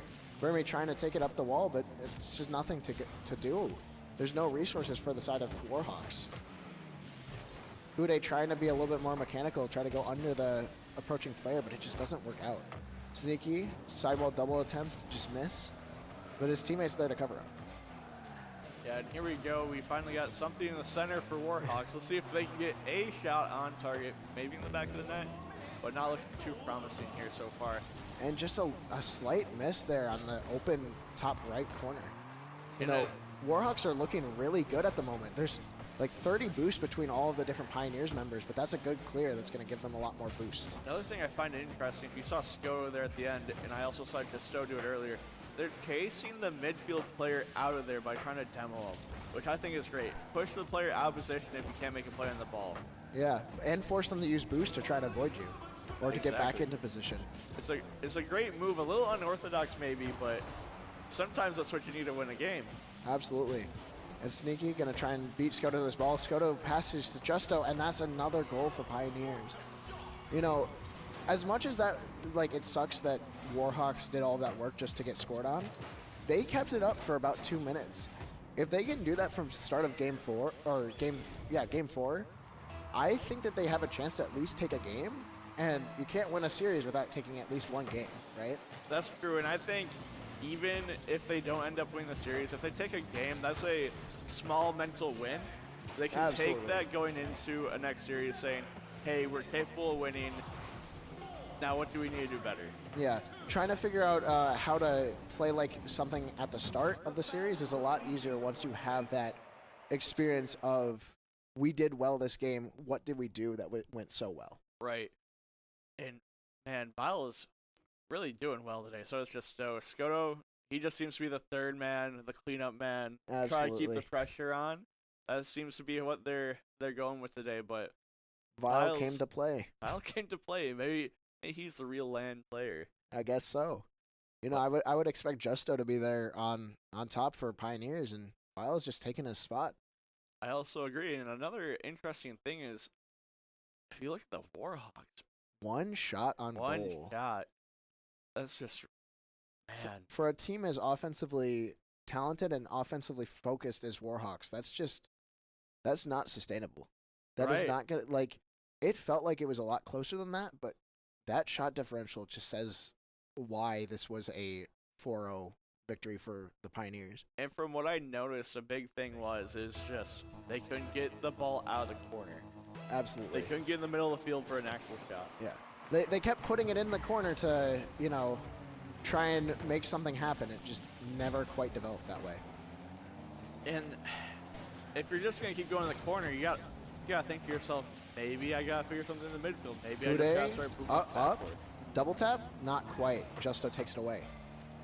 Burmese just trying to pass this mid and just pass it to backboard instead. I think a slight mistouch for his teammate that was sitting mid. Hude, first chance, and out of boost again. Feels like Hude and the rest of Warhawks just aren't really realizing how little boost that they have whenever they go up and are trying to beat the Pioneers to the ball, and that's another long shot. If I have been counting correctly, that's either like 5 or 6 that they've conceded that way, and That's just disappointing. You're just not going to win a series, even best of 7, giving up that many shots and specifically that many goals for free. I mean, I think that's what they meant by Pioneers is just quicker. They're quicker to that one small touch so that they can't even get a 50 and it's just a goal. Yeah. Just a shot. Pioneers just more disciplined and just waiting for their right moment. And Warhawks just aren't able to capitalize on any of the mistakes because it feels like every time that they get pressure, they're so not used to having that free pressure and that time that they don't actually take advantage of it. Burmy taking out the player, but it just doesn't turn into anything because there's not a player there to take advantage of it. And Skoto, this kind of looked like it was a pre-jump, but I doubt it. But that was a really just nice, simple pass. Even with the pre-flip, that's still a pretty simple Rocket League pass. There's just nobody up. You can't stop the shot when there's no hand up. Pioneers right now are just outclassing Warhawks in the simple things, the basics of Rocket League, and that's what's winning them this game. They aren't using max, they're just that is another goal. Constant pressure and positioning. Yep. And as a Whitewater player, it's kind of sad to see, but it's also great to see that Pioneers is a great team and that they're on one today. I think as spectators and commentators, it's fantastic that we have another team that's playing this well to play with and against the Carthage White team. I believe tomorrow still. Yeah, I believe tomorrow. I think it's pretty much we're ready to call this game. Yeah, 4 goals in a minute 30. As much as I don't want to discredit my Warhawks, as much as I've seen them come back from some pretty insane things, this is looking pretty grim here. Yeah, it's kind of unfortunate because it didn't feel like Warhawks were playing like bad. It just felt like there was just a difference. Yeah, difference in quality of shots. And that's another pot shot. Not being in the net. Sneaky just barely missing the player and passing to the opponents. I really like that idea of having all 3 up, especially with 3 minutes 30 seconds left. Score a goal and you have a chance to bring this back. But right, I think it's just great read on Skoto is honestly what it came down to because he was ready. He saw the play developing. He knew exactly what was happening with that. And that's a flip reset past both of the defenders by Justo. And he's getting up. He's trash talking. He's dapping up his boy. This is crazy. Disrespect. I don't think I don't. Oh, and he's pointing to the camera too. Oh my insane. Goodness. I mean, Justo is always a character. Yeah, absolutely. He's always a good time. He's having a good time. He knows he's on one. He knows his teammate is on one. Looking at the cameras, this is I wouldn't say they're disheartening, but you can tell they're just focusing on not conceding goals on the Warhawk side. Yeah. Make it a respectable loss at least, Yeah. Oh, and that's a good just pre-jump dunk by Burmy, but it just still doesn't turn into anything. They're never expecting Pioneers to ever leave the ball. So then it gives Pioneers the option of we either go for this difficult touch or we just get the simplest touch. There, they get it past all 3 players, and there's just nobody there to take advantage of it. Pioneers just playing so solid and fundamental. I agree. One thing I find very interesting from Pioneers, though, is I don't have the numbers right in front of me, but the amount of shots they must have throughout the series Absolutely has to be insane. they're not caring about shooting percentage. They're not caring about how good the shot is. Like, yes, they've had some very good shots in the series, but they're just focusing on peppering them with shots and just get them out of play so that they can just follow up and just rip another one in. Feels very reminiscent of like the old RLCS play like teams that just basically just put on as many shots as possible to get offensive pressure. And that it is a viable strategy if your opponent can't adapt to it, and it seems that this opponent is not able to adapt. So Yeah, it feels like they're making adaptations, but Pioneers are just still better. They're never making the adaptation that will allow Warhawks to catch up or anything. It's just been every time that they have any sort of chance, it's just another player there. yeah, and each player knows exactly their role. Score a goal on the Warhawks' head. Yep. It's pretty much the only role, right? I think that's everybody has at least 1 or 2 goals.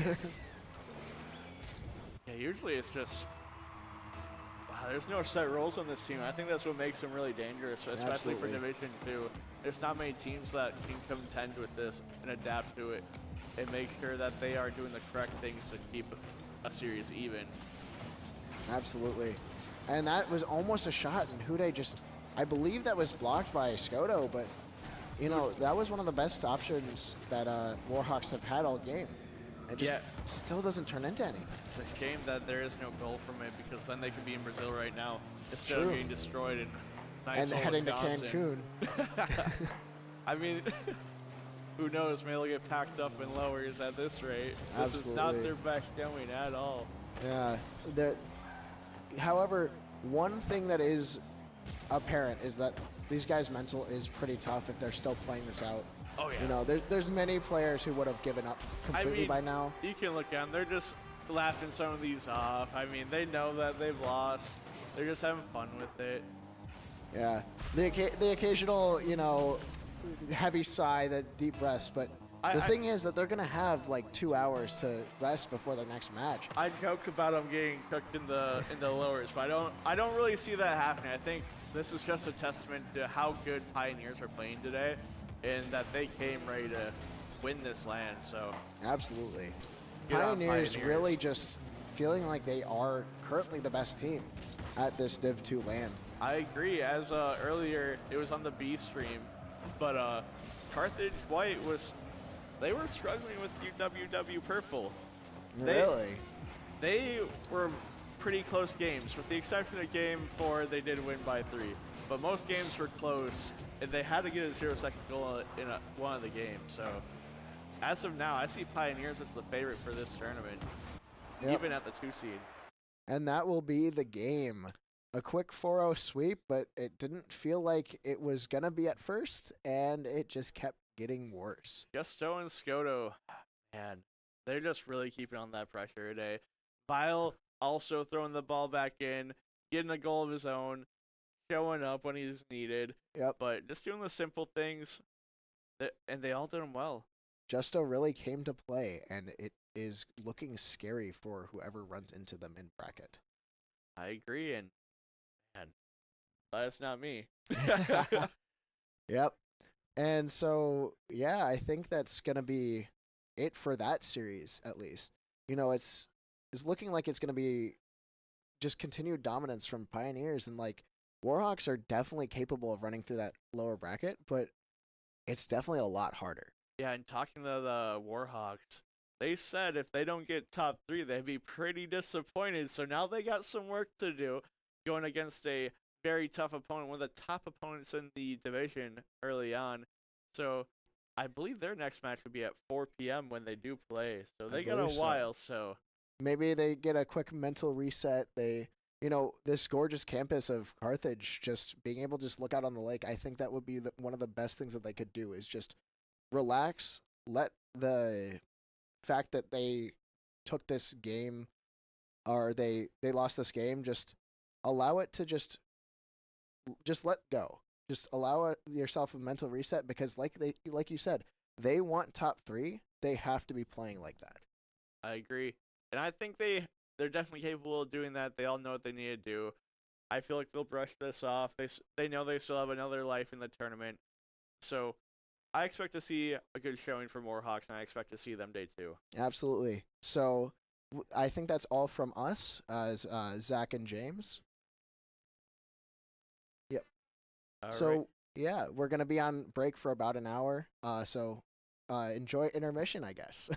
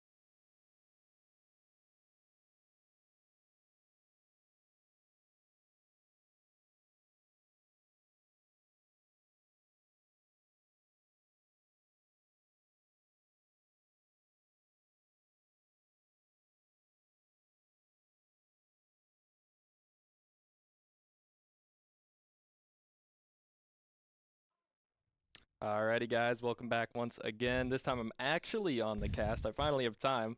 Last time, I don't know if you know, but I was just stolen mid-cast. Oh, yeah, you had a because game, of right? the because I had a game and we were a little delayed, with the issues on the PC for stream. So the stream got delayed enough to where they're like, "Yo, you gotta go." So, but yeah, no, Yeah. I have Lemonhead here today. How are you doing? Good, how are you, Spalty, you know? Oh, we are good, man. Things are running smoothly enough, besides, that one issue, but that's, we had that lunch break from 1 to 2, that was able to give us a little bit more time, to get everything kind of set up and, on time. And hey, Slow Hands McGee, how's it going, buddy? No, but, yeah, things have been really smooth. I'm really loving, and I've heard from other people, they also really love the idea of just setting times in stone for each spot, so people just know, like, hey, I can leave at this time, I just need to make it back at this time. And people know when they're playing, and instead of it kind of has helped cultivate a little space where we're not just like, my mic just went out for a second. It kind of cultivated a space for us to just not have to throw people everywhere and people are confused like, oh, when am I playing, what, like, Definitely. I think that was the main improvement from last year, was just everything's more organized. Yeah, and that's always the idea, is to, look at what we did at past seasons, kind of move forward and focus on, like, what went good, let's keep doing that. What went bad, got to improve on that. And that's, it's continually happening. There's things that happen this season that, we will change for next season and hopefully continue to make a better space for everybody here. But yeah. Continuous improvement. That's the name of the game right there. Absolutely. But yeah, no, we have MSOE Roscoe versus UWP Orange. Fun fact, these are both the two teams that made it through the group stage that were Division 3 teams. Oh. So they are meeting awesome. each other in the losers. I believe it's just the first match of losers. And so, that's pretty exciting to see them go at it. But that also does mean that only one will one's remain. going home. Which sucks, but so has to happen at some point. Yeah, but no, I'm glad to see them here. They're going to jump right in as we are starting off here. MSOE Roscoe versus UWP Orange. All games today have been best of 7, so we'll continue that going in today and tomorrow. We got Jetty on the ball here, trying to take a little bit of time as gets cut off pretty quickly there. Turtle Meat trying to just put a shot on net. Jetty able to stop that one really quick as Durham puts one the long way. Teammate is there for that. Not able to put one on target, though, as a demo comes out. Nick able to get a decent amount, enough touch here, but Jetty just keeping the pressure on. And, with how quickly these 30 seconds have gone by, it seems like a lot of pressure is on this MSOE Roscoe team right here. Yeah, they need to clear the ball right here. Nick, maybe. Oh, that's a bad whiff. Can they get it out of their net? And they can't. Jetty scores. First goal of the game. First goal of the series. Yeah, Jetty, I mean, like I said, I gave it off to you, but immediately they're just relentless offense starting off. The CWP Orange, I believe, doing better throughout both the season and the group stage than this MSOE Roscoe team. Having kind of a little bit closer of, all teammates on this Orange team are a little bit closer in salary to each other, which definitely helps out quite a bit. But on the other hand, you have Turtle Meat, who has just been so dominant individually throughout this Division 3. I think his other two teammates need to step up, though, if they want a chance to fight and win this year. For sure, and I was having a little talk with him too. One of the big things we talked about is making sure that both Tanda Fanda and Nick just play as solid as they can. They just need to play somewhat fast, but at the same time, they need to make sure they don't miss the ball. They need to rotate. They need consistency. They need to rotate and just play solid Rocket League. And there's a goal from Nick. Stepping up to the plate, just as you were talking about him. Yeah, right away. A little mistake from Jetty here, kind of leaving the ball wide open. Great demo comes out from Turtle Meat, and that's, that is another way to do it for sure, is getting those offensive demos. So powerful, and it's kind of become meta throughout time, right? Yeah. You didn't really see many demos way back in the day. That's not what teams really did. And as time's gone on, we've realized, demoing one player not only takes them out for a few seconds, but it also messes up the rotation really badly for a little bit. And so that's something that they could definitely take advantage of if they want to win this series. Yeah, watching the MSOE Roscoe's last stream game, even though they got swept, their demos were higher than whoever they played more, and I love that out of them. And if they keep that up against UWP Orange, I think they have a chance. Yeah, and you know, game just starting up here. They're only down one. UWP Orange, though, have had a lot more pressure this entire game so far, at least consistently. Kind of like awkward here on this backboard here as Turtle Meat having to dive off there. Germ trying to put one middle. Jetty is there. And own goal actually comes out of here as a little probably miscommunication there comes out. Yeah, the rotations just look awkward there. Nick was stuck on backboard. Nothing. Yeah, just I'm not sure. I couldn't tell who that was that own goal there, but very unfortunate for them there. But still 3 minutes on the clock here. Only down 2 goals definitely can be made up, and we have seen those goals being made up today as Turtle Meat just trying to keep the pressure on in this corner here. Maybe trying to steal a little bit of boost. Ball gets boomed though as Nick sitting far enough back to maybe make a play on this ball here. 30 boost. Trying to just put one down, but not a good enough touch as Germ. Maybe just trying to control it a little bit for his teammate here. Jetty just giving the ball away though, as this ball is just kind of sitting in the corner. Boomed out. Jetty able to get one touch, and you know, this ball is just kind of stalled in the middle of the field right now. Yeah, Turtle Meat's on the ball here. Maybe can make something happen. Center, mid. Is there anyone up there? And Nick keeps it in play though. Oh, yes, sir. No, Germ looking a little awkward there. Not able to make much of a play here as he just opts to take some boost, maybe rotate out a little bit here. Bubba just trying to control the ball as much as he can as he's getting chased for a demo. Tandafanda getting beat out here. Jetty with time on the ball. Germ is up for it. That is an interesting play, but it almost kind of worked out, you know, if they had that one on net there. Looking good. Nick passes it, maybe. Panda there. Turtle Meat up. Hopefully he can pass it. Mid. Panda's there to collect. Looking back on UP side. Great save. Turtle Meat up. Hoping stop Germ. Good clear. Keeps control. Going upfield. Full boost off ceiling. What can you do here? Nothing really much there. Yeah, not much to get, you know, that ball kind of got away from him just a little bit there. Not able to follow up on that, but no big issue here as still a minute 30 on the clock. Potential shot opportunity comes through, but Germ able to kind of dive through and save that one. Nick now having to just take this one back, try to keep it away from this UWP team. Turtle Meat though, able to try to cut that one off. Bubba just trying to pop it up, and Germ able to get there just in time, but isn't able to get a good enough touch to follow up here as UWP is put on defense here.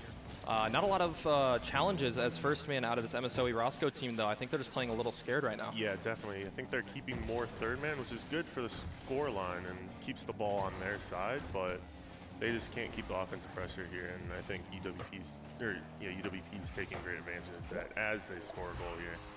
Yeah, just a little misplay on that backboard there from MSOE Roscoe. Little bump there as well as Turtle Meat trying to kind of rotate through the play rather than around. Ends up bumping his teammate, giving Germ a free goal here, and this one's kind of running away from MSOE Roscoe here in this first game. But as we say, there are plenty games to be played yet. So 20 games, still 40 seconds left. They need a quick one here if they want to stay in it, but it's not looking like that'll happen. Yeah, no, there's not a lot that can be done here. You know, you can get one goal, but then you still need 2 more. You know, pretty much off of kickoff is what you need, right? And goals right away. It's just, especially in the game mode of 3s, that's so difficult to be able to do that I wouldn't even like say that it's really that possible. But yeah, no, this game is ticking down little by little. 10 seconds left on the clock. Bubba trying to maybe put one in for the road, gets blocked immediately as Jetty, maybe with an opportunity here, does miss. Turtle Meat flying through with the squishy save. And this ball just kind of sitting here in the middle. Another shot, but blocked. This MSOE Roscoe team does not want them to score another, but, you know, very relatively dominant game 1 performance so far out of UWP Orange. Yeah, as you can see from the stat line here, it's looking all orange right now. Yeah, man, the score, the goals. I mean, look at these stats are just crazy to look at, man. It's Germ, Jetty, Bubba, relatively close. I mean, even the other team wasn't too far off either. Turtle Meat, you know, unfortunately, as that high cell, not able to put in enough work this game to make something happen. But at the end of the day, this is a team game, and especially in 3s too. Less chance for solo plays. Gotta have everyone there to participate, and I think UWP is doing a great job of that right now, and MSOE's got to step it up. Yeah, and that is one thing I've noticed is UWP is playing a lot more like a team than this MSOE Roscoe team. This MSOE Roscoe team is, from what it seems, kind of just like hitting the ball away. Yeah.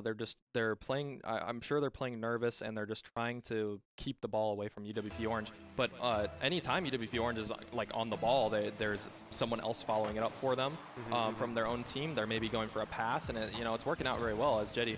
Trying to just make a statement right off the bat here. Nick able to get that save really well there, though, as Jetty kind of having to tap this one down for Bubba, able to put that backboard, and Jetty with a potential shot just misreads that one a little bit as, once again, MSOE Roscoe immediately getting shot at. Yeah, immediately on the defensive, which I think in order for them to keep competitive here, they need to take control of the ball and keep the offensive pressure on them, because that's how they got their only goal of the last match, and they might get one here. Oh, Nick misses a shot. Hopefully, Turtle Panda can follow. Good follow. Passes with bubble gate catch. Clearing. Yeah, and there's not a lot going on from the CWP Orange defense. Kind of just trying to stay alive right now as the MSOE Roscoe team has finally flipped a little bit of pressure, but immediately right back at them comes Bubba with a potential shot here, just a little bit high as he did not have enough boost to follow that one up. Now opting to kind of rotate out, maybe let someone else go. Instead, he cuts in because nobody was there from that Orange team. However, the pressure is still there as Germ with an absolutely beautiful double tap. Enough boost, enough height, absolutely good angle. And that is what Germ does if you let him have that time. It's a beautiful base shot. No bounce, no nothing. Great amount of boost. That's all you need to get the first goal. Absolutely. They do that very well there. But, this time around, took a little bit longer for UWP Orange to score there. So maybe this MSOE Roscoe is warming up just a little bit here, finally figuring out maybe a little bit how this UWP Orange team plays. And now Turtle Meat with an opportunity here. Jetty cutting off the backboard, though, as Nick diving, Tanda Fanda, last man, does get the beats, which, if you want a goal, your third man does need to be present in the play, but you also have to be careful that you don't overcommit, right? And that's one of the big things that, really aggressive teams tend to not do very well. They'll throw their last man at it, get beat, and then get the counterattacks always score. So the MSOE Roscoe, while they do have to play aggressive, does need to be wary of that. Definitely there.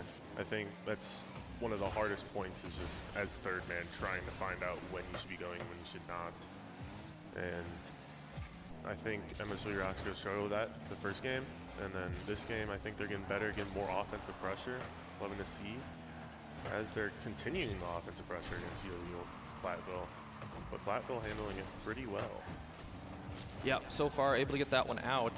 2 minutes 30 seconds on the clock. Half the game has gone. Only one goal scored this time. Turtle Meat, fortunately, that one getting away from him just a little bit there, as Jetty maybe trying to pinch it off the ceiling for a teammate. Nobody there to follow, though, immediately. But Germ is able to actually beat someone out. And, oh, no, a missed jump from Jetty might leave the net a little bit open if MSOE could just play a little bit quicker to that ball. But all of them on zero boost, not able to get that one into the back of the net, as they are still down one here. 2 minutes 10 seconds. Still need to make something happen as a miss comes out here, and that is just going to be so detrimental. And you see... I don't know the difference between Turtle Meat and Tanda Fanda, and Nick on the left there. Yeah, Tanda's on the bottom, Nick's in the middle.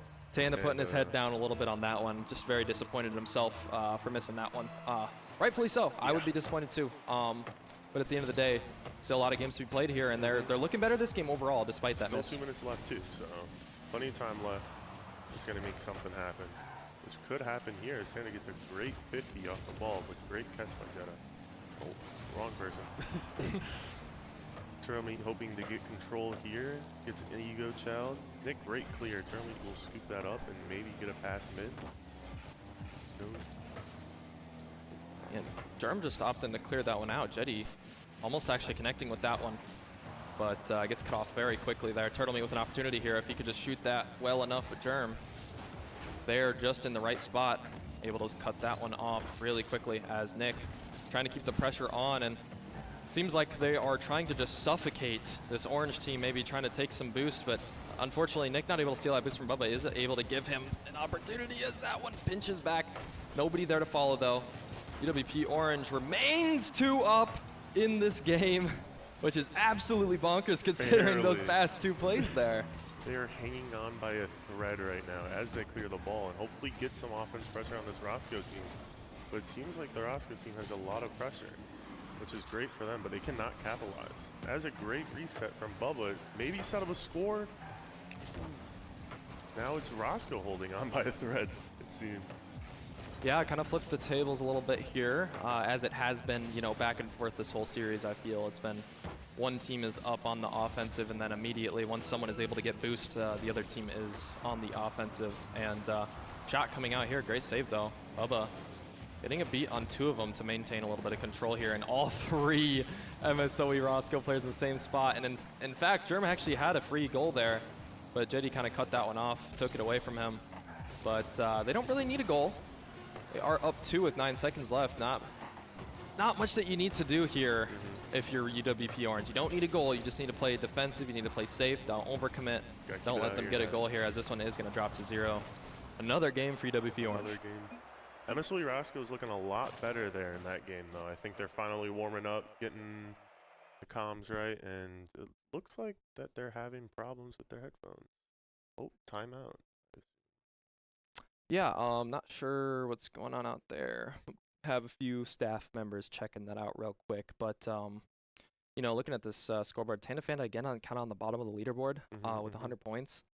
Nick kind of stepping up a little bit though, doing pretty decently in that game. Kind of a low-scoring game too. Yeah, definitely. I think like the stats are evening out per team. UWP is definitely on the more like offensive pressure side still. They'll have more of the stats, but overall better for the Roscoe boys. Yeah, and one interesting stat to look at here are those demos. 4 demos to 1. Honestly, overall, not like a ton of demos for a game, but it's pretty obvious one team is, you know, doing it a lot more, and it's showing very, very well here for UWP Orange, helping out their offense, helping out their defense, and you know that's one thing. You know, you don't want to go out of your way for demo, generally, unless it's they're like few scenarios, like if you're in a 2v1, obviously go out of your way for that demo, right?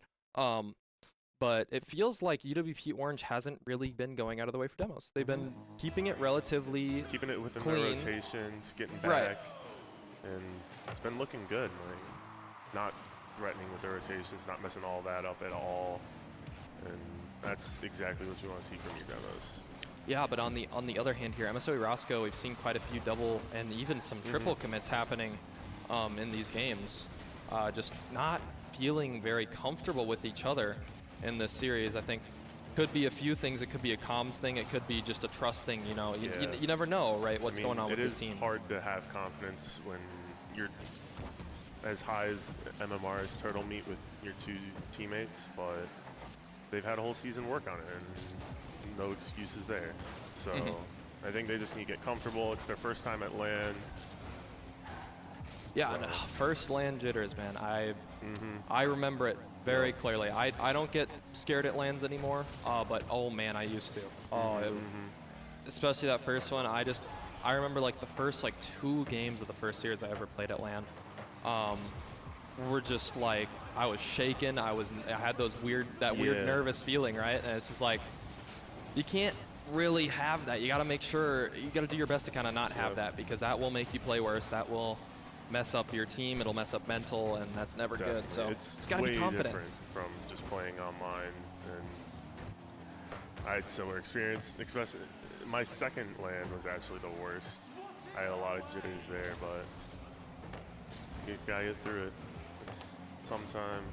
Absolutely. And sometimes it's just the one game, and then you kind of lock in. You get in that flow state, and then you're fine. But at this point, it kind of feels like we shouldn't be saying that this is them losing to jitters. Like, I feel like they just need to sort of figure out what they're doing as a team here, because, like I said, as a team, the CWP Orange team has seemed to play with each other a lot better so far off the bat here. But 3 minutes on the clock. It's remained scoreless, which is it's been getting better and better. Yeah. Hopefully they can figure this out before Game 4 is come and gone. UWP out 2 already. But I think what Roscoe has to do is just involve themselves more in the team. Create passing plays. don't just clear the ball to UWP Orange, clear the ball to one of their own. Make sure that you keep control, and I think if they have that down, they'll be doing fine. Absolutely, and that's the name of the game. And it was one thing I was trying in our Carthage White series was just to first work on being able to boom the ball instead of trying to control it because they were an aggressive team. But then you also have to focus past that on being it. How are you going to follow up on this ball? There has to be intent behind every single touch you make in this game. You just can't hit the ball hard to hit the ball hard. You have Right. to either put it away from the teammates, maybe put it on net, make them awkward. And MSOE Roscoe with their first lead of the series, I believe. Yes, first lead that they have had here.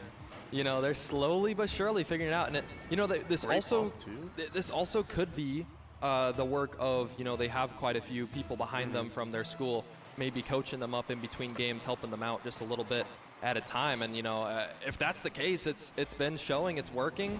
They look a lot more comfortable. They are not making as many mistakes. They're not double committing as much, and they're looking good. Lots of offense pressure. I do have some insider info, but I believe Nick had a PC in a briefcase in between games that he was practicing on, and all the upper guys were giving him tips and stuff, which was awesome to see. But as we say that, I jinx him a little bit as UWP scores and equalizes the game. There was always this running joke with main series games this season and me. I don't know what it was, but every single time I started talking about a team doing something good, they get scored on. And it's like, it hasn't really happened yet in this series, but throughout the season, it just kept happening. I'm just like, what the heck is going on? It's always a little jinxing that happens. Nothing you can really do to stop that there. As Roscoe putting on some major shots on net, but UEP handling it perfectly. And there's the passing plays. UWP passing plays are definitely a big part of how they play the game. I feel like both Pioneers and Orange do that very well. My team maybe a little bit more of just trying to solo play, but we've been working at it. And we, one thing I mentioned in our last series was those passes, and especially in our first series versus Zach Kirklander, right, is those passes were crumbling, right? And the more you can do that, the more, if they're not covering it, because the big thing is if the opponents notice that you're passing more and they start putting someone up to cover those passes, then it's a big problem. But as long as that's not happening, they just take advantage of it as much as you can. But MSOE Roscoe up a goal with 47 seconds left. Yeah. Maybe another one? No, Turtlemeat has no power on that shot, but Turtlemeat did a great job with that last shot, getting great recovery, and just overall beating the overcommitted UWP offense. Hopefully, I'm not rooting for them. No, I am. Just a little bit. Hey, buddy, you're MSOE. Yeah. I'm Platteville. We kind of got to root for them a little bit. We got our own biases. But yeah, but 16 seconds left. UWP has yet to answer that last goal from MSOE. 10 seconds. Not much happening in this UWP Orange side. Ball's kind of standing still, but they have control. Great. Blocked by zero boost. Can he do something with it? Chance there, as chance. nobody able to get there on time, and the ball is potentially going to fall. Kept up, though, as no one is there from UWP Orange. MSOE Roscoe finally seeing a smile on their faces here. They took their first LAN game, which I think is a big step. Get rid of everything that happens, and I think they can keep following through from that. Definitely. Absolutely, and that's a big thing too, is being able to get that momentum throughout the series. It's great for your mental, really bad for the opponent's mental. Definitely. If you can kind of turn that around and start winning games over and over again, right? And we'll see if MSOE can kind of keep doing that. Nick again with just 100 points, or actually that was Tandafanda the last two times. Nick this time with 100 points. Tandafanda finally stepping up a little bit here. Turtlemeat doing his job as usual. You notice the no assists on the MSOE Roscoe side, which kind of shakes me a little bit, because they just need to play as a team, and I think they'll be a lot better if they're just playing as a team. But yeah, and we talk about salaries, we talk about playing as a team.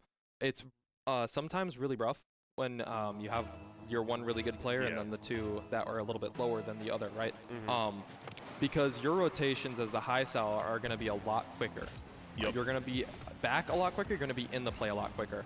And so there might be some plays that Turtle Meat might be expecting to pass and have a teammate there for. Germ with a shot. Oh my goodness. Great follow-up, too. It's just immaculate placement from Germ. What a flick. Or from, regardless, Jetty, Jetty yeah. had immaculate placement, rather, and Germ following up for that one. But as I was saying, you know, trying to get those passing plays when you have two teammates that are a lot lower than you, right, it can be a little tough because they might, you might think they'll be in the play, but they're not quite there yet. It'd be a way less of an issue if it was two decently higher sals with one low sal. Because I was on the other side of that, where I was the low sal, and I was just going for the ball. At that point, like, I just got to get in there, hopefully make something happen, get some demos, and I know that I had two really good players backing me up. Absolutely. But with one standout high sal, that's got to be tough in his position. Yeah, and makes a great shot there. I never like being in those positions personally. I'm such a, like, I love being third man on the team, right? That's kind of what my play style is. I tend to be able to play up in lobbies pretty well, so that's kind of my thing. I do not play as good as a first sal, so if I was in Turtle Meat's position, I just, oh man, I couldn't. I don't know. I don't think I could do it. Yeah, I don't think I'm high enough sal to even be a chance to have a high sal, or to be a high sal, but. Well, it just depends, right? It depends on who else is above you. Because if you have 6 people in particular above you at your school, you're that 7th person. You know, you'll be the top on that 3rd team, right? It just depends. But at the end of the day, Turtle Meat's kind of doing what he can, although they are down 2 as a potential shot comes out here. Shut off pretty quickly, though. Oh, and the own just goal. evil own goal. What a touch. That is brutal. What is that touch? At that point, there's nothing else you can do but laugh about that, right? You just gotta put a smile on your face and just say, "Oh, I meant to do that, guys." Turtle Meat not too enthused, unfortunately, for that one. But Tanda's got a smile on his face, so he's taking it well. yeah, hey man. At the end of the day, it's supposed to be a fun experience, you know. Like, yeah, we're playing for medals, we're playing for trophies, we're playing for all this stuff, right? But you know, at the end of the day, it's just we're playing a video game, man. Yeah, at the you end know of what the I day, mean? Mom was always right. It is just a game. Yeah, it doesn't need to be taken as seriously. You know, it's cool to take it serious, right? But at the end of the day, you can't be too mad about what happens, right? And see who kind of gets the short end of the stick and who has to sort of feel that, you know, here, as one of these two teams will have to deal with that. But, you know, UWP Orange 3-0 with 3 minutes left on the clock here. Yeah, they did not take lightly to MSOE Roscoe taking the game off them here, which is great for the mental going into the next round, if they get there, though. Still big chance for MSOE Roscoe. As Turtle Meat trying, well, it's Nick trying to do something fancy.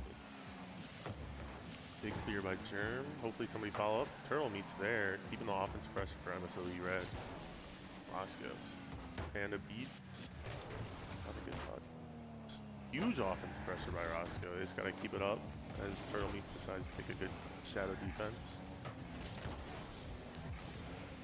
Yeah, and he takes a good 50 there. Another good 50 as well, but trying to get that boost instead, letting Bubba take the ball as Nick not able to kind of go in there quick enough. Kind of awkward here if Turtle Meat is able to get a good touch. And watching the pass very well. Potential open net. Is that one going to sneak in? It is. As Turtle Meat at 2 minutes left, able to finally fight back here just a little bit with the open net. Almost misses it, but, you know, it's kind of hard to tell from his position. You can't really see much of the right side of the field. You can't tell if someone on the opposing team is going for that. So you kind of just have to go, right? You just got to go. Get into the other side of the field, get the offense pressure off yourself. And he did that, and it worked out well. So can't be complaining there. Absolutely. And, you know, MSOE kind of on the back end here as a pass comes out. Oh, my goodness. These passing plays are doing so well, but a little bit of a miss there from Bubba. Durham, though, able to beat one. Oh, great bump by Nick. Now Turtle has boost. MSOE was in real. Oh, there was an open net there, but Tanda Fanda with enough boost, just not able to react to it quick enough as the demo comes out, kind of saving the way here.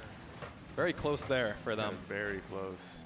I forgot Tando was even part of the team because he was so far up the field. And the bumping plays come out. Great placement by Jedediah. Thought there was going to actually be a little bit of burgering here as the miss comes out here from Bubba. Thought maybe Jetty would have misread it a little bit, giving Nick an opportunity to play a 1v1, but reading it well from Jetty here as I say Jetty. Jet Trow is his in-game, but Jetty is what we call him, right? But no, Jetty doing well there to put that one back as UWP Orange looking just as comfortable as they did game 1. Minute on the clock here. MSOE Roscoe needs to fight back. Good beat though as scrambling back is Jetty. That shot wasn't fast enough. Nick with just a crucial miss there. Tanda there missing as well. MSOE Roscoe's on the ropes trying to make something happen here. And nothing really much coming out of it. Yeah, Tanda Fanda just kind of hitting that into the back of his own backboard there to clear it out. Turtle Meat up to get the save. Able to collect some boost as well and actually beat out 1, potentially beat out 2, but I mean, UWP Orange just playing so safe, playing so conserved, and just waiting for the ball to come to them as they don't need a goal. They just need to not get scored on. And Turtle Meat trying to maybe change that, put some backboard. Big miss there from both Nick and Tanda Fanda, and this one will probably go down once more. Maybe one for the road for UWP. Not much there, as that one finally hits 0. That is definitely got to be demoralizing for the MSOE Roscoe side. Absolutely, and oh man, it's 94 from Nick. I think just a lot of nervous playing from Nick and Tanda. Just kind of putting themselves at times a little bit too. It's funny I say this because at first it was that they weren't playing quick enough into the plays, but now they're almost positioning themselves a little too far up at times, which is getting them beat a lot more. Right? They're positioning themselves more like closer to the ball, which is making them awkward, which is making them whiff more. Correct. Making it more so that I have to react to what's going on rather than read what's going on, which is one of the big things that high ranked players always talk about is as you get up in rank, you start to learn that you have to more so understand what the players are going to do rather than looking and seeing what the players are going to do, right? Because I mean, certainly that is an aspect of it, right? There is still that little bit of, okay, well, you need to be able to see if this is happening, see if that's happening, but you also need to be able to read that play very, very quick and understand, like, oh, he's going for an air dribble here, It's more so reading the players than reading the ball at that level. Exactly. Unfortunately, Nick and Tanda not really doing too well with that game there. Just kind of trying to read the ball rather than where the play is going. Definitely reacting more than reading. Yes. So maybe if they could change that up, it's a pretty hard thing to change, especially mid-series, right? That's kind of just something you learn as you play the game. Yeah, if I was in back talking to them right now, I'd be like, just cut off the passes.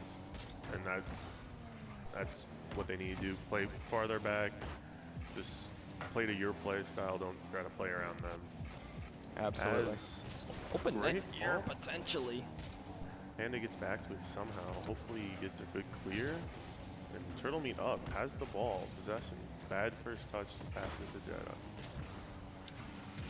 Not much coming out of that play as Germ kind of just jumping for joy at it, but getting away with a few beats there. Huge Turtle Meat, though, in a good enough position on defense is Tanda Fanda. Just missing the goal. That could have been such a big goal for them, considering they do not have another life here. They cannot lose this game. And, being able to put yourself up this early in this game would have been so nice, but big miss from him does leave UWP Orange still scoreless here.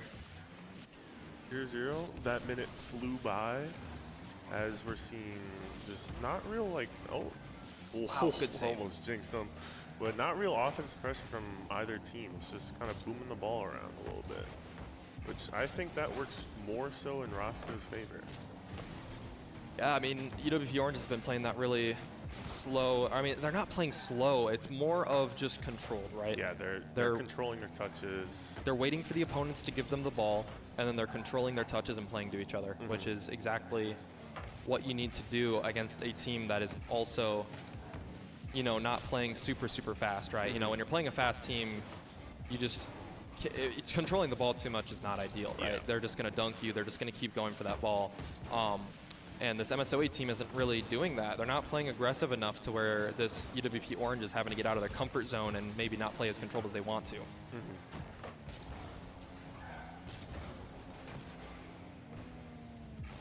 Turtle Meat, great. He puts 2 people on awkward sides for offense, 3v1, but Germ gets a great clear there. Hopefully they set up the UWP offense. Turtle Meat, another great clear. Jetta hopefully passes it down to Turtle Meat, who's just somehow there. I'm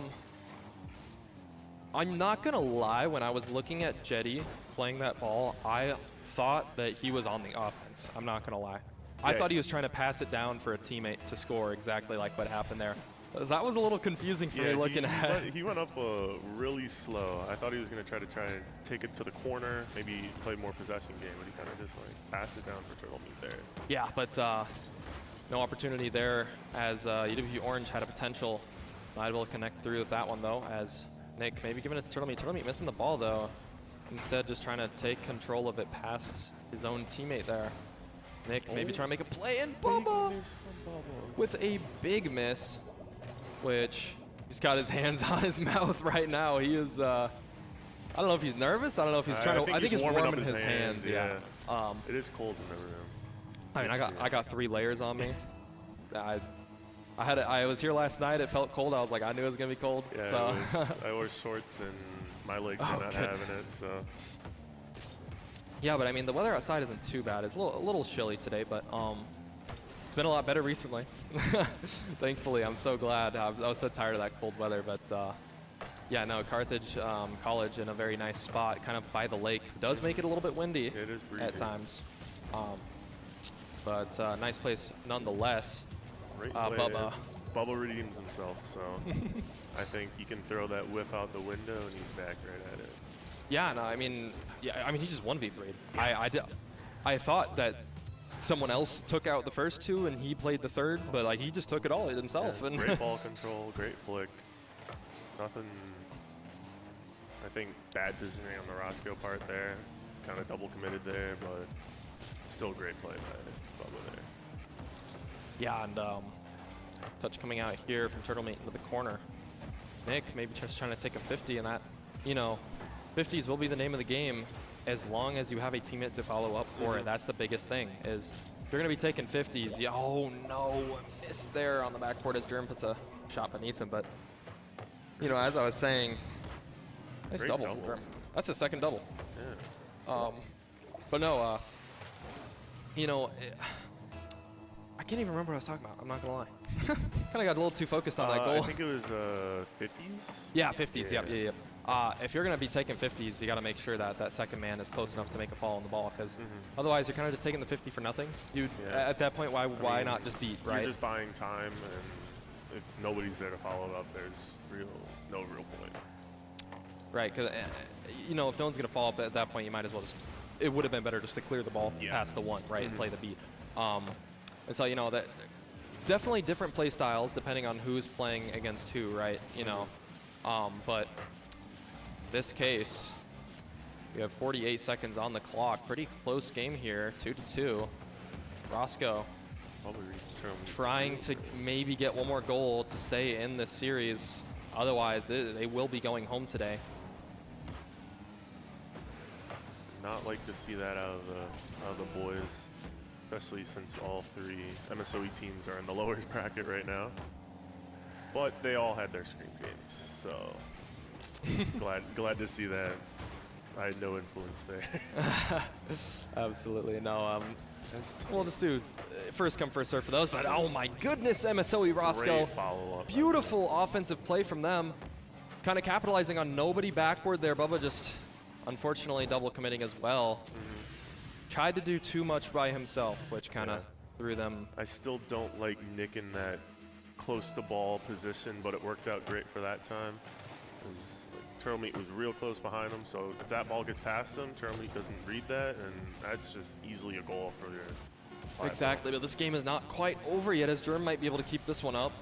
Jetty gonna have to make a play on this quickly, but no, leaves it for Germ, not able to get there. As we will see a game 6.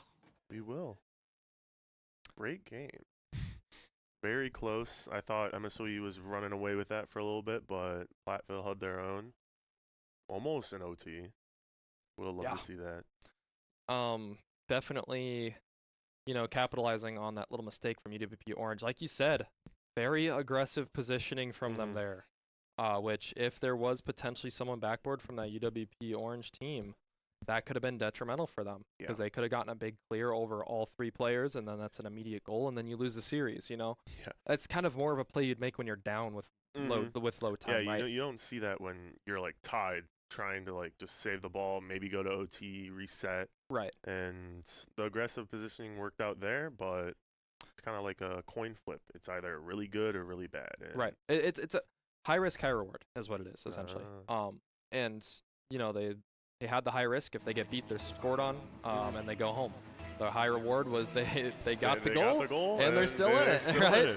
So good for them to stay in that, but they're gonna need to make 2 more games happen, and that's the bad part about the position that they were in. The other team needs 1 game, and you need 3 in a row. It's not even like you can space them out. You need 3 in a row, and so we'll see if this pressure gets to them here, as a lot of pressure here on the orange side already. Potential shot opportunity gets blocked, but Turtle Meat with a shot, not quite good enough there, as they're kind of orange are kind of on the back end here already.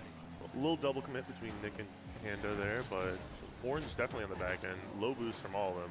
You just see Jetta sneak up and get the mid boost. That's how desperate they were.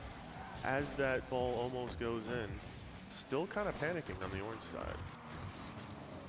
Yeah, just kind of hard when you're all 0 boost and the ball just keeps getting put in your side over and over again. All you can really do at that point is just try to get a good enough clear to give time to grab boost, right? If you keep just letting the team hit it back into the play, then they're just going to keep stealing that boost. They're just going to keep the pressure on, and eventually the defending team will crack and get scored on.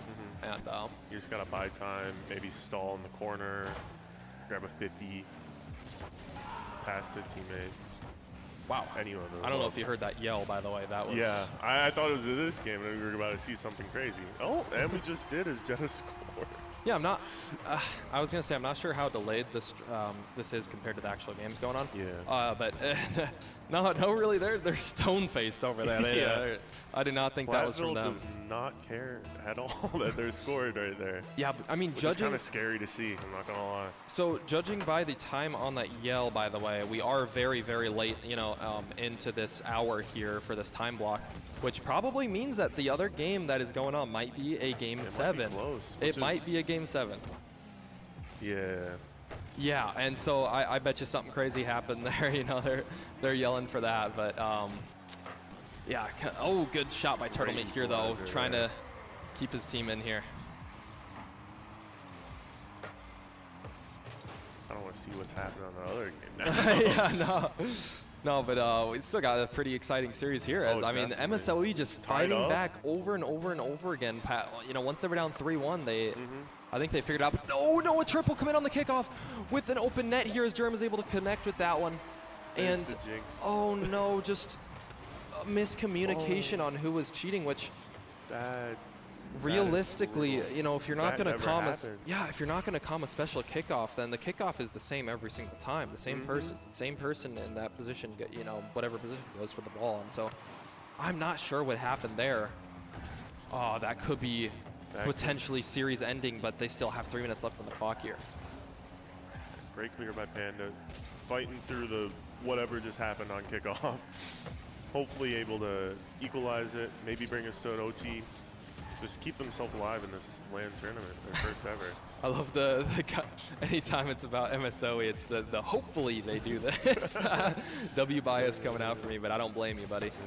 No, they need to make something happen here, because it's such a tough position to be in. Something like that happens is such a mental breaker, and it's just momentum breaker right there. and with them kind of being in a position where they need to, they had an opportunity there too with nobody kind of there, and potential goal is just a little wide. Kind of some awkward gameplay going out here as some open nets kind of being missed. It seems like everyone's just panicking all the time right now. Absolutely. I mean, this is both their last lives in the tournament here, both in the losers, part of the bracket here.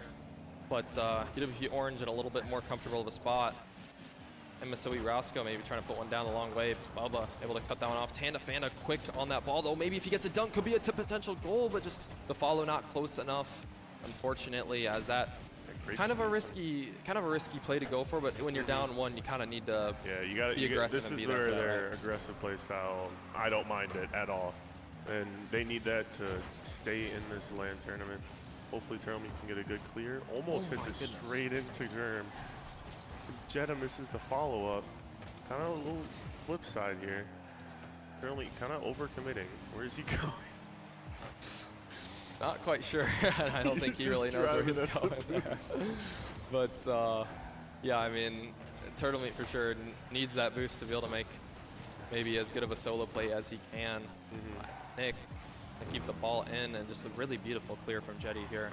Turtlemete needing to make an awkward touch, and you need someone to go for this quickly, but just not quick enough. As Nick having to make a save here. Also kind of letting Turtlemete stay on the ball. Actually, really good beat from Turtlemete on two. Could potentially be a goal if he can get that mid, but just a really good defensive play from UWP Orange though. The offense stays on this side as that one's almost in. And if they could just have a quick enough chow on that ball, they could have been a potential goal as well. But just not playing aggressive enough here when they need a goal. They need it to stay in this tournament. Another 30 seconds left here on this clock. Yeah, I mean, UWP Orange defense is just great right now. Their speed on the ball when it's just sitting in front of net is barely enough to beat Roscoe, but it is enough as UWP holding onto the lead as it comes down to the final 5 seconds. If anything can happen. Yeah, if anything can happen, it has to happen now, though, is that one still up? And now with 0 seconds on the clock, MSOE needs to make a play, he needs to keep it up as much as he can, but just not enough boost to get under the ball. And that will be it. UWP Orange will move on to face another UWP team, my own team. And so, you know, I don't know who you root for there, man. It sucks having to face my own boys, but, you know, I'm hoping it'll be a good series. UWP Orange honestly looking really good. Like Jetta pulling out all the tricks he had there. 4 saves. Yeah. Yeah, absolutely. I mean, so many saves on that UWP side, which is just absolutely. I mean, look at the shots here. Like that is a score. That's you crazy. look at the score. If you completely disregard the 2-1 there, you completely take that away. You look at these shots. You look at these saves, and you're like, yeah. I mean, that MSOE team should have won. Like absolutely insane. It's just must have been shot quality wasn't good enough. That defense from UWP Orange was good. And that a lot was of shots are fine, the but if nail they're in the going coffin. nowhere, you really can't do much there. Absolutely. But yeah, no. I personally have to go prepare for my match coming up here in about 10 minutes, I believe. I also have to go to the bathroom, so I got to get out of here. So yeah, see you guys again very shortly. Thank you much. Yeah.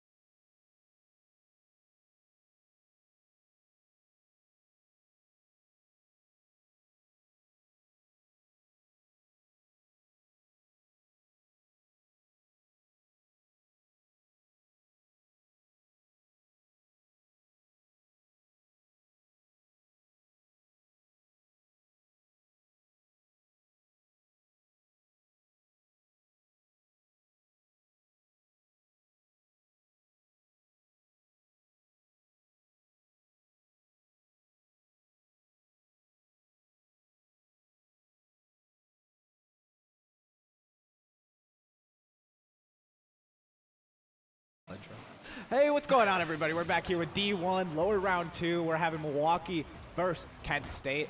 It's a 2 versus the 8 seed matchup. Kent State making it through lowers round 1 after getting a forfeit win over University of Illinois. And right off the stop here, Page stealing a goal from Blada, and 14 seconds in, Milwaukee is already off to a lead. Man, I mean, crazy start. Instantly thrown into the match, an instant goal. Great pressure there by Milwaukee right away. You can see them laughing about that goal steal. And, you know, obviously our goals are already been scored, but I was going to ask, what's your prediction for the series, James? Oh, and by the way, it's Blaze and James here casting, and you can't see us yet, but you'll see us later. I was thinking, I still was going with Milwaukee. I was going to go with them in 6. In 6, ooh, I'm going to have to give it to Milwaukee in 4. You think it's a clean sweep? This is what my ideal one is. I like to keep it competitive. You know, I would also like to keep it competitive, but this Milwaukee team is strong. Let me say, they are strong. I mean, I beat them before, but like, I beat this exact team last semester. Now, they hadn't played together before, but I beat them. And I can give, Mamba, 2 post hits, and it's saved by Sauce Boss. And Milwaukee getting beat by the 4th defender on Kent State. 4th defender. Yeah, that's crazy. Ooh, Mamba with a nice shot, but saved by Gavalanche. Looking at some key players here, we're definitely going to be looking at the Gavalanche versus Page matchup, but the supporting cast is going to be just as important for the series to go the way Kent State and Milwaukee want it to go. Oh, what a bump by Gavalanche. The shot from Sauce Boss, not good enough, and it will result in a big clear for Milwaukee. Yeah, and early on, we got a lot of pressure on Milwaukee in this very fast-paced game. Each team trying to really just slam it back on the other team until they just crack and hope they have something awkward to happen, force a goal. Ooh.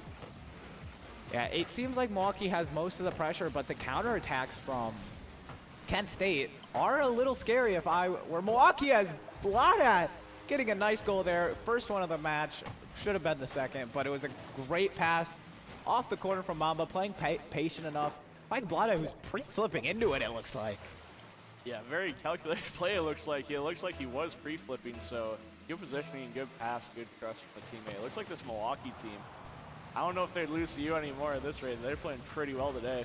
Yeah, no, I do know. Oh, that was a good shot from Rival, but it's going to be retaken back, and Page going cross field, not able to put it in, but Mamba able to follow it up, going for the double tap. Rival not able to get a touch. Gavalanche clears it away. Yeah, they're, you know, a lot better than they were. You know, they've gotten to practice. They've played a couple more weeks together than when they played us, but they're a team that I'm personally surprised made it as the second, but, you know, for plays like that, wow, Sauce Boss with a raising save. They're a really solid team, and their floor is so high that they can just really do some damage. Oh, for sure, and I mean, they're showing it here. They're just keeping constant pressure. Kent State, another great team. Gavalanche, like 2,000 MMR player. I mean, he's hanging there. His teammates are trying, but it seems like the Milwaukee pressure and pace is just a little too much for Kent State so far in this game. Yeah, it's just going to be interesting to see if they can get some of those goals off the counterattack, because they've gotten their chances, but just hasn't been too many, as they're on defense for 80% of this game. Page now taking it to backboard. Gavalanche waiting, gets the flip. It's over. Gavalanche is kind of open, but Rival gets bumped by Gavalanche, who got bumped by Page, and now Blada, no boost, taking it up high. It drops straight down. Mamba is trying to read it, and it's no good. Rival able to make the clear. Now Gavalanche on. Bumps off Page, still on the ceiling, has the flip. It's going to take the shot, but just not. There's just no angle to take that one, unfortunately. Blada keeping it in. Goes over. Could be a shot, but once again, Kent State able to clear it out, but maybe not for long. Wow, Gavalanche. The goal line defense from Kent State has been remarkable. I agree. They've done a great job keeping this ball out of the net with very low boosts. They're only able to grab a couple pads apiece each rotation. So definitely doing what they can with what little they got. And I'm hoping they can get at least one counterattack here as Blada scores another goal with his what could have been hat trick. Shout out Page for stealing that. That's a good shot from Blada. Unfortunately, I don't know if it was in though for Sauce Boss to be able to clear it like that. But the readout here, you're at this point in the series, you're just trying to take something away from what's going on. You're trying to see what you can exploit as Rival takes off a shot, gets a 50 off Mambo, who's going to pass it middle for Page. Cavalanche. We're seeing a lot more cuts come out. Southpaws, though, getting stuck as last. Pushed too far up, not able to make a challenge, and now they are down 4 again. You just got to take something into the next game. Yeah, it's always tough going down by 4 goals in any game, so if they can get any consolation here, any consolation goal, or just hold on, not score or concede any more goals, it'd be really good, small victory for them, and they can try to carry that into the next game here. Yeah, even just 1 goal, you know, that the momentum just to shift, especially after being dominated for 4 minutes, just to get 1, to feel like you're like, yeah, we can break through this, is really important. A lot at just keeping that pressure on, though. Page tries to pull a 50. It's a 2-on-1. Sauceboss passes it mid. Gavalanche is there, but Page cutting it off. Might have a double. No good. Sauceboss top corner, and Kent State gets 1 off an aggressive counterattack. Good pass from Sauceboss. Gavalanche making Mambo a jump. Sauceboss just, that's the only place you could score that without a save coming through, to be honest with you. It's a beautiful shot coming off from Sauceboss. Perfect placement almost. I mean, not almost, it just was. Now we got to restart here with Vlada taking it out around the other it's field off to the Page. ceiling. Oh, crazy plays developing here from Milwaukee. They're not letting off the gas at all. They are not. Gavalanche now keeping some possession going. About 10 seconds left. They're going to try to get 1 more. Not enough time to win, but again, keep that momentum in your favor. Rival keeps it in the corner. He's going to have to follow it again. Bladat beats. Is going to go for 1 more. Sauceboss bumps him off, and it's going to hit ground. And Milwaukee coming off to a quick lead. Yeah, Milwaukee did excellent that game, holding all the pressure they could. They did concede 1 goal, but I think that's just showing that Kent State is still a quality team and can definitely take a game off this Milwaukee team if they are shooting well. Yeah, they're going to need a lot to go their way. I mean, you can see the shot numbers there, 11-2. Not the best if you're trying to score goals, but they are doing a good job of stopping them on the goal line. Now, there was the 2 goals that flipped there. That was unfortunate, but it really is just a matter of what you can do to stop yourself from letting it go too far. Definitely, and Bend not break, as they say. right. I mean, also just looking at Milwaukee, it's a complete team game. Assists from each player. Impressive to see. We get game 2 underway here. Milwaukee up 1-0. Already going for the passing plays. Page gets demoed on wall, and Kent State might have some space to begin this game as Mamba able to cut it off, and now Page on. Looking for a touch. It's no good for Kent State as Page is going to get this one middle. Bladdett's going to look for the shot, but Rival's been making some great touches here, getting it over all the defenders. That's the open net. Rival! Rival Go takes out off. the whole team. What? Gets it over 2. Probably got it over a third that we didn't see, to be honest. Just 2 great plays, playing fast, taking that counterattack where you can. I love to see the composure from him not to mess that up, too. Because open net, hardest mechanic in the game. The hardest that there is. As Sauceboss now gonna go up. Mamba's air defense has been really something for. Oh, Gavalanche is gonna miss. It's gonna mess up Rival. But Mamba's been playing really good air defense that has just stopped any Kent State clears. Yeah, Kent State hasn't quite been able to get too much going ever since that goal, but it's only a minute in. We have a lot of game to play. See Rival coming down the field. Hopefully he can make something happen as he gets it over Mamba. He's continuing to play. Gavalanche up, but Page is there to intercept. I mean, looking at this gameplay, I like to see that's in the midfield a lot more. That means it's a lot more even of a game, not just constant Milwaukee pressure here.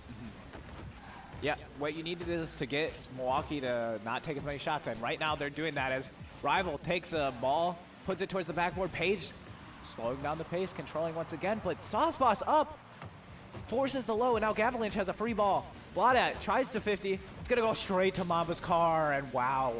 Great defense from Milwaukee to get it out. Now they're on the counterattack. Mamba takes the shot. It's right to Sauceboss. Page is going to be there, but it's dunked. It's dunked on Page, and Bladat able to clear it away now. Gavalanche looks for the pass middle. I'm assuming one's up for Kent State. No, they're playing back. They're waiting for this clear. as Paige now dives. That's 2. It's a 2-on-1. Gavalanche looking for the pass middle. Gets a double. Blaudet able to get a shot, or able to stop the shot with the help from team. Rival puts it to corner. Gavalanche is going to be waiting there. It goes up. There could be a bump on net, and it looks like there was. Paige sends it home, and it is even now. 3 minutes left.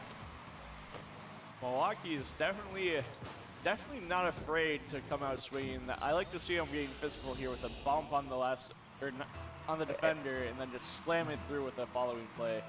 Excellent work there. And now they're starting off early again with some aggression. Now Saucepaws has a 1v2. Mamba stops it. Was looking scary, but now Gavalanche is going to pass it mid. Rival's going to be there. Gavalanche will probably turn for the mid pass. Saucepaws up. No one's up for Milwaukee as Saucepaws takes that lead back 16 seconds later. This is crazy to see. I mean, the difference between game 1 and 2. This is why it's a series. Yeah, it looks insanely different. And now Kent State definitely have some life in them. Mambo wins that kickoff, puts the body on the line. It goes to Rival.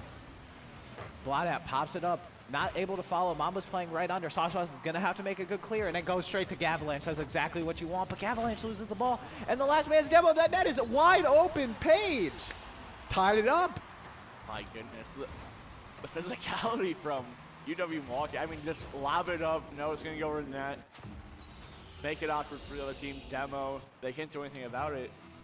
Great play by Mamba, just to trust his team. It seems like this Milwaukee team is really becoming a cohesive unit over the season, and it seems like it could be their edge over Kent State. But Kent State are maintaining a little bit of possession here in the midfield with Gavalanche bringing it to the corner. Then it looks like Milwaukee's going to take it away. Demo in the midfield. Paige going for the BOGO. You love to see it. If only there was a little more boost in the tank. Yeah, definitely it was an interesting shot, but now Rival passes to Saucepaws. Wait a minute! The ball's just high, and Paige was able to get the clear. Now Blaudet forces the touch out of Gavalanche. Gavalanche not able to get a second. Now Saucepaws puts it up. It goes into the corner. Mamba disrupting, but Rival's been getting some really good touches. Forces to Gav. Mamba bumps Rival, and now Paige is going to have a lot of time and space on this ball. Not a lot of boost, though, and is going to have to look for the pass. Not able to get it, but Rival doesn't get a shot. Gavalanche looking for the clear. It's no good. Blaudet puts it in front of the net. Saucepaws clears it away. It's Blaudet. Again, putting it right in front of the net, looking for help from the team, and the pressure from Milwaukee is astounding as Paige almost gets one off the backboard. Mamba takes the shot, too, but the goal line defense from Kent State holds. Wow. I mean, great defense by Kent State, and I think it's really what's keeping them in this game. They're almost unbreakable at times, and it's really going to lead to some problems for Milwaukee here if they can't get anything through without demos. That's open! Saucepaws with an incredible shot. Gets a pass from Gavalanche, who baits out Blaudet and just beats Paige to the ball. Now Saucepaws. Okay, it was a way cleaner shot than I thought. I thought Saucepaws was, playing with the post a little bit there. But now Kent State had the lead, but Milwaukee, every time Kent State has taken this lead, has gotten it back quickly. Will Kent State be able to hold? One goes up. Gavalanche doesn't get the greatest touch, but is able to get it around. Mamba's last, or Blaudet was on the ball. We couldn't even see that. Sure, Gavalanche couldn't either. Rival on the ball, looking to get past Mamba. It's up. Paige is going to have to take time and take it to the air. Gavalanche, though, makes it awkward, does not give that time. Now Paige, 1v1 opportunity. Rival able to clear to corner. Now Gavalanche staying on ball, just staying behind it, making sure that Milwaukee cannot do anything crazy with it. Gets it over one. We're going into the corner now. Mamba clears it upfield. This could be a dangerous ball, but Kent State, good spacing, stays back. Paige up, you got to jump early. If you're Kent State, you have to jump early, and Sauce is there, finally. And one goes up, not able to get the touch. Gavalanche is beat. Rival is the last one left, but there's no shot. The ball is going to go down, and Kent State tie up the series. Wow. Well, there goes my prediction. Mine's still alive, but man, Kent State, they were playing very well that game. It seems like Gavalanche was really enabling his team and just trying everything to do to make their life as easy as possible. Rival also with some great touches during that game, keeping things very competent on the offensive end. Milwaukee, They played very well, very physical team, lots of demos, trying to get the boost steals, but not quite there this game. Just got to get a little bit better, especially on the defensive end. Not many, no saves at all. Yeah, that's kind of crazy. I mean, they only had 5 shots, but you have to stop. Like, they weren't getting, like, I wouldn't say they were earning. They earned them, but like, there's a difference between like we made them get into an awkward position and they put themselves into an awkward position. I think Milwaukee put in themselves in a lot of awkward positions. Definitely, and they're a better team than that, so I expect to see some very, very high-end adjustments for that. Yep. As Bladat there looking for a shot, Saucebots cuts it off, and that has been Kent State's saving grace. The cuts have been coming out great, and they've been playing it over each other. Gavalanche now takes the shot. Page able to hit it away, and it's awkward. Rival puts it high. Gavalanche, oh, I did not expect that touch to come off the backboard. It was Saucebots looking for the shot. Good patience, though, and they still retain possession of the ball. Gavalanche now takes the shot, no good, as Bladat puts that into the corner. It goes up. They're looking for any bit of clear, but this game has been all Kent State's for the first minute. Crazy a minute's passed. It's felt like 30 seconds. Mamba now not able to get another touch, but it goes straight to Rival. Rival sends it to Gavalanche, who's not able to take a shot, and now they're awkward on defense. Good read from Saucebots, but Mamba not able to follow it up. Page gets demoed, and that will probably be some more pressure for Kent State, but it won't. Mamba with an incredible 50. Now Page looking to take it through the air. Saucebots finds one,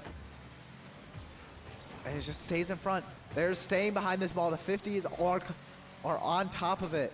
And our Gavalanche 12 boost is going to probably just look to play another 50. As Mamba puts that one up. Rival all the time in the world. Not able to take the shot. Bladat almost putting that into his own net. As Saucebots takes it over. It's a pass, but maybe too far. And now Rival, last one back, 0 boost. Doesn't get the boost in the midfield. And now we're starting to see maybe a little bit of this boost management with the speed they're trying to play at come into effect. Page now sends it upfield. Mamba sends it across. Is going to look for the shot on his own. Gets the pass. Page, or Bly, takes a shot, but it's no good. Wait! Gavalanche! Wow. How is that undefended? Bro just sneaks it in.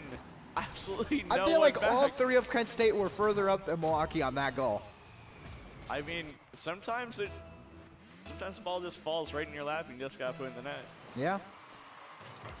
Great to see from Kent State off early. Wow. Oh, what a shot. Wait, that's just in! Saucebots! Yeah, changing my prediction, by the way. Kent State are looking great here in this game 3. Oh, wow. I mean, hey.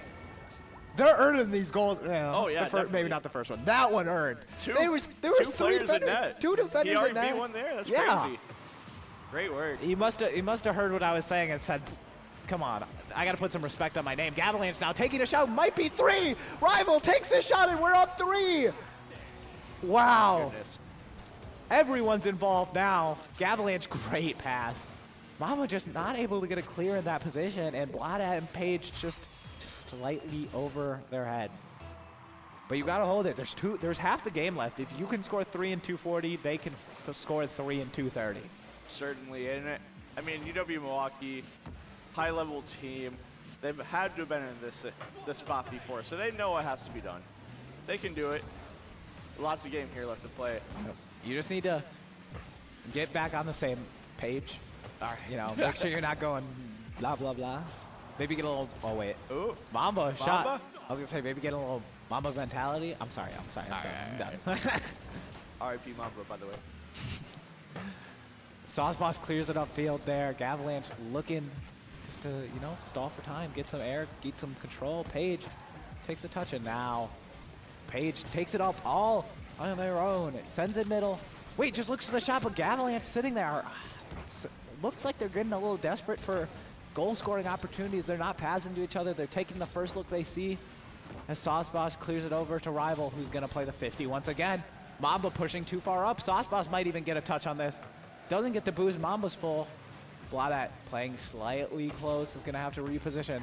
Gavalanche misses. That could be crucial, but it was a fake. Gavalanche looking for the shot off the backboard. It's no good. It's Saucebots left last. Bumps Mamba, but a shot could still come out. Gavalanche, though, gets in front of it. Oh, Gavalanche has more time in the air. No one's up yet. Mamba's going to probably play under it. Gets one more. Mamba clears it to corner. And once again, no longer dangerous for Milwaukee, but they're still down 3 with a minute left. Yeah, and I like to see Milwaukee get a bit more physical. I saw the demo come out, but they can definitely make them a bit more awkward. But Gavalanche, trying for the flip reset, can't quite get anything as Milwaukee brings it the other way with Page off the backboard into the center. No one quite. Ooh, that was a good shot. Saucepots, though, might have a fourth. Rival might take it. Oh, the bump! And Saucepots with the bump, Rival with the shot, and it's a 4-0 swing for Kent State. Wow.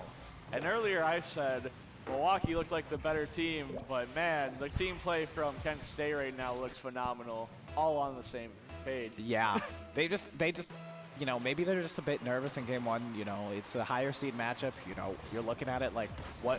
Oh, Mamba. Just a good shot. It's a good shot.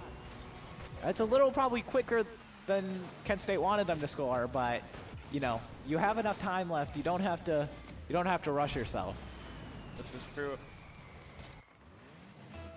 Kent State only have 38 seconds to hold on to their 3-goal lead, but kickoff goals can kill in Rocket League. Yep, but Gavalanche taking some nice time off the clock there. And Rival might even put in a 5th, and he does! Rival, it's 5-1 now. Almost out of reach. You can't confirm anything yet, but just as quickly as Milwaukee scored, so does Kent State to keep their lead at 4. I mean, this is a great turnaround from game 1. Game 2, it looked like a start, and now game 3, they are running and they are not stopping. Oh, they're yielding. There's They're little yielding. hiccups, there's little They're hiccups. yielding. Speed bump, maybe. Yeah, speed bump. 4 seconds taken for that goal. Wow, we're just kickoff, kickoff, kickoff.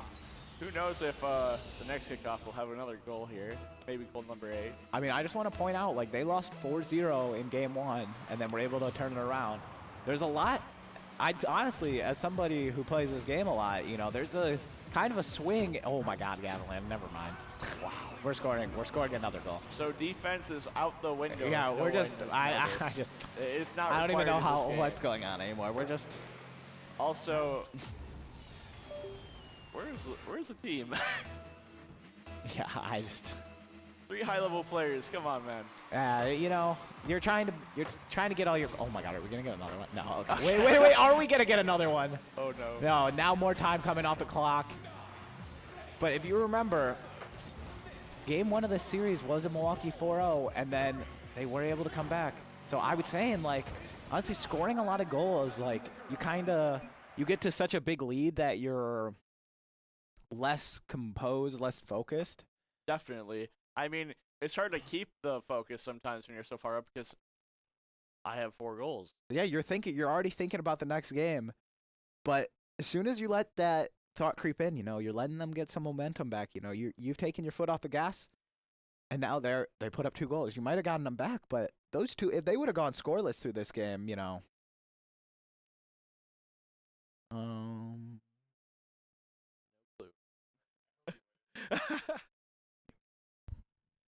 1 second here. Hey, technical thing. So it's now just going to be me for a moment, but looking at the stats here, we have Gavalanche, great game from him, absolutely phenomenal, 858 points. Rival also doing great with his hat trick of his own. Now, we have sorry about that. A lot of goals from Kent State, a lot of participation. Rival just scoring them. Gavalanche again setting people up with a playmaker and 2 goals of his own, along with 4 saves to keep it competitive. Mamba on the other team leading the way with the points. Page also doing great. Lada did well as also. But looking at the stats here, just across the board, it looks as if Kent State was slightly ahead the entire time. Unfortunate for Milwaukee, who just couldn't get any offensive pressure going. So in a moment here, we're about to get into game 4 with Kent State up 2-1. Milwaukee looking to even it up. And the game starting. Demo instantly off rip. Another demo. Wow. Things are getting very physical in this game.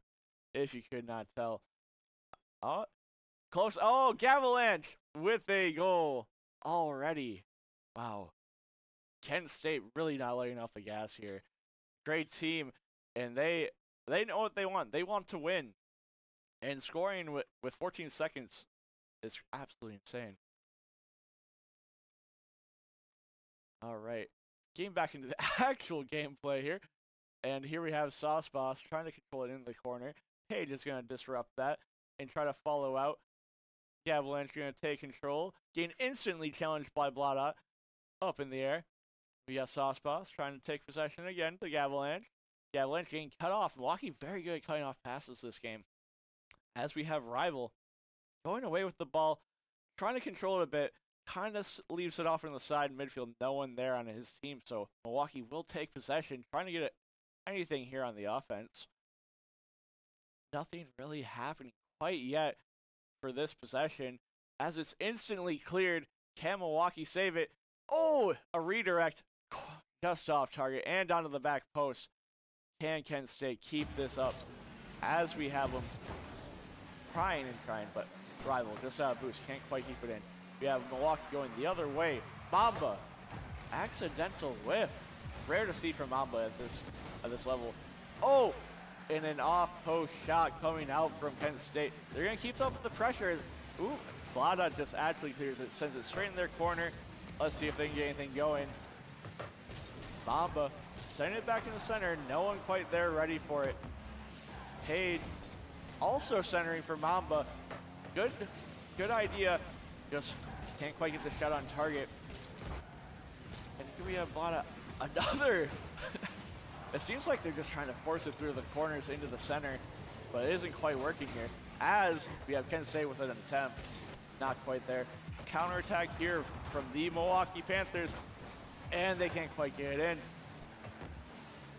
It's been a really back and forth game so far. No one quite getting anything in this last minute or so. Has been really threatening.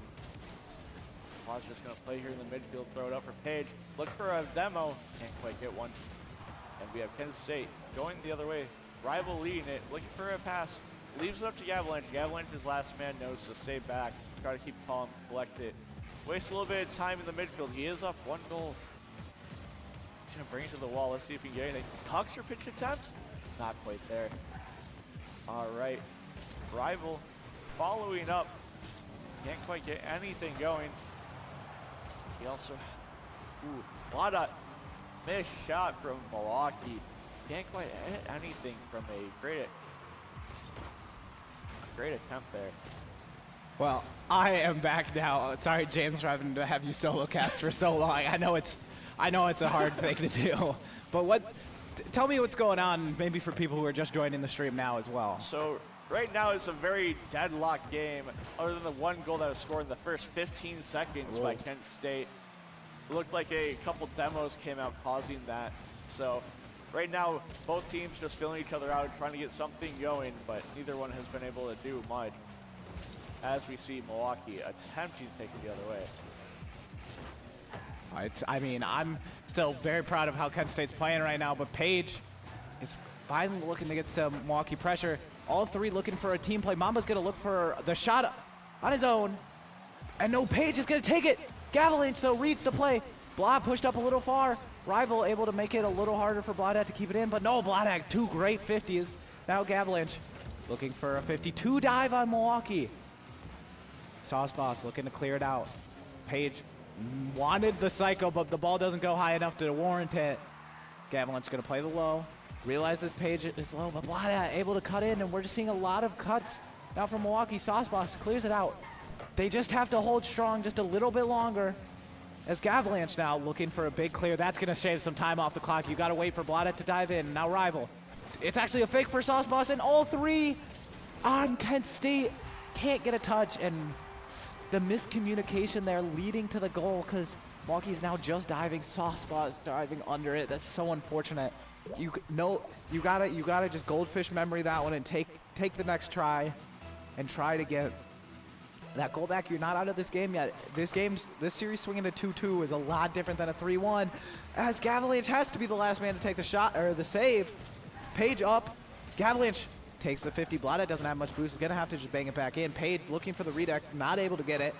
Now, no, the shot. Gavalanche jumps. Sauce jumps as well. Oh, all three. Two dive on Milwaukee.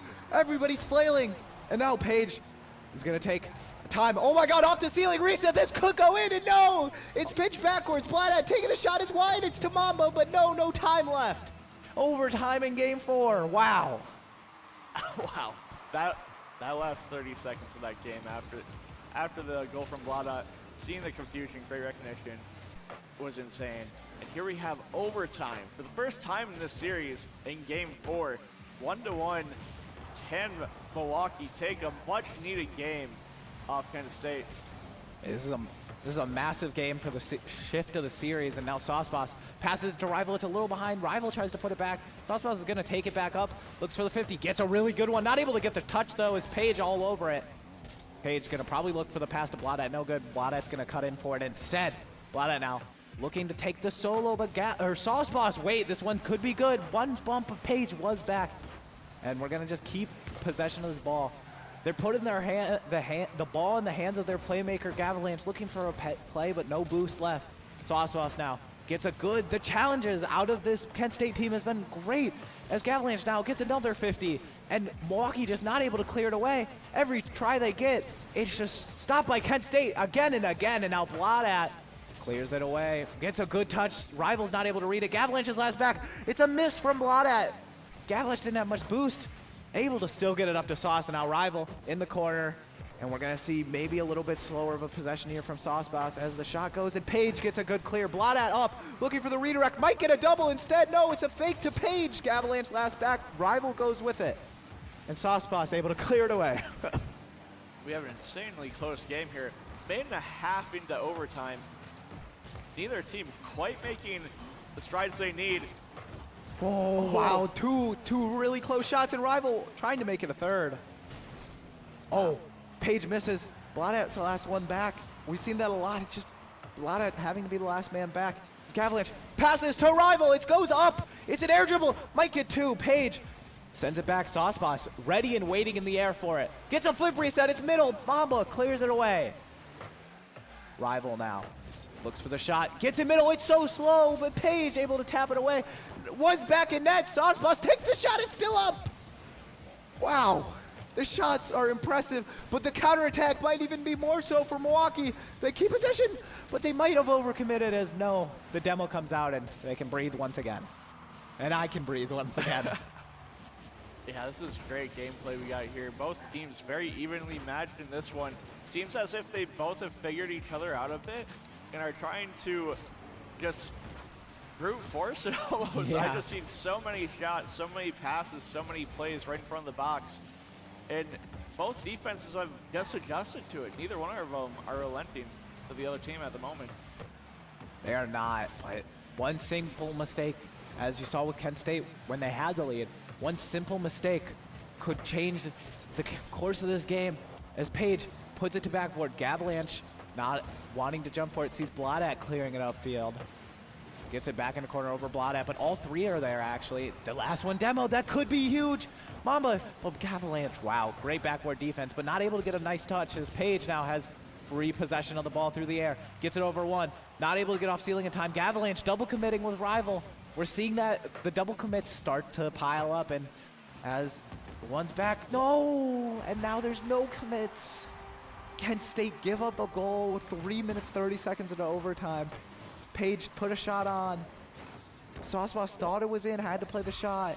And Blada, realizing the play, plays calm, looks for the shot, and ties it up. Excellent work from Blah. He had about 4.5 minutes since his last goal that sent it into overtime. So excellent work there. Pretty clutch there in game 4 to tie it up. Mm-hmm. Wow. If you're Kent State, that's a brutal game to lose. You have the lead for 4 minutes, give it up in the final one, play a even longer well, it wasn't even longer, but a very long overtime, and then now you're going into game 5 tied up instead of 3-1. That could have been a 3-1 for Kent State. It's definitely got to be a punch to the mental. All right, game 5 is getting underway here. 2-2 tied series. Kent State and UW Milwaukee. Penn State starting off. Avalanche, air dribble towards net. Can't quite get anything going. Sauce Boss is going to come away with absolutely nothing. Rival's going to try keeping possession as UW Milwaukee sends it the other way for a counterattack. Mamba can't quite get anything going, so Avalanche will go the other way. Yeah, 30 seconds here and a lot of presence from both teams in the midfield, just going back and forth. Nothing quite established yet here. No pressure has been kept on either side for too long. Sauce Boss now has some good possession. Not a lot of boost though. As Mamba able to cut it up quick. Able to leave it for Blah, who's going to look for a double in the pass, but no, Rival now has possession. Is going to have to avoid this demo for Mamba and gets a good pass to Sauce Boss. What was that pass? It's a great pass to pick out your teammate like that, especially with the opposition right next to him. Great shot too by Sauce Boss. Excellent work by Kent State. Wow, I was not ready for that pass. I didn't even know Sauce Boss was over there. I didn't either. That's just great comms or something. Good field vision. That's what you gotta give them credit where it is, as Kent State again looking like a real team here. I was saying it before. I might have not given them a game in the prediction, but they're a team that, they get it together, and you got to be scared. As Sauce Boss now able to get a touch. Avalanche looking to take over on it. Page playing straight under it. We'll get, Sauce Boss might get over Page, but no, a good touch. Page backward 0. The shot, no good, 2 commit, and now Mamba last one on. Avalanche looking to take a shot, it's no good. As it's just rolling in, it's just rolling, and Mamba able to get some space, but no, the Avalanche is already back, and that has been, I've been gassing up this Kent State team, but every time you think, this could be a turn for Milwaukee, they have some way to stop it, whether it's a 50, whether it's great positioning, or it's a pass. They have just been playing really connected Rocket League.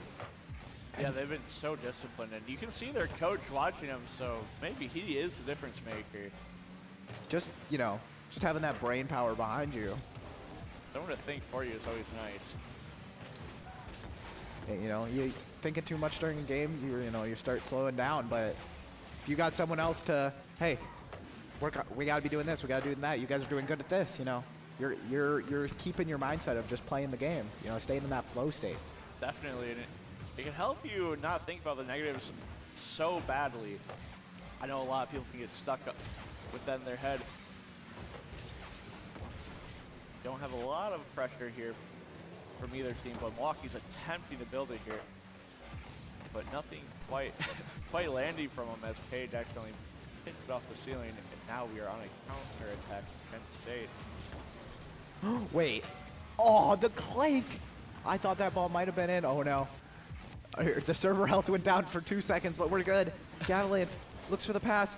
To Sauce Boss. Puts it backboard. Page able to get a touch, but it's not the greatest. The second touch is even better. It baits out 2 attackers as well. It's now Mamba. All the time in the world. Takes it up through the air. Is going to look for a pass. Gets it under Sauce Boss. Doesn't have enough boost. And now Rival slowing down the play. Looking for Avalanche, who is cut off by Blodad. And now Sauce Boss all over this one. And now Rival 0 boost. Has to clear it away. Has to make the panic touch. And now Page, good sidewall read. Blodad not able to take the shot, but it's Mamba. And Mamba is right. Just creeping under. I mean, what a great sidewall to disrupt the Kent State defense. Unfortunate hit from from Blodad, but Mamba is there to finish it up. One apiece, 1 minute, 15 left. 2-2 in the series. This is looking to be a very good series. Oh, that's a real big overcommit, though. They needed that goal, and now Milwaukee's got good pressure until that ball is cleared away. Wait, no, Blodad keeps it in. 1 up. Rival now gets it slightly out, but it's Sauce Boss there to clean it up. Beats 1. Blodad is able to follow that, and now we're seeing a lot more of the second man follow play from Milwaukee Black, Milwaukee. They weren't able to get it before, and now they're all over the ball when they need to be. And now Avalanche looking for a clear. Oh no, we're losing the server health again, but it's back. Mamba looking to clear it away. Wait a minute, Sauce Boss took a shot. Rival's under it now. Looks for the pass. It could be one, but no. It's just gonna go back out to the midfield, and Gavalanche is gonna have the ball. Page sends it to the backboard. Rival tries to get it down, but it goes straight to Blada. 10 seconds left. It's tied again. Sauce Boss gives it up to Page, and we're seeing the same thing. Low time left, and Page! 2 seconds left. Goes to the ceiling, takes it down, lands on it, and slams it under 2 defenders. Page has really been the difference maker for Milwaukee this game. But 2 seconds left. We have a kickoff coming up. I'm not saying anything quite yet. Yeah, I'm saying it. Book it for Milwaukee. Wait. Wait. Okay. All right, I had to jinx it so it'd be interesting. Yeah. Force us into a game 6, and it's a match point for That'd be Milwaukee. If they were on the cliff, they were sitting with their legs dangling over it, and then they stood up, and they are now on the other side of the cliff. I This didn't know is how where to they say thought they'd be, so this is definitely where I thought they'd be. As I yeah, said, you game did 6, expect them to so be in this exact position. We'll see. I'm not counting anyone out. Kent State's been playing great. They did manage to shut down Gavalanche, and that definitely helped. Yeah, But wasn't Paige- able to get that playmaking ability that we were seeing earlier. Page, the difference maker, in my opinion. Indirect assist coming over to Blah through their sidewall read or the defense. So that doesn't show up on the stat sheet, but that's something that they did cause. Yeah, And it's lots of touches from them, too.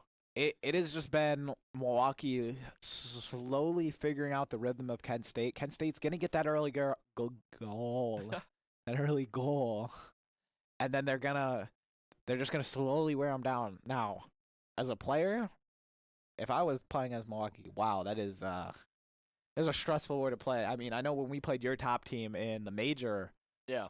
we had to play the exact same way. It was like you guys would score early, and then it'd be like, wait. Okay, we can score a goal here. We've put on enough pressure, and then it's such a stressful way to play. And I do not envy Milwaukee in the slightest. But that's Kent State, who have given up 2 leads. They might have only been 1 goal, but 2 leads in the final seconds. And you got to wonder how that's going to affect them mentally as they come out here. As Page able to get the epic save early, and now it's a big clear, 2-on-2. Gavalanche not able to get back too early. There's now Rival not able to get a touch as well. It's Sauce Boss beat by Blada, and now Gavalanche looking to play for the solo, it appears. Gets it over 1, gets it over almost 2. As Sauce Boss now looking to keep that possession going. Blada sends it out to Gavalanche, who's going to try to look for one more, but no. And now Milwaukee is on the counterattack. Sauce Boss clears it. Back out, though, Page to Gavalanche. Gavalanche not able to steal any boost from Milwaukee, as Rival is looking for any bit of space, as no, Mama is all over that one. Already 12 touches for Gavalanche a minute into this game. Has a lot of space and is playing a lot more ball dominant now. Gavalanche takes one. It's to backboard. It could be an open shot as Rival slams it top right. You could see the frustration building on Milwaukee. You know they know they've won the last 2 games, but it's just not been easy. This Rival, wow, just top right. I mean, what can you do about that shot? You put a hand up and it's still just slotted. Rival's been great this whole series, especially with shooting. He's always just there in the right spot to just slam in the back of the net. It's got to be so infuriating for this Milwaukee defense. Blada now took a shot. It's no good. Mamba takes a shot as well. It's also saved. But nobody on the side of Kent State has that much boost as they're able to finally get it downfield. Maybe look to steal some. Aren't able to do it. Has to play more on ball. It's now. Oh, Blada double tap. Oh, and That's look at what him you feeling love to himself see. on that one. I don't blame him at all. That was just a beautiful double tap. Wow. Nothing. I mean, the backflip doesn't help, but the shot was so good. Great shot from Blada. Absolutely love to see that here in Game 6, 1-1. 3:18 left. we got Avalanche with a quick Oh, shot and of his it's own right off the back. kickoff. You'll love to see it. Keeping the game interesting. Can we see a game 7 possibly? I didn't I see was this at not ready all. for this one to go to 7. Was not ready for it, but you know, Kent State is looking really good. They're feeling on themselves. Look at Avalanche smiling. Oh, they're smirking. They know they're good. They know they can do it. It doesn't appear like those last 2 games have thrown them off at all. But still, 3 minutes to go. I know you have the lead, but you need to be able to hold it for those 3 minutes. As Sauceboss, wait a minute, we might get a second goal. Sauceboss clearing it to Avalanche, who's going to take the shot. It does not go under Page. Rival taking the shot. What Rival? Wow. One thing I have noticed watching the player cams, Kent State seems to be a lot more active in the comms division. I don't see the mouths of Milwaukee moving nearly as much as I see Kent State. Yeah. And you know, I think with the way they're playing, you could kind of tell. Yeah, the Kent State's playing with confidence that they know exactly where their team is, and I think it's really helping them out as they got 3 goals in the first half of this game. Okay, well, to be fair to Milwaukee, we can't see Page's mouth. This is true. we, This is true. we can't tell if Page is, you know, Page actually could be rap god in these comms for the Yeah, entire maybe team. Page right now. is just like the engine of the team with comms. Oh, Page, good pass to Mamba mid. As Page is the engine of the team with that assist. Great play in the corner. Wow, I mean, so I was watching this like, wow, that's just like, that pass is just on the money. Yeah, I can't even be mad about that if I'm them. No, I really can't be. Page now. This kickoff's middle. Blodette, though, that's an important bump. Rival's the last one back, but this ball is not safe yet. Rival doesn't have much boost. He's just going to have to clear it upfield. As Page sends a deep ball. Gavalanche is last. But Mamba with a great shot. Gavalanche, though, all over it. Now Sauceboss takes it up. Seeing the Rocket League ball through the smoke screen was kind of funny, I can't lie. Yeah. 2 minutes left here. Gavalanche, good clear, and now we're starting to see a little bit more of a boomer ball play as Page now sends it back. Who then Sauceboss sends it straight to Blodette, who sends it back. Now we're seeing some 50s, but it might have been a double commit. Rival has it open. Wait, it's a pass to Gavalanche. It's top in, but Mamba's all over it. Rival now. Oh, it's the dunk. That could be scary. Gavalanche has to slow it down, has to look to make sure it isn't dangerous. Is now Blodette wins that 50. Blodette takes a shot. It's open. Rival overcommits, and we're tied with 1:30 remaining. This Milwaukee team is really fighting back after having a huge deficit early on. It's great to see them keeping it competitive here. Trying to prove my prediction of Milwaukee in 6, by the way. Yeah. But, you know, I want it 7 now, both for your prediction to be wrong and to see how these teams perform when it's all on the line. I agree, honestly. Whoa, wait. That ball goes way backwards. Mamba, though, able to cut it off. Rival jumps for it. Was not expecting the flip reset, but Gavalanche was all over it.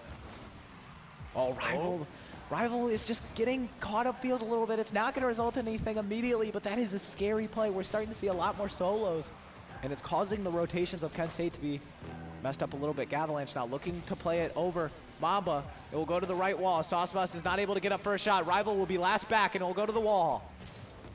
Gavalanche able to get a 50, but Mamba clears it high. Will not really have a pass. Has to take the shot on his own, but it's no good. Leaves it for Blodette. Page, oh, it's a 50 into the net, and Page takes the lead with 40 seconds remaining. Page has been great this entire series. Oh, Gavalanche was there too, but the 50 is just not enough. And that, you can see it on the faces of Kent State. That one hurts. You're up 3-1 this time, and now we're not even going to overtime. You have to get this one back soon. And those bumps might do it. Rival's gonna fake the shot, but Gavalanche not able to help with the follow-up. Page looking for the pass to Blodette. It won't be a pass. It will actually be a shot for Sauceboss. Gavalanche tried to 50 and it's no good. Rival last back. Sentence went on target. They're desperate. They're trying to put anything they can on. Gavalanche is gonna get beat. Mamba takes the shot. It's barely in reach of Sauceboss. Rival sends it upfield. Blodette might overcommitted. Gavalanche sends it middle. One's back in net. Not able to get a second touch. Actually, it'll be middle.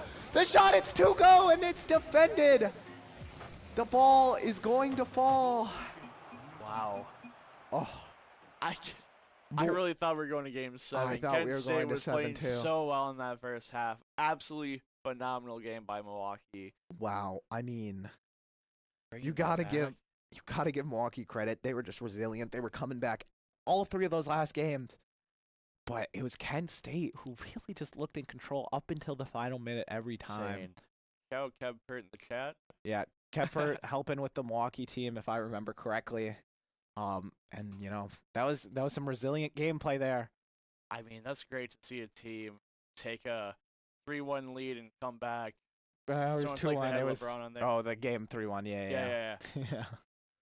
Yeah. I mean, you gotta give Milwaukee credit. You know, probably not looking as sharp as they wanted to be, but Kent State were looking really good. But they pushed them to the limit every time, and now I believe they play. I don't remember. I was looking at the bracket earlier. I forgot. You could check the D1 bracket listed in chat if you want to see who they're playing next.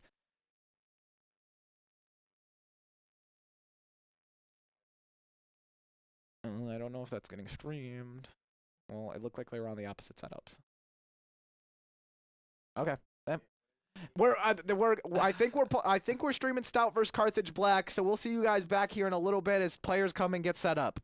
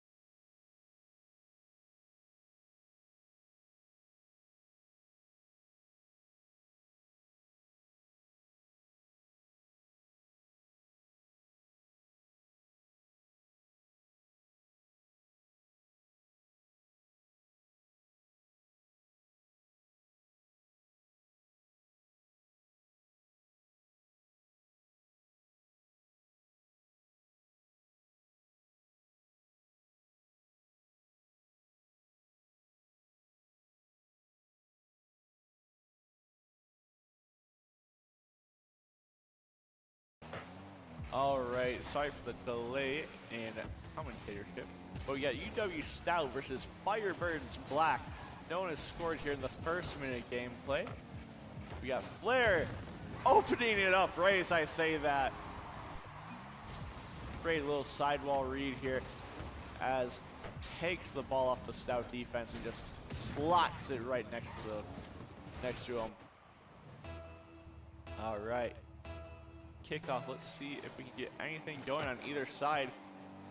Rolls towards the Stout defense. Joystick able to steal the boost. Can't quite get anything going on target there. Treyway is going to try to start a counterattack for UW Stout. Joystick trying to roundabout the ball. Just gets bounced over the ball. No one there in midfield, and it's a free net. Oh, Treyway with the misplay. We have Joystick with the second goal here in a minute 20.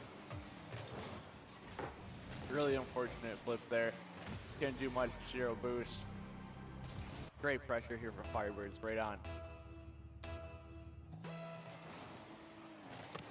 All right, similar kickoff to last goal. Ooh, Joystick is there though. Won't be an open net, and he's going to take possession, but instantly gets dispossessed. They're trying to keep it in the corner. Now they're going to just keep getting pushed back there by the Stout offense. Hasn't really been able to get anything going here in the first minute 30. It's been mostly all Carthage here. And here's Carthage trying to get another attack. Took some thought about going up the back wall. We realize, great. Hector's going to keep control of the ball. Take it off the backboard. Keep it going for the midfield. Can't quite get over Elfere, who is, has a great touch off the sidewall. Sending it back to the other way for Treyway to try to get a shot. Can't quite get it to go. Elfere is going to keep it back in again. Another sidewall read, really good. Going off for him. It's going to rotate out. He's going to try to carry it here. Keep possession. Send it over to Elfere, who's going to take it along with the sporting cast. But so far in this game, it looks as if the Firebirds got those 2 early goals and have just been maintaining a solid defensive presence while keeping on the counterattacks. Haven't had anything other than that happen. UW Stout's been kind of stale so far. No real chances created so far, and they've been on the defensive end for a good chunk of this game so far. All right. As we see, Stout still on the defensive end, can't quite get anything going, but neither can the Firebirds right now as they try to keep possession going. Just clear to the corner. Can they boom it back, as has been happening the whole game? A little bit of boomer ball from each team. Gets 50 on the wall for another Firebird player here. He's going to take his time, play it low and close. Pass to a teammate who isn't quite there. Catch by Elfere. We got a 2v1 situation. And it's shut down early. Challenge here. Nothing has quite amounted. And yet again, it's still pretty stale of a match right now. After those first 2 goals in the minute and 20 seconds, nothing has really happened quite yet. But it's been great pressure here from the Carthage team, they're just ready there. Keep every ball on the defensive end of Stout. Stout hasn't really been able to get any team plays going yet either. They try to break open this Firebirds defense that has been so rock solid so far. Not conceding any goals so far. Just had to make sure I didn't curse for that. Elfere is over to the left, getting it to the midfield. No one there, and it's a counterattack straight into the net from Pixlr for Carthage. 3 goals, 38 seconds remaining. I mean, it is a great idea, but Carthage defense really quick to shut that down. Just good reaction time from Pixlr to just slot that into the open net with the overextended offense of Stout. Straight 50 this time. Even a very neutral play, but straight back in the Stout defense. They really have not been able to get anything going so far. Treyway's going to try to take something, but gets bumped on the way over. Alfred is going to jump for the ball. Nothing quite there. Treyway keeping possession, keeping pressure. Ow. Demo in the midfield. Alfred, quick 50. As we wind down here, an open goal shot from Isk, giving some momentum to Stout, who have not had many opportunities, but at least making the most of a simple open net opportunity they have been presented. Maybe they can make this momentum stay with them into game 2, as game 1 is almost over here. And it seems like it's just going to stay on the ground. No one's keeping. Oh, I spoke too soon. They are keeping it up. Can we get a 0-second goal maybe? Waiting. And it's not there. It is still up though, with Carthage sending the other way, maybe for a chance for a 0-second goal. Alfred trying to control it. Nothing there. He's just going to kill it. End of the game. GG go next. All right. Looking at the stats here, Alpha Ray did very well for the underpowered offense of the Stout team. And I say underpowered because their shots, it was 5 to 9, almost double the shots for Carthage, and the conversion rate was much higher for Carthage at 33 to 20%. And also Carthage, very well-rounded team, 1 goal per player, and also 2 players with 1 assist, only needing 3 saves to keep it that 3-1 lead.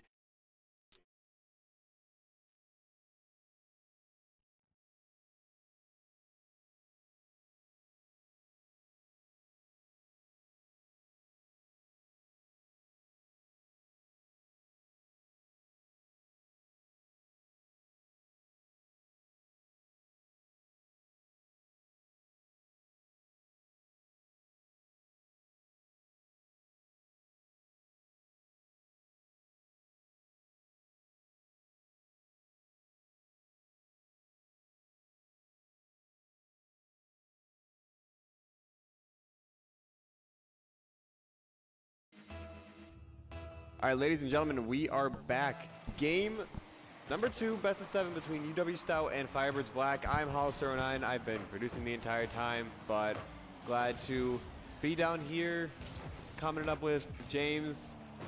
Good start at the beginning. Alpha Ray trying to make a shot, but Joystick is able to block it. Back over into the center where Isk is going to push it back over. Joystick taking the ball midair, trying to defend it and push it away. Brings it down to the ground, and it's back on Stout side, but it's pushed back over. But Pixlr is there midair.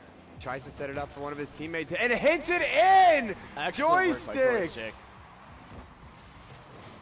Wow. What an amazing setup right there. Pixlr going up there, letting it waterfall down, and Joystick getting that last hit. Perfect start for the Firebirds. Great chemistry between the two to just trust each other to get that in the net there. UW Stout defense, absolutely no chance on that.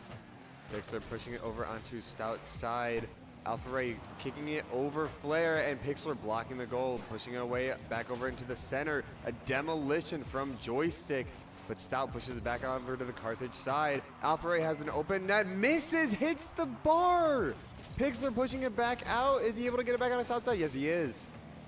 Is taking the ball up the wall. Flare trying to fight him for it. It's midair with it, pushing it back over to the center and onto Carthage's side. Pixlr pushing it back over though, trying to go for maybe another setup possibly. Gets blocked by Trey, and Alpha pushes it back over. And here we see, similar to game 1, where Stout's very defensive, can't quite break it. And we have a counterattack here, but I don't think it'll last long based off of previous gameplay. And they haven't been able to make Flare, oh my god, perfect setup. Oh, but Alpha Ray got back in time. Pix trying to stop it, but misses. Just went a little too over. Joystick in the back, trying to defend from all of Stout. It's up on the wall right now. Joystick pushes it off the back wall and gets it out. Flare trying to help out as well. Pixlr pushing it back over onto Stout side. Pix pushing it up in the air. Do we have any teammates? Joystick goes for it and misses. Unfortunately, Flare, though, on the other side, trying to set it up again for one of his other teammates. Brings down, but gets pushed away from Stout back into the center. Joystick there, though, to combat it and win the 50. And here we have Carthage with a great opportunity. Pixlr, flip reset. Oh, hit a little too blocked by far. Isk. Still over there. Oh, Flair, insane save. Pushing it up on the wall to bring it back over onto Stout's side. Pix going to combat Trey for it, and Isk pushes it all the way back. Flair reaching for it up in the air, and Pix trying to keep it away, but Trey brings it closer to the net. Joystick trying to do anything he can. Alpha on the other side. We have some great Carthage defense here. Has been rock solid so far. Game 2, about halfway through a little bit more, and Stout not able to get anything Demolition done. by Flair too. Excellent work by Flair. See the gameplay slowing down a little bit. Both teams a little bit starved. Flair just rips a shot. Oh, it bar dinks twice.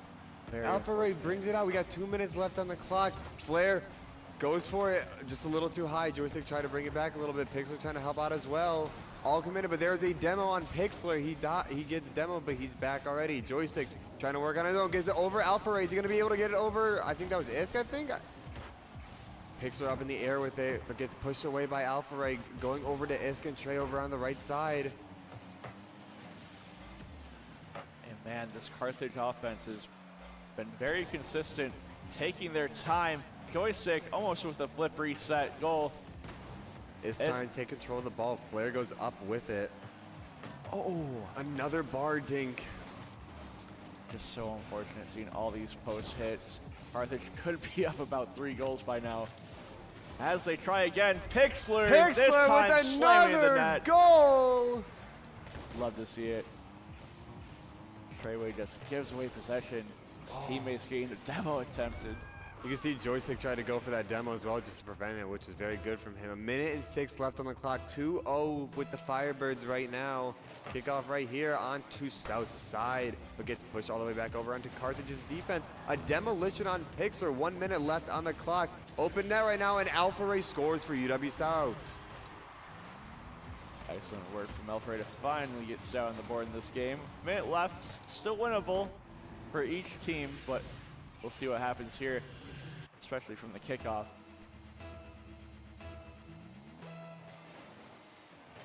Barely even kickoff. Going right to Joystick, who's set up on the wall, trying to get to a teammate. Nothing quite there.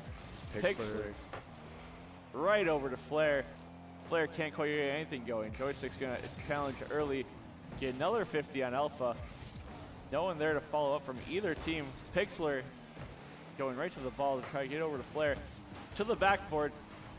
Unfortunately, Joystick is keeping a defensive position and try to hold this 1-goal lead with 30 seconds left. Joystick takes the ball, tries to take control. Iska's there ready, gets a flip reset, and Flair tries to help out as well, but it's still on Carthage's side. Pig's trying to defend as much as he can, gets it out from Alpha Ray and gets it onto the other side of the wall. Stout trying to do anything they can to get power in this ball. Flair pushing it back on over onto Stout's side. Pixler trying to keep it up in a little bit of air. 10 seconds left on the clock. Joystick trying to go for it as well. Alpha Ray taking control of the ball. It's going to be met up in the air by Pix and X. They both miss. Ball's in the air, though. Anything can happen. It's on Carthage's side. Alpha Ray hits it back up in the air. Pix hitting it back and drops it down for Game 2 win for the Firebirds. Excellent Game 2 from Carthage. Very close between the two teams. This time Stout played very solid defense. Just couldn't get the offense going early enough in the game. Firebirds. They played a lot of good defense, and even when Carthage was committing on like sending it on the offense side, they were defending that very well. Yeah, Firebirds just keeping the offensive pressure on. I mean, it's 11 shots to 7. So it's a lot closer in Game 1, but still 11 shots is always hard to keep that many off. They did have a couple demos as well, which were helping out a lot. Agreed.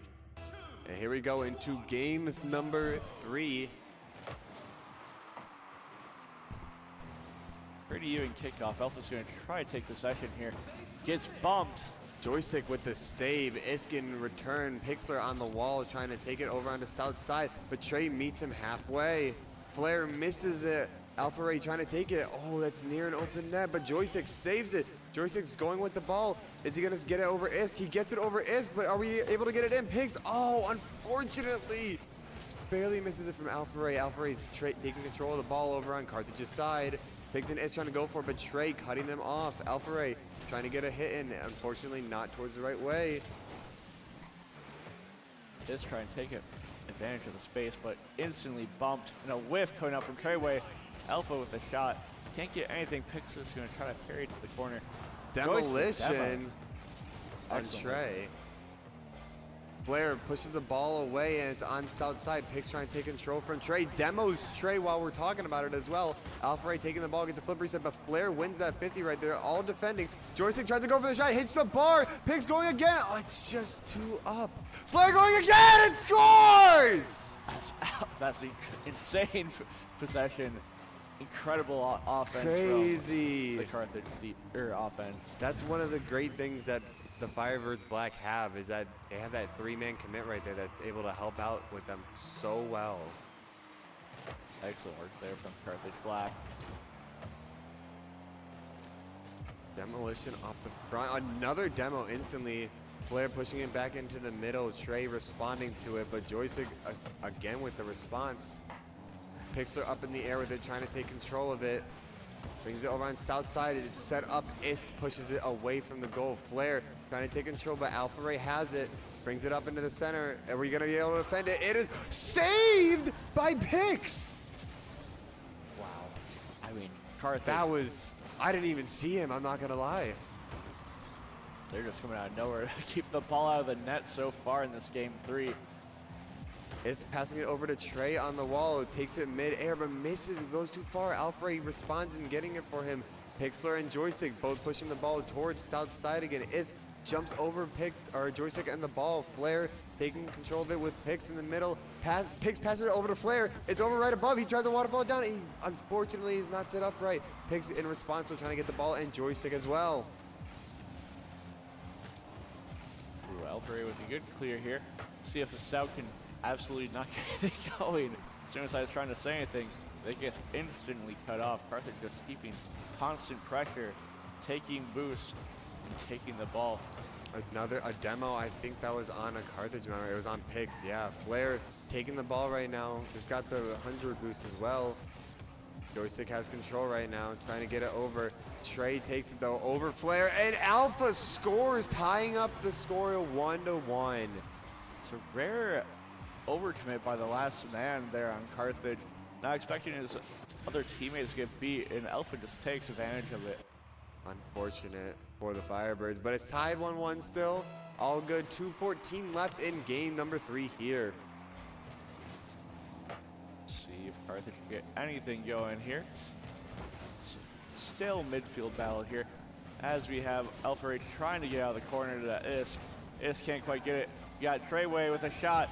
Flair sends it downfield, or sends it downfield to Flair. Flair can't quite reach. Oh, Pix are trying to go for the shot. Unfortunately, not close enough. Joystick coming over. Oh, it's blocked by Trey again.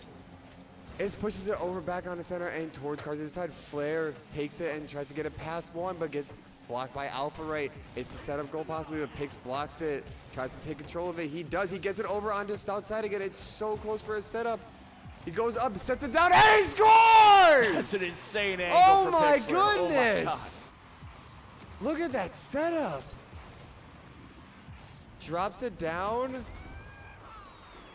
What a shot and setup all by Pix. 1:33 left in game number 3. Your Firebirds are up 2-1. Not your birds. This is not our account anymore. What am I saying? Demolition on Joystick and Isk over, I heard there.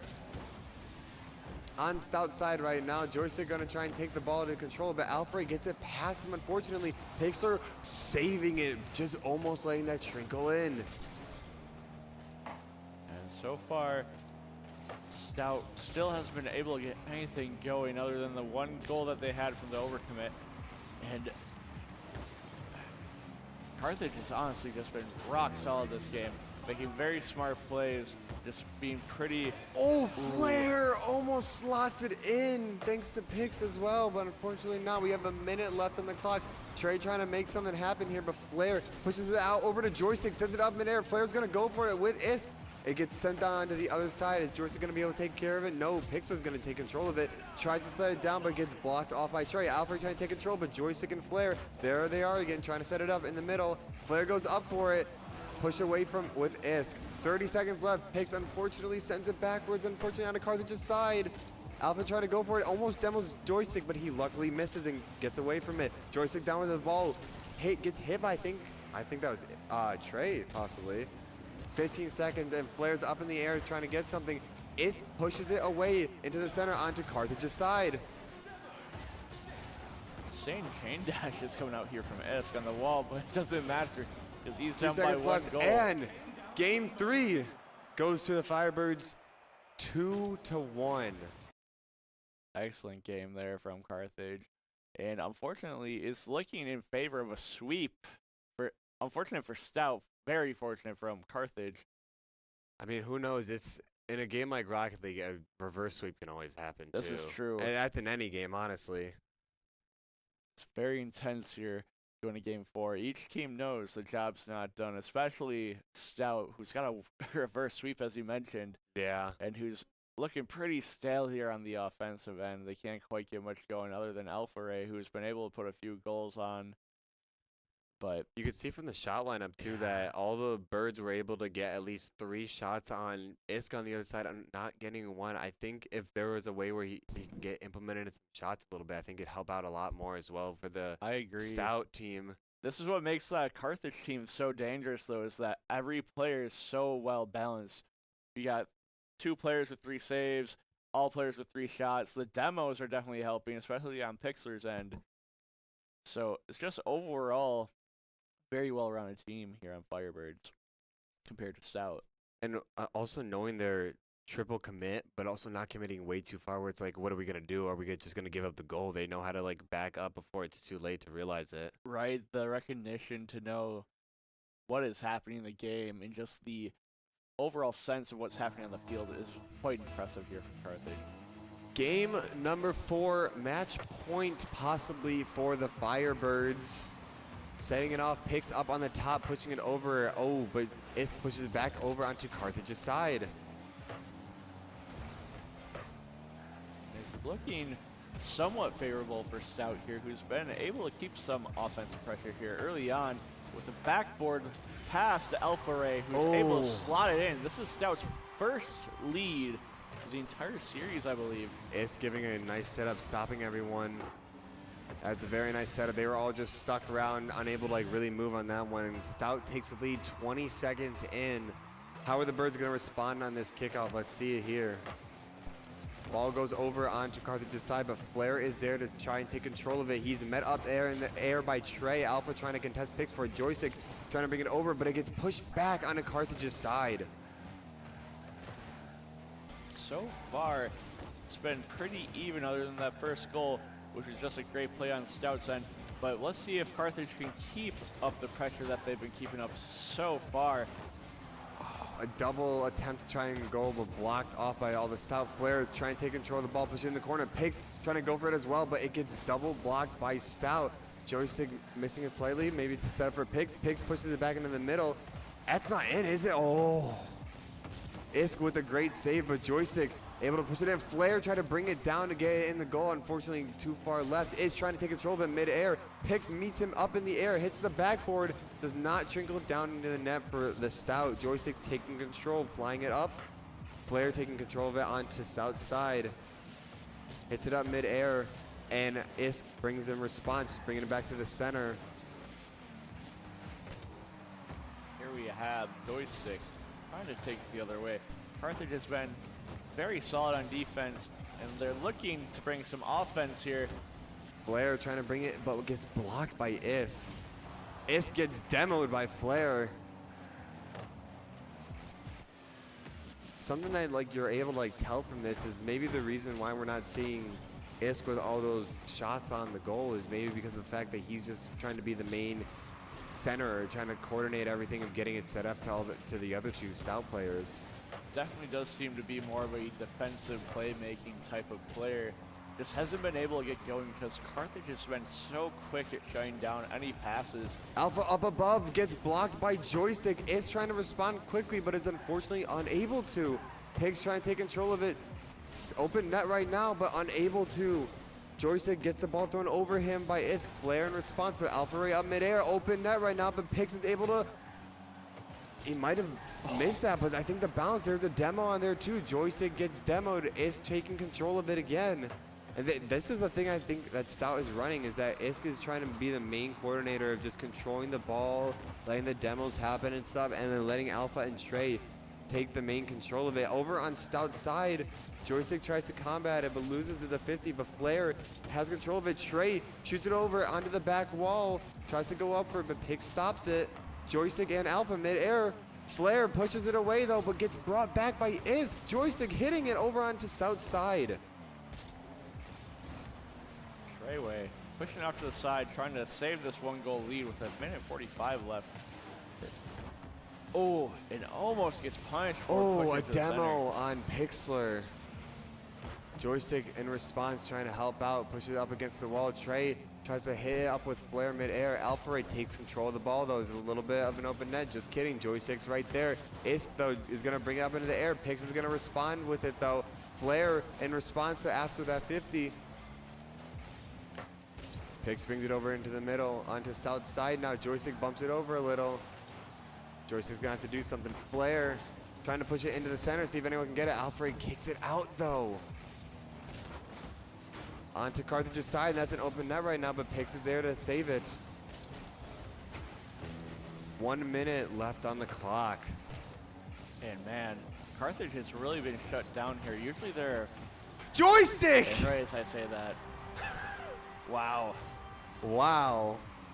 Flair setting it up onto the side, blocking both of them, and Joystick popping it in, tying up game number 4 at 1-1 with 53 seconds left on the clock. Something that you're definitely seeing more though out of Stout though as well is they know that they like to triple commit often, so they know that they have to respond in a better defense.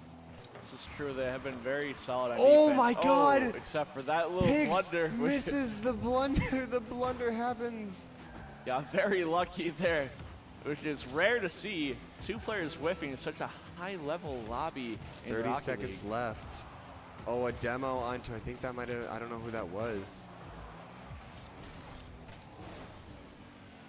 Pixlr trying to bring it up in the middle, but Isk is up on the wall just trying to take control of that ball as he's been doing. Flair pushes it away, try to get away from him, but Alpha is on the other side. Joystick tries to take control, but loses the 50 to Trey. Pix pushing it away. Oh, man. A very nice slot in, though, right there from Isk. It's looking as if we are going to get a game 5, but who knows? Kickoff goals in Rocket League are very common. Yeah, it's a possible thing. 5 seconds left, 2-1 Stout lead right now. Kickoff is going to go on to Carthage's side, and an instant demo. Flair going to try and keep it up. And oh, hits the great bar. save. But Joystick's Joystick. up. Flip reset. Oh, and it's down. Double block from Stout. What a game That's a from great Stout game right from there. Stout. That is a great response into the previous 3 games from the Firebirds. And as you were mentioning, at the end of the game, of game 3, Isk Yeah. got going and Oh wow, he did Yeah. actually. Got a couple shots, a lot of saves. he got Actually, going had the on yeah, he was defense. MVP. I had the most score too. Yeah, Alpha's just there to support. Same with Treyway. Isk was leading the way, especially on defense, and them locking down on defense is what really led the way to this win. They're starting to understand, like the Firebirds, like I was saying, they're triple commit. They like to commit too far, but they know that they don't have to fully commit onto the defense because they know when to back up, so they have to respond to that. Yeah, the Firebirds, they also did very well. Just they need to figure out a slight adjustment here, how to get less goals in their net, and I think they could just edge out a win here if they win game 5, but it's going to be very close. Kickoff game 5, Flair and an instant demo is taking control of it. Joystick gonna meet him up there. Flip resets to try and push it away. Pix helping him out as well. Joystick with an insane block. Trying to push it over. Alpha Ray kicks it over onto his side. Pix there to try and stop him, but Iska's there as well. Into the center.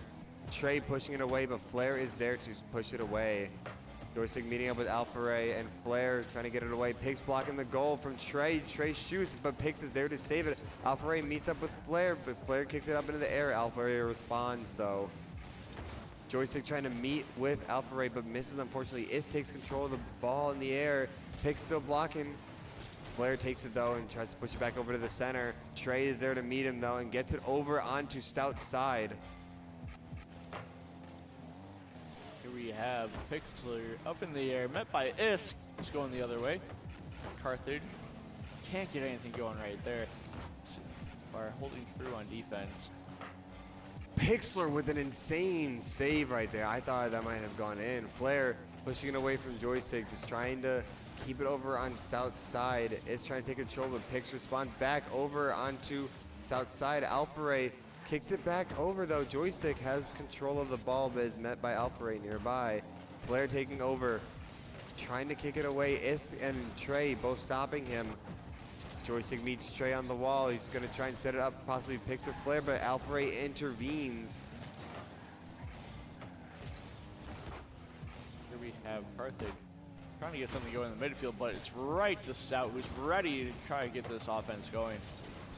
Carthage defense has been very resilient so far here in this first Pix minutes. gets a demo. That was a crazy demo. I think that was over on Isk over there. Alpha Ray has control of the ball. We got 3 minutes left. It is unfortunately on the side, though, and Joystick is there to help out, but Isk comes out of nowhere. And we got Flair trying to get it out of here, but just can't really do much. As we have Alpha Ray with the shot. Oh, Alpha Ray. It's a great possession there for Stout, keeping up the pressure on a very awkward Carthage team. Flair trying to come in back to save that one, but unfortunately was not close enough to do that. Stout up 1-0 in game number 5 with 2:44 left. Kickoff goes onto Stout's side. Is taking control of the ball, though. Gets it over Joystick. Hits the bar. Flair and Alpha Ray both up trying to get the ball. Flair takes control over onto Stout's. Wow, very fast on the Stout side. It's possible to be set up into a goal, and Pixler scores! Great placement by Pixler. I mean, top corner. Top corner is insane. And with the double defense almost pushing it out from Alpha Ray and Isk as well. Two keepers in there, just too far in the net. Too quick of a shot from Pixler. Great work. Great response from, what's it called? The Firebirds after Stout's goal, not even 20 seconds right after that.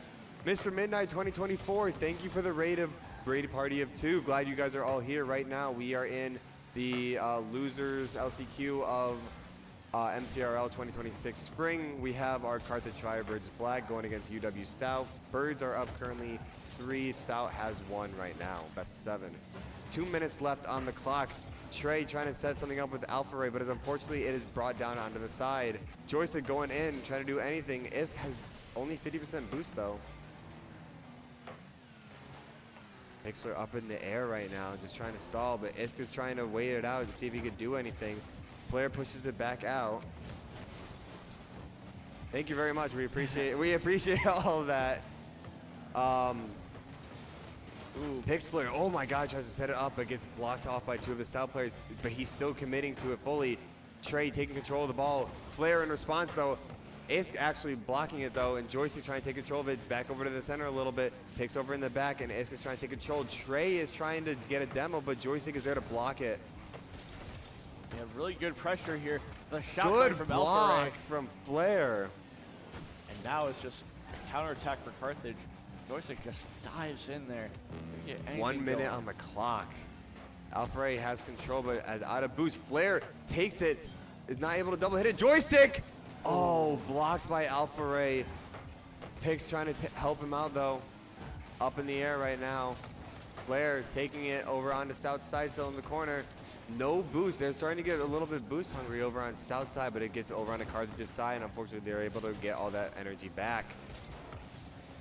Trey taking control of it. 30 seconds left, and Flair, sorry, Pixler. I don't even know now. We're going to decide who's going to take control of it. It's going to be Joystick right now.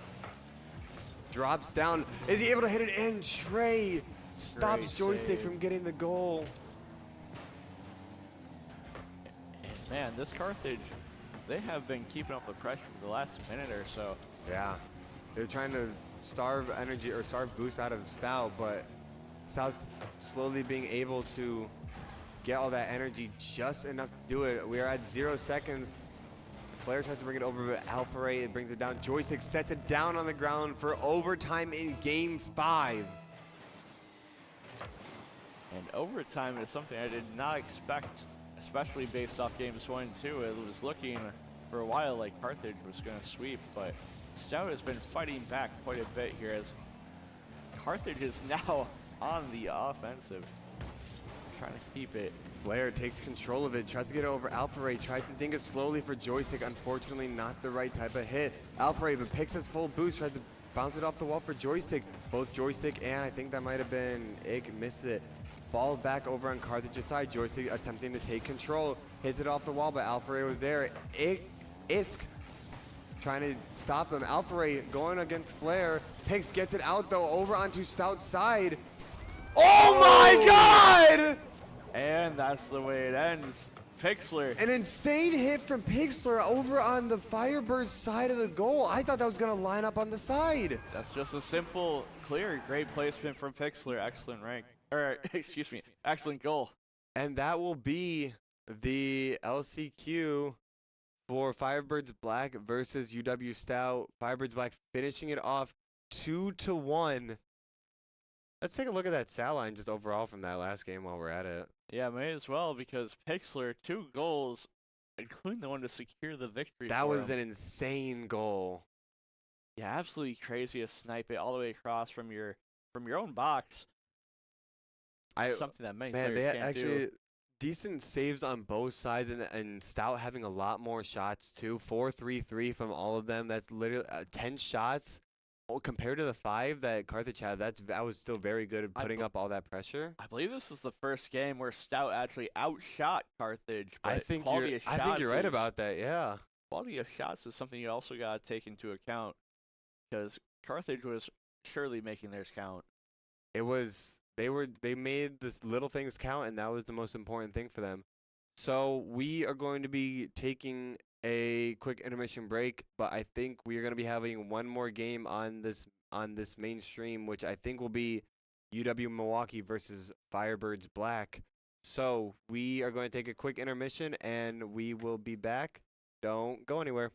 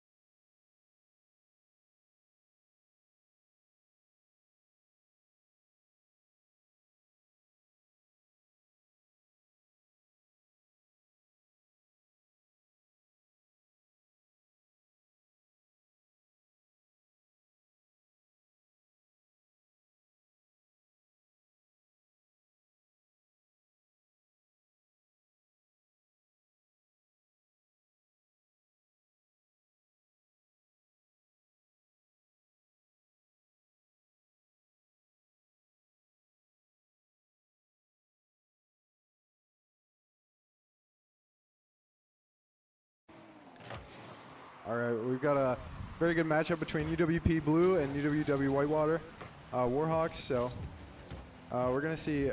Spalty with an early whiff, but Frank, he's a very trusty guy. You can always rely on him. We're gonna see a pass. Oh, nothing happened there.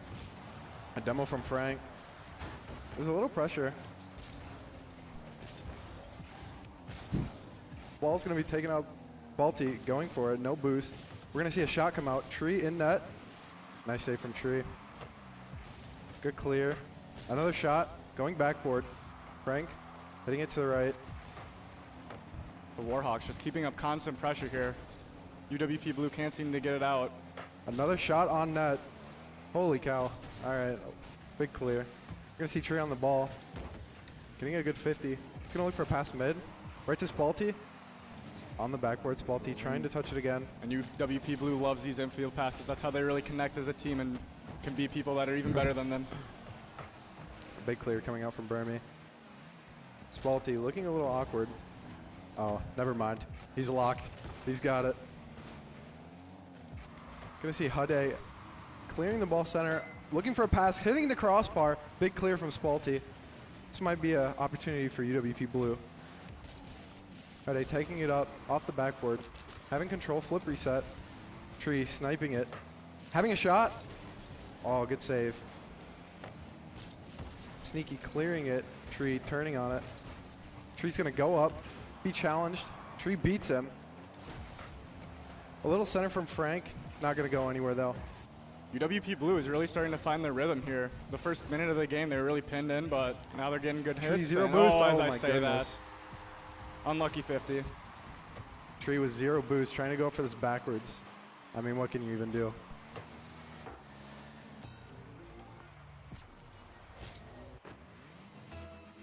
So who do you have in this series?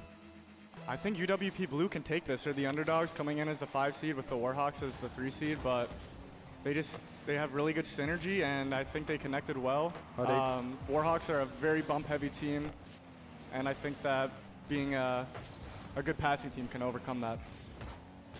I mean, with the chemistry that these two teams have, I mean, man, it's going to be hard to get some nice it's going to be a close passing. matchup for sure. The reset, Spalty, not going anywhere. Tree, zero boost, taking it back. He's got a little time. Oh, misses the wave dash. Sneaky hammer shot. Spalty with the clear. Spalty with a good demo. Tree with the shots. Open net. Clinical. Does not miss those. That's what we normally see out of this UWP Blue team. Spalty is kind of the initiator when it comes to making these plays. Tree and Frank, like I said, they can always just be relied on. I mean, those demos are going to be crucial against this UWW Warhawks game. Cook-off going full center. Warhawks are going to have the ball. A demo's going to go down. Tree full challenging, not going anywhere. Spalty taking the ball up the wall. Going around, centered. Frank off the backboard. Tree up, shot. Oh, almost a bad 50. Great defense beats good offense every time.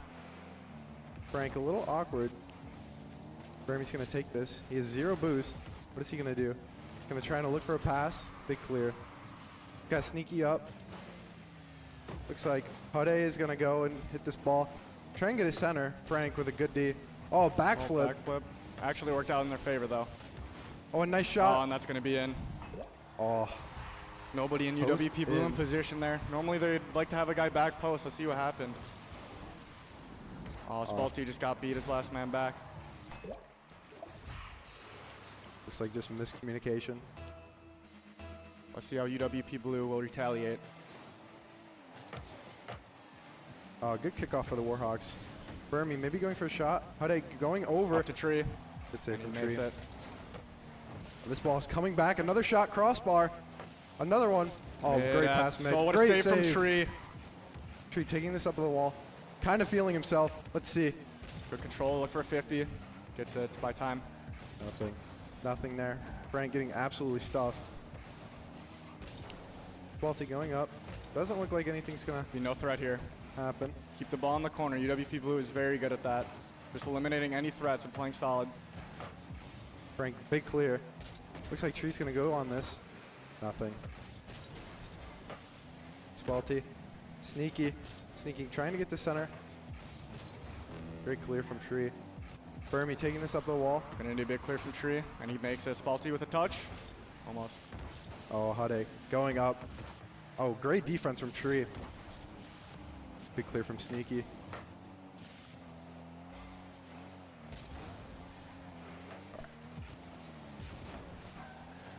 UWP Blue going to be looking to put on the aggression here as they need a goal with 30 seconds coming up. A backflip to Tree.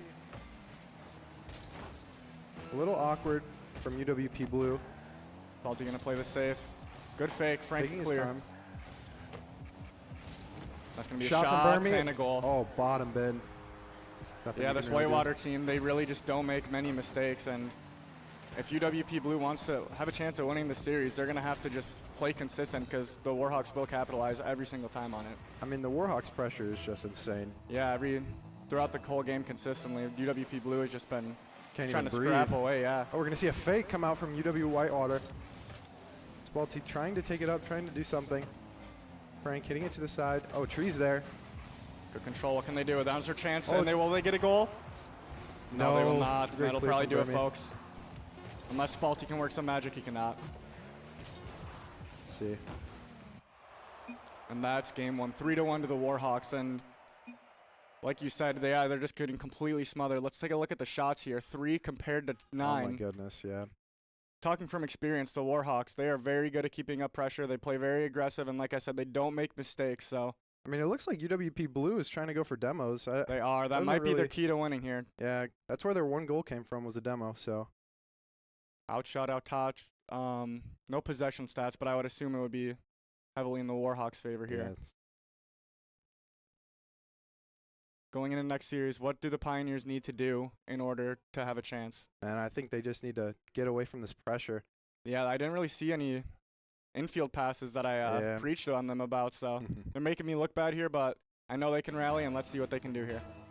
Game 2 underway. Great kickoff. Tree getting it above the Warhawks. Frank taking a corner. There's the Oh, infield looks like a pass. What shot can they do? from Spalty. There we No, go. If they good can save. keep those looks up, they will have a chance, but now on the counterattack is the Warhawks. UWP Blue just needs to kind of take their time here, I think. Yeah, take time when you have it. Big clear from Tree. Touchy try. Just going right Nope. to the Warhawks. Great save from Frank. Great ball Nobody. center. Oh, Spalty's up. And will Spalty. Frank. Be Oh. close. Great look for the Blue, for the UWP Blue there. Sneaky. Looks like he's just going to take his time. There's the control. Has Oh, no pressure. Now UWP Blue needs to capitalize on this. Great pass It's an back. awkward spot, and Tree looking for a solo play. Can't quite get the touch. Frank with the center. Nobody there. Spalty there. Spalty drops Not it down. quite. Oh no, this is going to be a 3v1. Tree getting Yes. bumped. This is not We've good. seen it from T time and time again, and once Wow. again he makes the play in a desperate time for the UWP Blue here. Gonna see a big clear, maybe a change in possession here. A big shot coming out from Spalty. Good placement, good Oh, save. great save. Nothing really happening with this ball in this corner. Tree trying to, oh my gosh. Frank trying to do a little harassing Frank in the is- zone. Yeah, Frank is going at him. Little pass back. This Warhawk team loves to have these little infield pass backs. It's really starting to work good for Yeah, them. it's almost the exact opposite of what we thought was going to be the play styles going into this game. Tree maybe having a shot. Chance Oh, here. What will Frank do? Frank Good gonna take control his off the time. wall. Try to 50, try to center. Burmy taking this ball. Spalty, great defense. Sneaky. Sneaking in. Great center. Tree misses the ball. Oh, this pressure is not looking good for Need a UWP clear Blue. from Tree, of course. Looks like every team is just kind of taking a second to breathe. Nothing's really happening. Yeah, kind of a stalemate here, just going back and forth. Nobody can really create any chances. Just solid plays, a couple mistakes, but nobody capitalizing on them just yet. Oh, Spalty. Spalty, he can't get to this ball. Taking Wait, it- it's Spalty, he can. But nobody's there.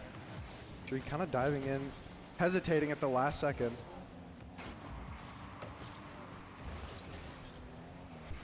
Again, nothing really going on. Oh, great center from Could Tree. be a chance here. Spalty looks for 50. And Frank Frank's lurking backside. Could be an awkward bounce here to deal with. Oh, Tree, man, every time. great defense from Tree. Could be awkward for the Warhawks. but they'll deal with it big easily. clear. And now a counterattack. Hode. Great pop from Hode. Cannot follow. Spalty going to be there for the soft touch. Frank with a big clear. See a big demo. Ah. Spalty with no boost here. Infield Great pass. pass. Missed it. Wow. Going to get it around. Look for Spalty kinda 50. just diving in. It's going to be really Dangerous, awkward looking for a UWP. bump. Triple commit. This is not good. Need to see some comms and a breath from UWP. Yeah, the ball just keeps floating over the goal. You'd think one of these times it's bound to go, and UWP Blue has not got the ball out of their half in what seems to be at least a minute. So they're looking for a counterattack here. No, but the Warhawks are just keeping up this pressure. They are just not letting them breathe. I don't think UWP Spalty Blue on has no boost. any boost. Here we go. Maybe trying to pass mid, taking a small touch.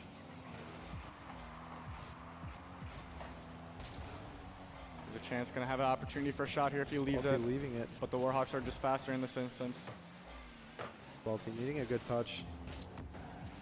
Ball goes middle. We might see a shot out. Tree in placing a it. dangerous position. Nobody there once again. Oh, just composure by the Warhawks. Oh, Oh no. no, what happened? Let's take a look here. Oh, Spalty tried to get around and just couldn't in time. Unlucky. Right idea, just a second off. Now, I know this Warhawk team loves to chirp over the computers. Yeah, it makes so- you wonder if UWP Blue kind of has a hit on their mental right now. We're hearing some screams coming out. But as you can see, they look very calm and composed, especially Frank. Oh, no. Spalty, one-on-one. Great defense. Bermy taking his time. Gonna go over Gonna have a Frank. chance here. Not with Tree in that ever. Wow. He is just a block. He is just a brick wall right now. Spalty really taking his time. Run Around for one. control and a flick. Gets it around one. Nope. Oh no, this Gonna is need a clear, good 50. Great 50. UWP on almost zero boost. Zero boost. What's going on here? The ball's just sitting. WW putting it up. Maybe we'll see a center here. Gonna have a shot opportunity to no. control. Oh, great clear. UWP has to go. This looks very And promising not a for great UWW. clear, but Wow. Hode with the great makeup recovery. UWP might have an opportunity here. Got to keep this ball up. Oh no. Oh. Completely chopped there. Yeah, I mean, season on the line. Nerves are definitely flying for both teams right Yep. now. Winner go home. Let's see. But I mean, both of these games have been relatively close. Warhawks are in a 2-0 lead right now. Definitely have the pressure. UWP Blue is getting chances. They're not really capitalizing on them though. So I mean, UWP Blue had the demos last game, but now they did not a single one. not a single demo stat. I don't know. I mean, they're solid on the defensive side, but I mean, really, what solid opportunities are they getting? What do they have to do to create something here on offense? Is it going to be solo plays? Is it going to be demos? Is it going to be team? We're going to have to wait and see. 8 to 3 shots. Yeah. Once again, same story as last game. If you're UWP Blue here, what are you saying? Just keep the mental up, follow your principles, Yep. hit it with intent, focus on communications. It's a best of 7 series. This series is not done whatsoever. No, we still got a long game to go.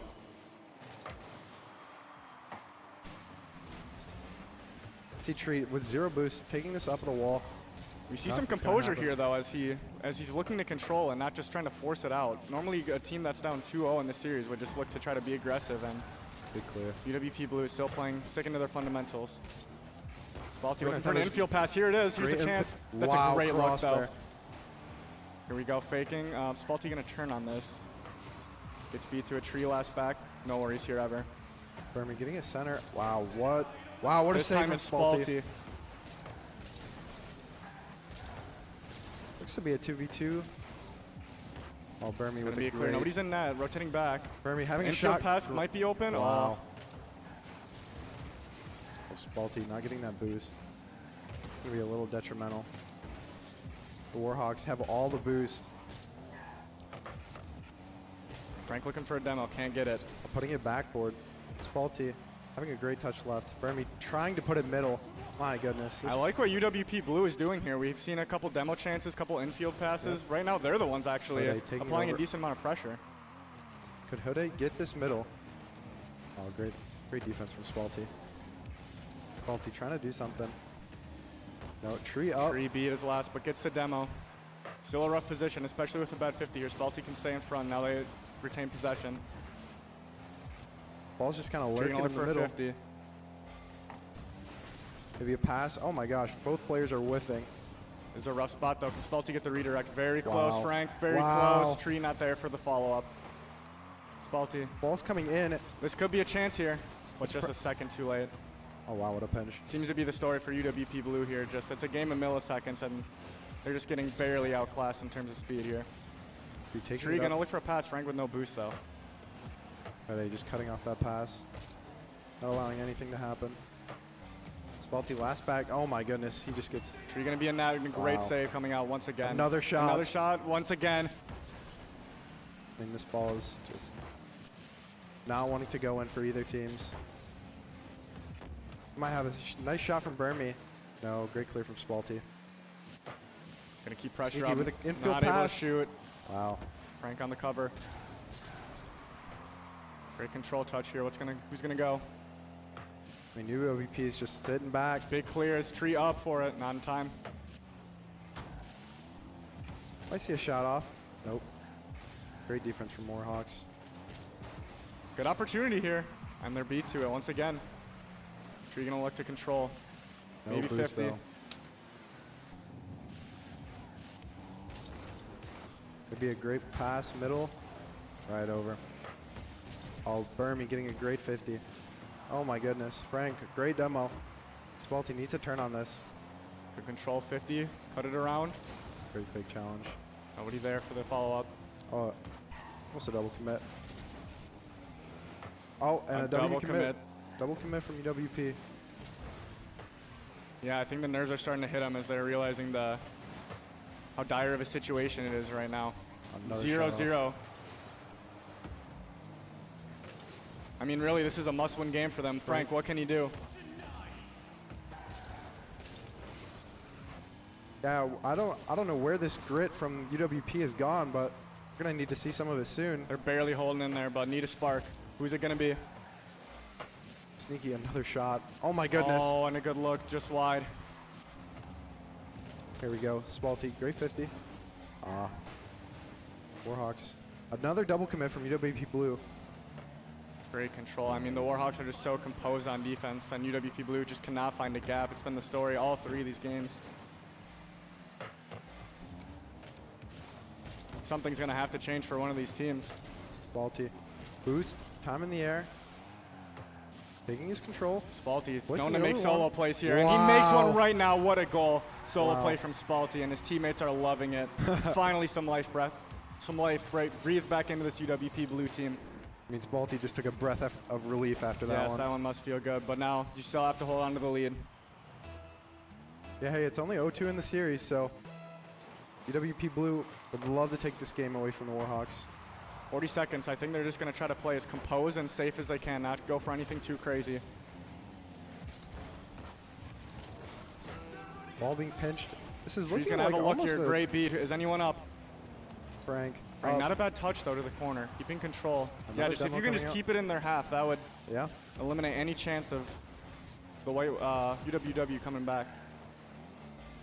Man, these last like 30 or 40 seconds, the pressure that UWP is putting up has been really nice. Spalti going to look for a bump. An open net. An open Let's net. watch it. Oh, no, this great. could be a scary counterattack. Spalti just big clear here, anything, and it gets on puts the it down. ground. That is game. And we see the size of relief coming out. Take a look at the stats here. Smiles from UWP Blue. They Yeah, this deserve one it. was very well rounded. I mean, 7 shots to 4. Still a little on the lower side for UWP Blue here. 5 demos though. That could be Yeah. a spark right there for them, as they're kind of finding their calling in that. I mean, they got their goal off the Spalti solo play. They're looking for demos. I mean, both teams are doing really good at trying to find those corner to infield passes. Yeah, they're looking for them. But yeah, both teams are just so solid on defense as well. I mean, most of the misses I feel like are coming from the offensive side, and the defense has just been so solid. All these games have been very low scoring. Pick off Frank. Looking to take it up. 100 boost. Getting Frank a flip solo reset. play with the flip and oh the my flick. goodness. Nobody there. Another shot maybe coming off. Spalti. UWW is running into themselves.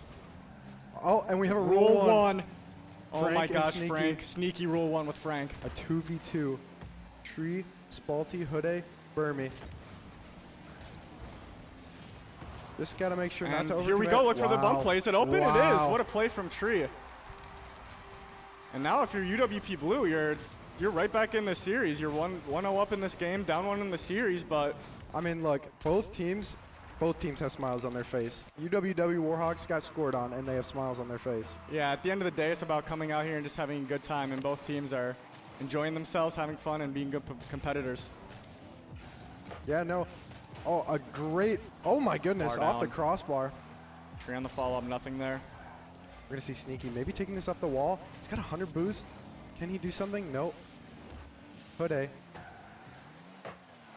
Tree, good control on defense. UWP Blue has been very good at that. Both teams have been very good at that in this series. Frank taking it. Oh, this could be an opportunity here. Open Another net for shot from Tree. Tree. And it's a Wow. goal. I mean, in this game, Tree's just turning out to be the X factor here, playing solid. In the past games, he's been the defensive brick wall, but in this game, 2 shots, 2 goals for Tree. Let's see if they can keep it up or if the Warhawks can retaliate here. Yeah, I don't know where this where the Warhawks pressure has gone.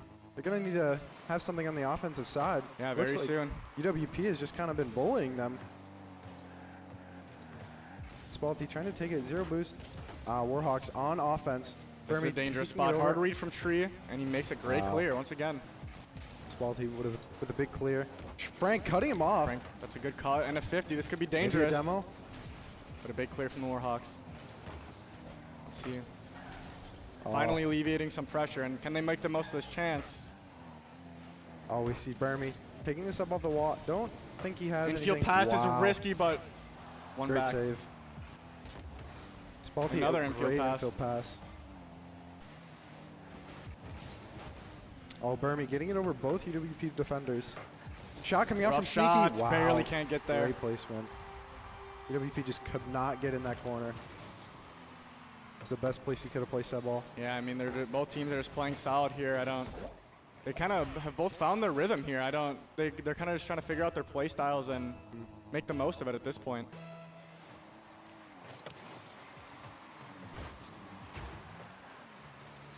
Kickoff not looking good for the UWP Blue. Spalty, composure. But a last man back, pinching it. Might see some offense from UW Whitewater. Hitting it off the corner, going mid. Frank with a big clear. See if we can see something. He's looking for the demo. That's been his play this whole series. Yeah, just that rotation back demo. Yeah, each player is just needing to play to their own Wow. strengths. Tree What a is the 50 for the defensive man. Warhawks. Spalty's the solo guy. And Frank, if he can get a crucial demo, I think that can be the turning point in this game and maybe the series. See if Tree can do something. Tree looking for a solo play of his own. Gets a Wow. 50. Is this going to be a goal? And Wow. another goal from Tree to complete the Wow. hat trick. I mean, 3 goals with one of them being a hat trick. This is just incredible from what we're seeing with Tree here. He's really being a difference maker. Indeed. I mean, Tree, look at that smile on his face. He's having a good time. Spalty up, challenging the ball. Nothing happening. Frank Pass here, missing Frank. the ball. Could be a crucial miss, and Oh, it is. No. The nerves. Yeah. Like I said, win or go home. I mean, you mess up something like that, yeah, you're going to pay the price at this point in the series. There's no need to rush that ball. Maybe just taking a little breath. Yeah, take a deep breath here. You're still up 1, still have a decent amount of pressure in this game. Just play fundamental and see what you can scrape out. Oh, Burmy with a great kickoff. Frank Frank makes defensive a play, read. could be a Sneaky shot. shot. Oh, off the crossbar. Hoode almost trying to put it back in. Wow. I mean, that He's was staying from the ball here. Wow. Lots of crazy 50s. Good speed there from Burmy. Doesn't lead to anything. Ball bouncing in the UWP half. Uday looking for a double of his Oh own, my triple gosh. of his own, and Spalty's there to cover it up. That's a great pass. I mean, UWP Blue, I think, has 0 boost. Yes, looking desperately to get this ball out right 12 now. boost combined with the Yeah, they here have we go. Get some time, collect some boost, and play your game. Spalty with 100 now. What can he do? Looks Oh. for an infield pass. Getting past 3 Whitewater defenders. Tree trying to put it back mid, a pinch, going to the UWP half. Spalty's going to call this ball. Look for a big clear. Great touch. Get it around one more, not quite. Great 50 from Ball Sneaky. floating in Where front. is the UWP defenders? And making it back at the absolute last second. Are they trying to get this middle? Frank, great defender. Ball's kind of just sitting in their corner. Somebody should be backboard, but they're not, my and gosh. they are going to Wow. pay the price. I mean, this is one of the fundamentals at this level of the game is needing somebody backboard in this position. Nobody's there, and it's just a hard save. Just completely awkward, and the Warhawks in the right position. I mean, Burmy just knew that where that ball could have gone. Could have only gone one place, right in Yeah, front of the goal. You're like a shark sniffing blood in the water at that point. You see nobody backboard, they're panicking. You have the momentum, and now you're just looking to see if you can keep this pressure up. Tree, great touch, but nothing. Hode, great defender. Spalti. Frank maybe having a shot. For on shot that. his own for Spalti. Oh, that would have been an insane redirect. Not quite, though. Oh, Tree with a miss. Is this going to be another goal? It is. Nobody's back. And it's just the mistakes killing the UWP blue team here in this game. Oh, wow. I think we've just seen 2 of their 4 goals have just been off just complete misses. Still time left in this game. They have 3 goals. They have the rhythm. Is Tree going to be the difference maker once again and get his 4th goal? You know who I have not seen this game? Frank. Oh my goodness. Oh, not quite. Wow.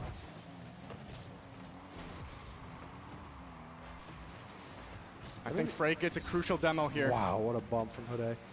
Frank, big clear. Nothing. Miss on the follow-up. Spalti last man back, gonna look to 50 and gets it to Frank. Frank Gonna look needs to to hit get it around, this. gets it. Oh my gosh, Frank just bullying the Whitewater. He knows what he has to do. Wow. It's just a matter of Sneaky execution, one-on-one. Spalti. It's gonna be high. Off the backboard. Another miss. Oh, Ball's rolling in front of the blue net. Gonna control as they're up 1. great defense from Tree. A shot. High shot, need a counterattack at this moment. Platteville with no boost though. Where can they come? They cannot. I can't. And thought It was a UWP valiant had that effort. game. I mean, what were they up 3-1 in that Yep. series, and then just a lack of composure. I don't know. We saw individual mistakes. We saw individual mistakes that led to the demise of them in this game. Yeah. Now they're down 3-1 in the series. I mean, you're thinking morale's at an all-time low.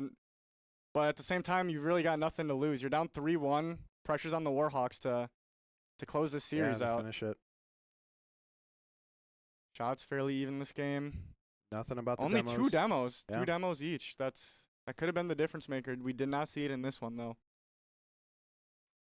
You know, I didn't really see very many infield passes from both teams. No, it was mostly just solo plays in that one. I mean, when both teams are just making mistakes, yeah, you can get away with that, but I don't think that's going to happen this game. So let's see who can collaborate better and synergize. Let's see, Tree having a shot. Not gonna Rough happen. touch, Spalti Wow. not going to get there in time. Great 50 from Frank. This ball's going to be just bouncing in the Warhawks. Here we go. Oh my gosh, a shot Great from Tree. save. That was a great save. And a great clear, too. Frank going up, trying to put this middle. Nothing's going to come out of this. Oh, never mind. Tree with a Could great be 50 dangerous in the and net. straight in the net. Oh my gosh. What a... Was that 1v2 50 there? No, just on Houday. Wow. Looking for the ground to air there, but in your own half, when you're expecting somebody to be on you, it's a big gamble there to take. Yeah, no, that was really good pressure from Tree. But as we see, all smiles on their face. Oh, a messed up kickoff from Sneaky. Big clear from Frank. Going center. A Tree with a shot. Oh my Tree. goodness. He's having just a masterclass of games on the offensive side. And Houday just now with the best touch there, Tree. In a good position to capitalize on it. Let's not forget the Frank demo. Frank demo, yes. I mean, man, yes, great him rotating observation. behind. Spalti bullying Sneaky for the boost. Frank kind of just clearing and giving you the other team. Spalti up, but hey, maybe Looking having for a a double, redirect. not Oh my quite. goodness. Tree looking for a 50 of his own. Spalti lurking on the infield pass. Frank calls him off. Good touch Brandon. to put the Warhawks in a Oh, rough wow, position double here. commit. Oh, Frank. Frank is just going for a demo. Oh, this is not looking good for UWP Blue. A 3v1. Wow. Great defense from Frank. Looking for a 50 here. Oh, it's going towards the net, but all 3 Warhawk defenders. Maybe Spalti. Tree Tree. with a great cut. Doesn't lead to anything. Hode having the ball on the wall. Zero Good boost infield trying pass position. Trying to pass it mid. Spalti maybe getting it around. This is looking like a great opportunity. No boost for either player, Wow, and Spalti great. were just taking the aggression right to them. I mean, yeah. Look, we haven't seen Spalti in a couple games, No, it feels it's been like. the tree show, but yeah, UWP Blue is going to need somebody to step up. Cannot forget about Spalti. Cannot forget about him. Yeah, each player is making their own impact known on this game, and Warhawks are in a rough position. I mean, yeah, 3-0. We have seen a decent amount of comebacks today, though, so never say never. Especially with the higher seeded team. This Warhawks team is so fundamental and so aggressive. Can just never count them out. Frank getting a flick around. Frank Sneaky. looking for a play of his Wow. own. It's Off going to the be backboard. high. No Hode. follow-up. Wow, what a Rough 50. 50. Spalti's going to have That control might be a here. No, he little will not. awkward. Wow. Frank, their Wow. savior. Shot coming out from Burmy Burmy off the solo play backboard. double. Wow. It's going to be a goal. Wow. And that was a great redirect. And perfect timing, too. 2 goals down with 3 minutes left. Dare I say it's anybody's game if UWP Blue just doesn't keep the level of composure that they need to in order to win this game. Yep. It's really just the story of the individual mistakes and lack of composure at this point. Don't think you could have said any better.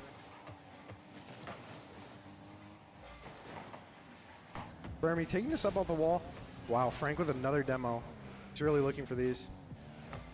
Tree, 0 boost off the wall. Oh, great touch. Wow, Frank. Not quite. Not quite. Big clear from Spalti Hode. gonna look for a solo play of his own. 50 at this point. Tree gonna look for a solo play of his own.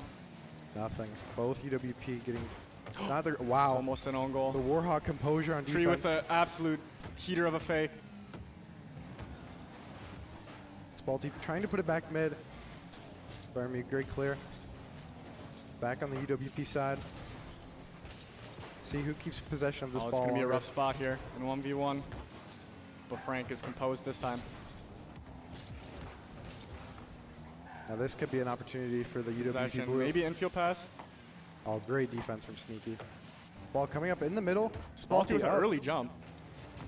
Nobody there on the UWP side to follow that up. Burmy trying to take it over. Going for Looking another a double. Oh my Full goodness. last second. But they trying to read it off the wall. Wow, great read from Tree there. Yeah. Sneaky taking it up off Good the wall. control. Oh, Nobody's in a net. demo. Is there a back post rotation? Oh! An open net miss. That's crucial.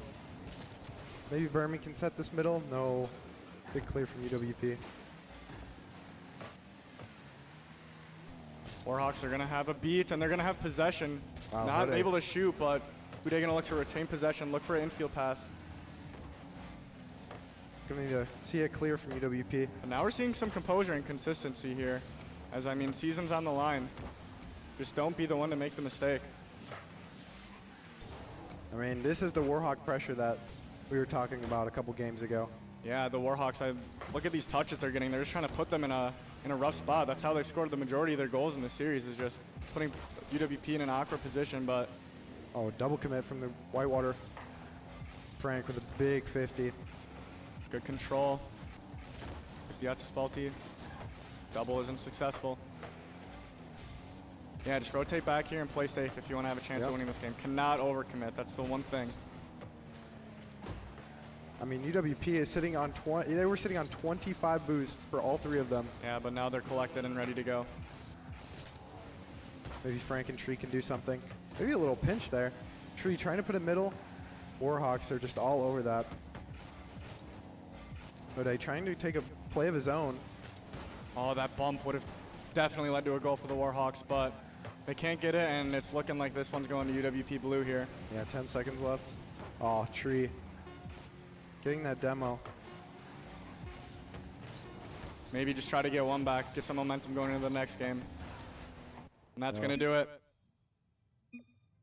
Wow, what a series this is becoming. Yeah, I mean, really, UWP Blue just not making any fatal mistakes this Yeah. time, and that's the difference. 3-1 probably would have been the score last game if they played the same as they did this one. And, I mean, at this point, you know what you have to do. Just play consistent. Mhm. That's all it comes down to at this point for these teams. I'd say the skill level is very similar. Both have very good car control, have the ability to make solo plays. We've seen a lack of team play here for sure. Yeah. That could be the difference maker in this one, but as of now, we're just resorting on solo plays. I mean, UWP with all of the shots, demos. No, 9 demos here. Wow. We're going to see demos from every single person on UWP.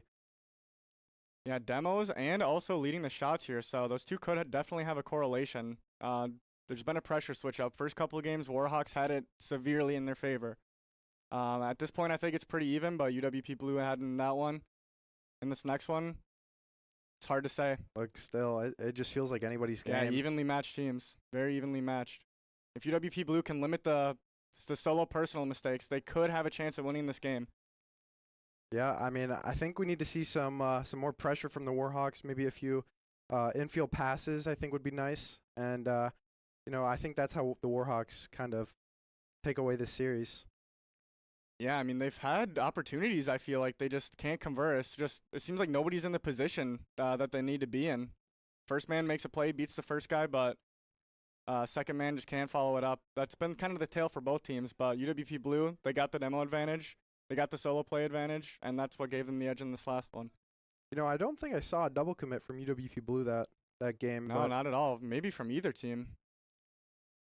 And we're taking a second here, so if you're the Warhawks, what are you saying in your huddle? I mean, clearly have to do something different. Only lost by, what was it, 3-1 in that last game? Yep. So you know you're in it. Kickoff going to the Warhawks. Oh, Tree almost putting it over. You see probably a 50, rolling up, straight in the middle. Seen this. Frank on 0 boost. What can he do? Sneaky, great touch. Going off the ceiling. Oh, misses the shot. Great attempt, though. Oh, fake. Frank trying to get this ball out of their half. Tree, very clear. Oh my gosh, UWP is all over this ball. Warhawks kind of just need to get it out. I feel like the ball's been in the air a large majority of this series, so I think it's really just going to come down to, I think a goal is just going to come down to who can outspeed them, and honestly, whoever takes the first goal in this match, I'm picking them to win the game. Yep. Oh, and a shot. Wow. What a save from Spalti. What a save from Spalti. Burmy with another shot. Tree's going to be on it. Sneaky trying to put this middle for Hude. Burmy taking it up the wall, looking for another one of those redirects that he's so good at. UWP Blue this time with a person on the backboard. That's what you need every time. Tree just needs to keep his composure, take his time, trying to get around the Whitewater defenders. Oh. Nobody's in nets. Wow. It's going to be a goal. Yep. I mean, what happened? Spalti tried to infield pass. Just got out of control. I mean, Tree and Frank tried to stop that ball from going in. And it's literally a game of milliseconds, barely just not able to get to the play. Desperation time for UWP here. Yeah, 1 goal down. I mean, 3 minutes and 30 seconds. It's not the end of the world. Oh my gosh. Rough ball's going to go right in front of the Whitewater. Tree. Yeah. I mean, UWP capitalized on that bad hit immediately, within seconds. Yeah, I think it's at the point where nobody can make a bad hit, or the team's going to just be right on it. I mean, 1-1, 3 minutes, 30 seconds. This series is still anybody's game. UWP Blue really likes that slap kickoff, where they just kind of kill the ball right in the middle and have somebody cheating up right on it. Didn't work in their favor that time, but keep an eye out for it in the rest of the series. Spalti, 30 boost. Oh my gosh, Spalti dead. Tree, big clear to the right. To Spalti. Wow, Spalti is gone again. It's a massacre out here. Nobody can capitalize. Shot coming out from That's Sneaky. That's going to be a goal unless Spalti can be the hero, and he is. Another demo on Spalti. 1-1, the Warhawks have all the pressure. Just get it clear here if you're UWP. Frank, maybe able to get a big clear right here. Yep. Into the UW Whitewater half.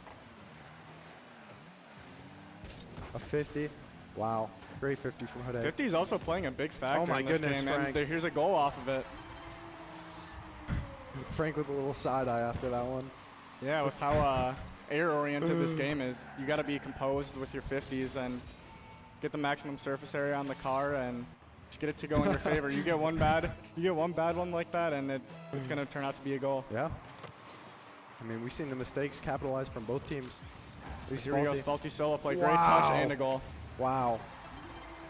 I mean, Spalti looks like he's talking to the other team. Yeah, chirping. he's hyped up. He knows they have a chance at winning this game. That was a great shot from Spalti. Flip reset, wave dash off the ground to a shot. I mean, the thing to note there is the state of mind to just take the calm touch, not give it to them right away. He got the flip reset.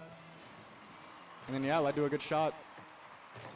Jeremy up in this corner again.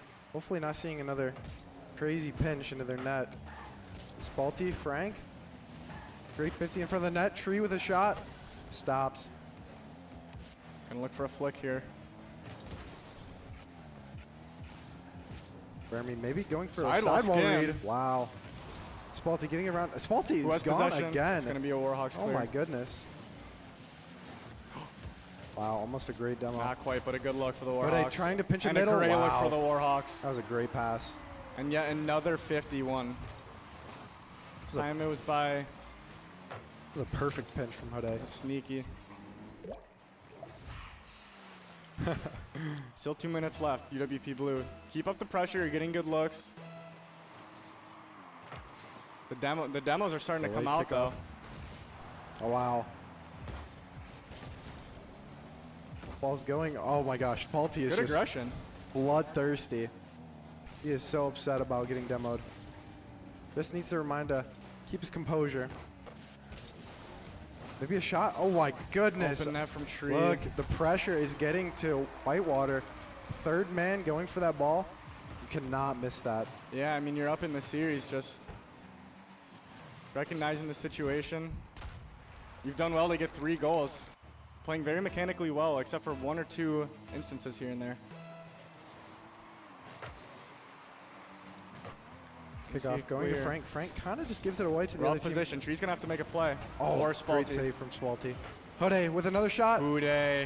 That's just clinical placement right there. Yeah, I mean, I don't even know where he could have put that ball to Starts score with that. a double commit from UWP there. I mean, it's a dire situation. Great shot initially. They double commit, and nobody's in net to save the greatly placed follow-up.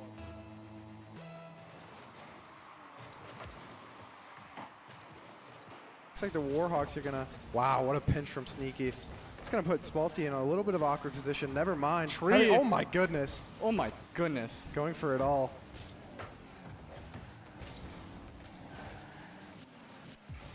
Warhawks trying to maintain possession. Great 50 and challenge from Tree. Frank trying to put this middle for Spalti. Spalti taking his time. Oh my gosh, he is just blitzed. Could be a redirect. And wow. There it is. Unless UWP Blue can work some magic here, this is likely the series. Hey, don't count him out yet. Don't count him out. Wow, what a great pass, Yeah, too. that was. Fermi just. I don't know. I feel killing like that most middle. players in that situation just take the shot. I don't know if he intentionally tried to do that, but if he did, that was a great, great decision there. Oh, fake. Coming out from the Warhawks. Spalti up. He is not letting that happen. Sneaky, a shot. Frank. Gonna see another shot. Nothing happening. Frank. Spalti taking this up in the air, trying to go for another demo. Maybe having a shot on net. But Whitewater is not letting any of those easy balls go in anymore. Yeah, I mean, if there's a time to make a play, it's now for UWP. 20 seconds. Have to just put everything. Could be Tree with a shot, could be Tree with a double. Everything on the attack. We need to see Could be something Frank from with a pass. Great pass Spalti middle. just a little too far forward, but Tree on the follow-up, not quite. Now this is not the time to rotate back. This is the time that you need to full Tree maybe a this. pinch, Oh, not no. quite. And that is going to do it. Man, what a great series. That was a great Very series. entertaining. Both teams overall played well, but it Yeah. was just the individual mistakes here and there that was really the difference maker. Let's see, what are the shots looking like in this one? Pretty even for this game. I mean, I think that was a pretty even game. I mean, each goal I saw both teams standing up, trying to chirp to the other team. Yeah, I mean they both had a good time. That's Yeah. it's always great to see. Unfortunately, the season's gonna end here for UWP, and Warhawks gonna look to take on the loser of the UWP Pioneers and the 1 seed Carthage I believe. One of the Carthage teams. Pioneers looking to get their get back in the tournament. They were not satisfied with how they played, and man, I'm really interested. All the Warhawks and the Pioneers and the other Carthage team, they're all very good teams. All can compete with each other, I think. Pioneers did play the Warhawks earlier, and got their get back for us. J Money, man, put on a performance. Shout out to him. But yeah, now the Warhawks are gonna look to come back with blood. They played very well in that series, and yeah, I'm excited. I think it could be a great series tomorrow. Got to root for the Pioneers.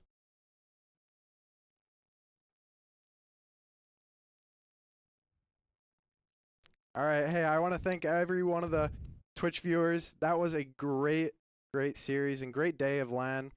Thank you all for coming, and have a nice day. Take it easy.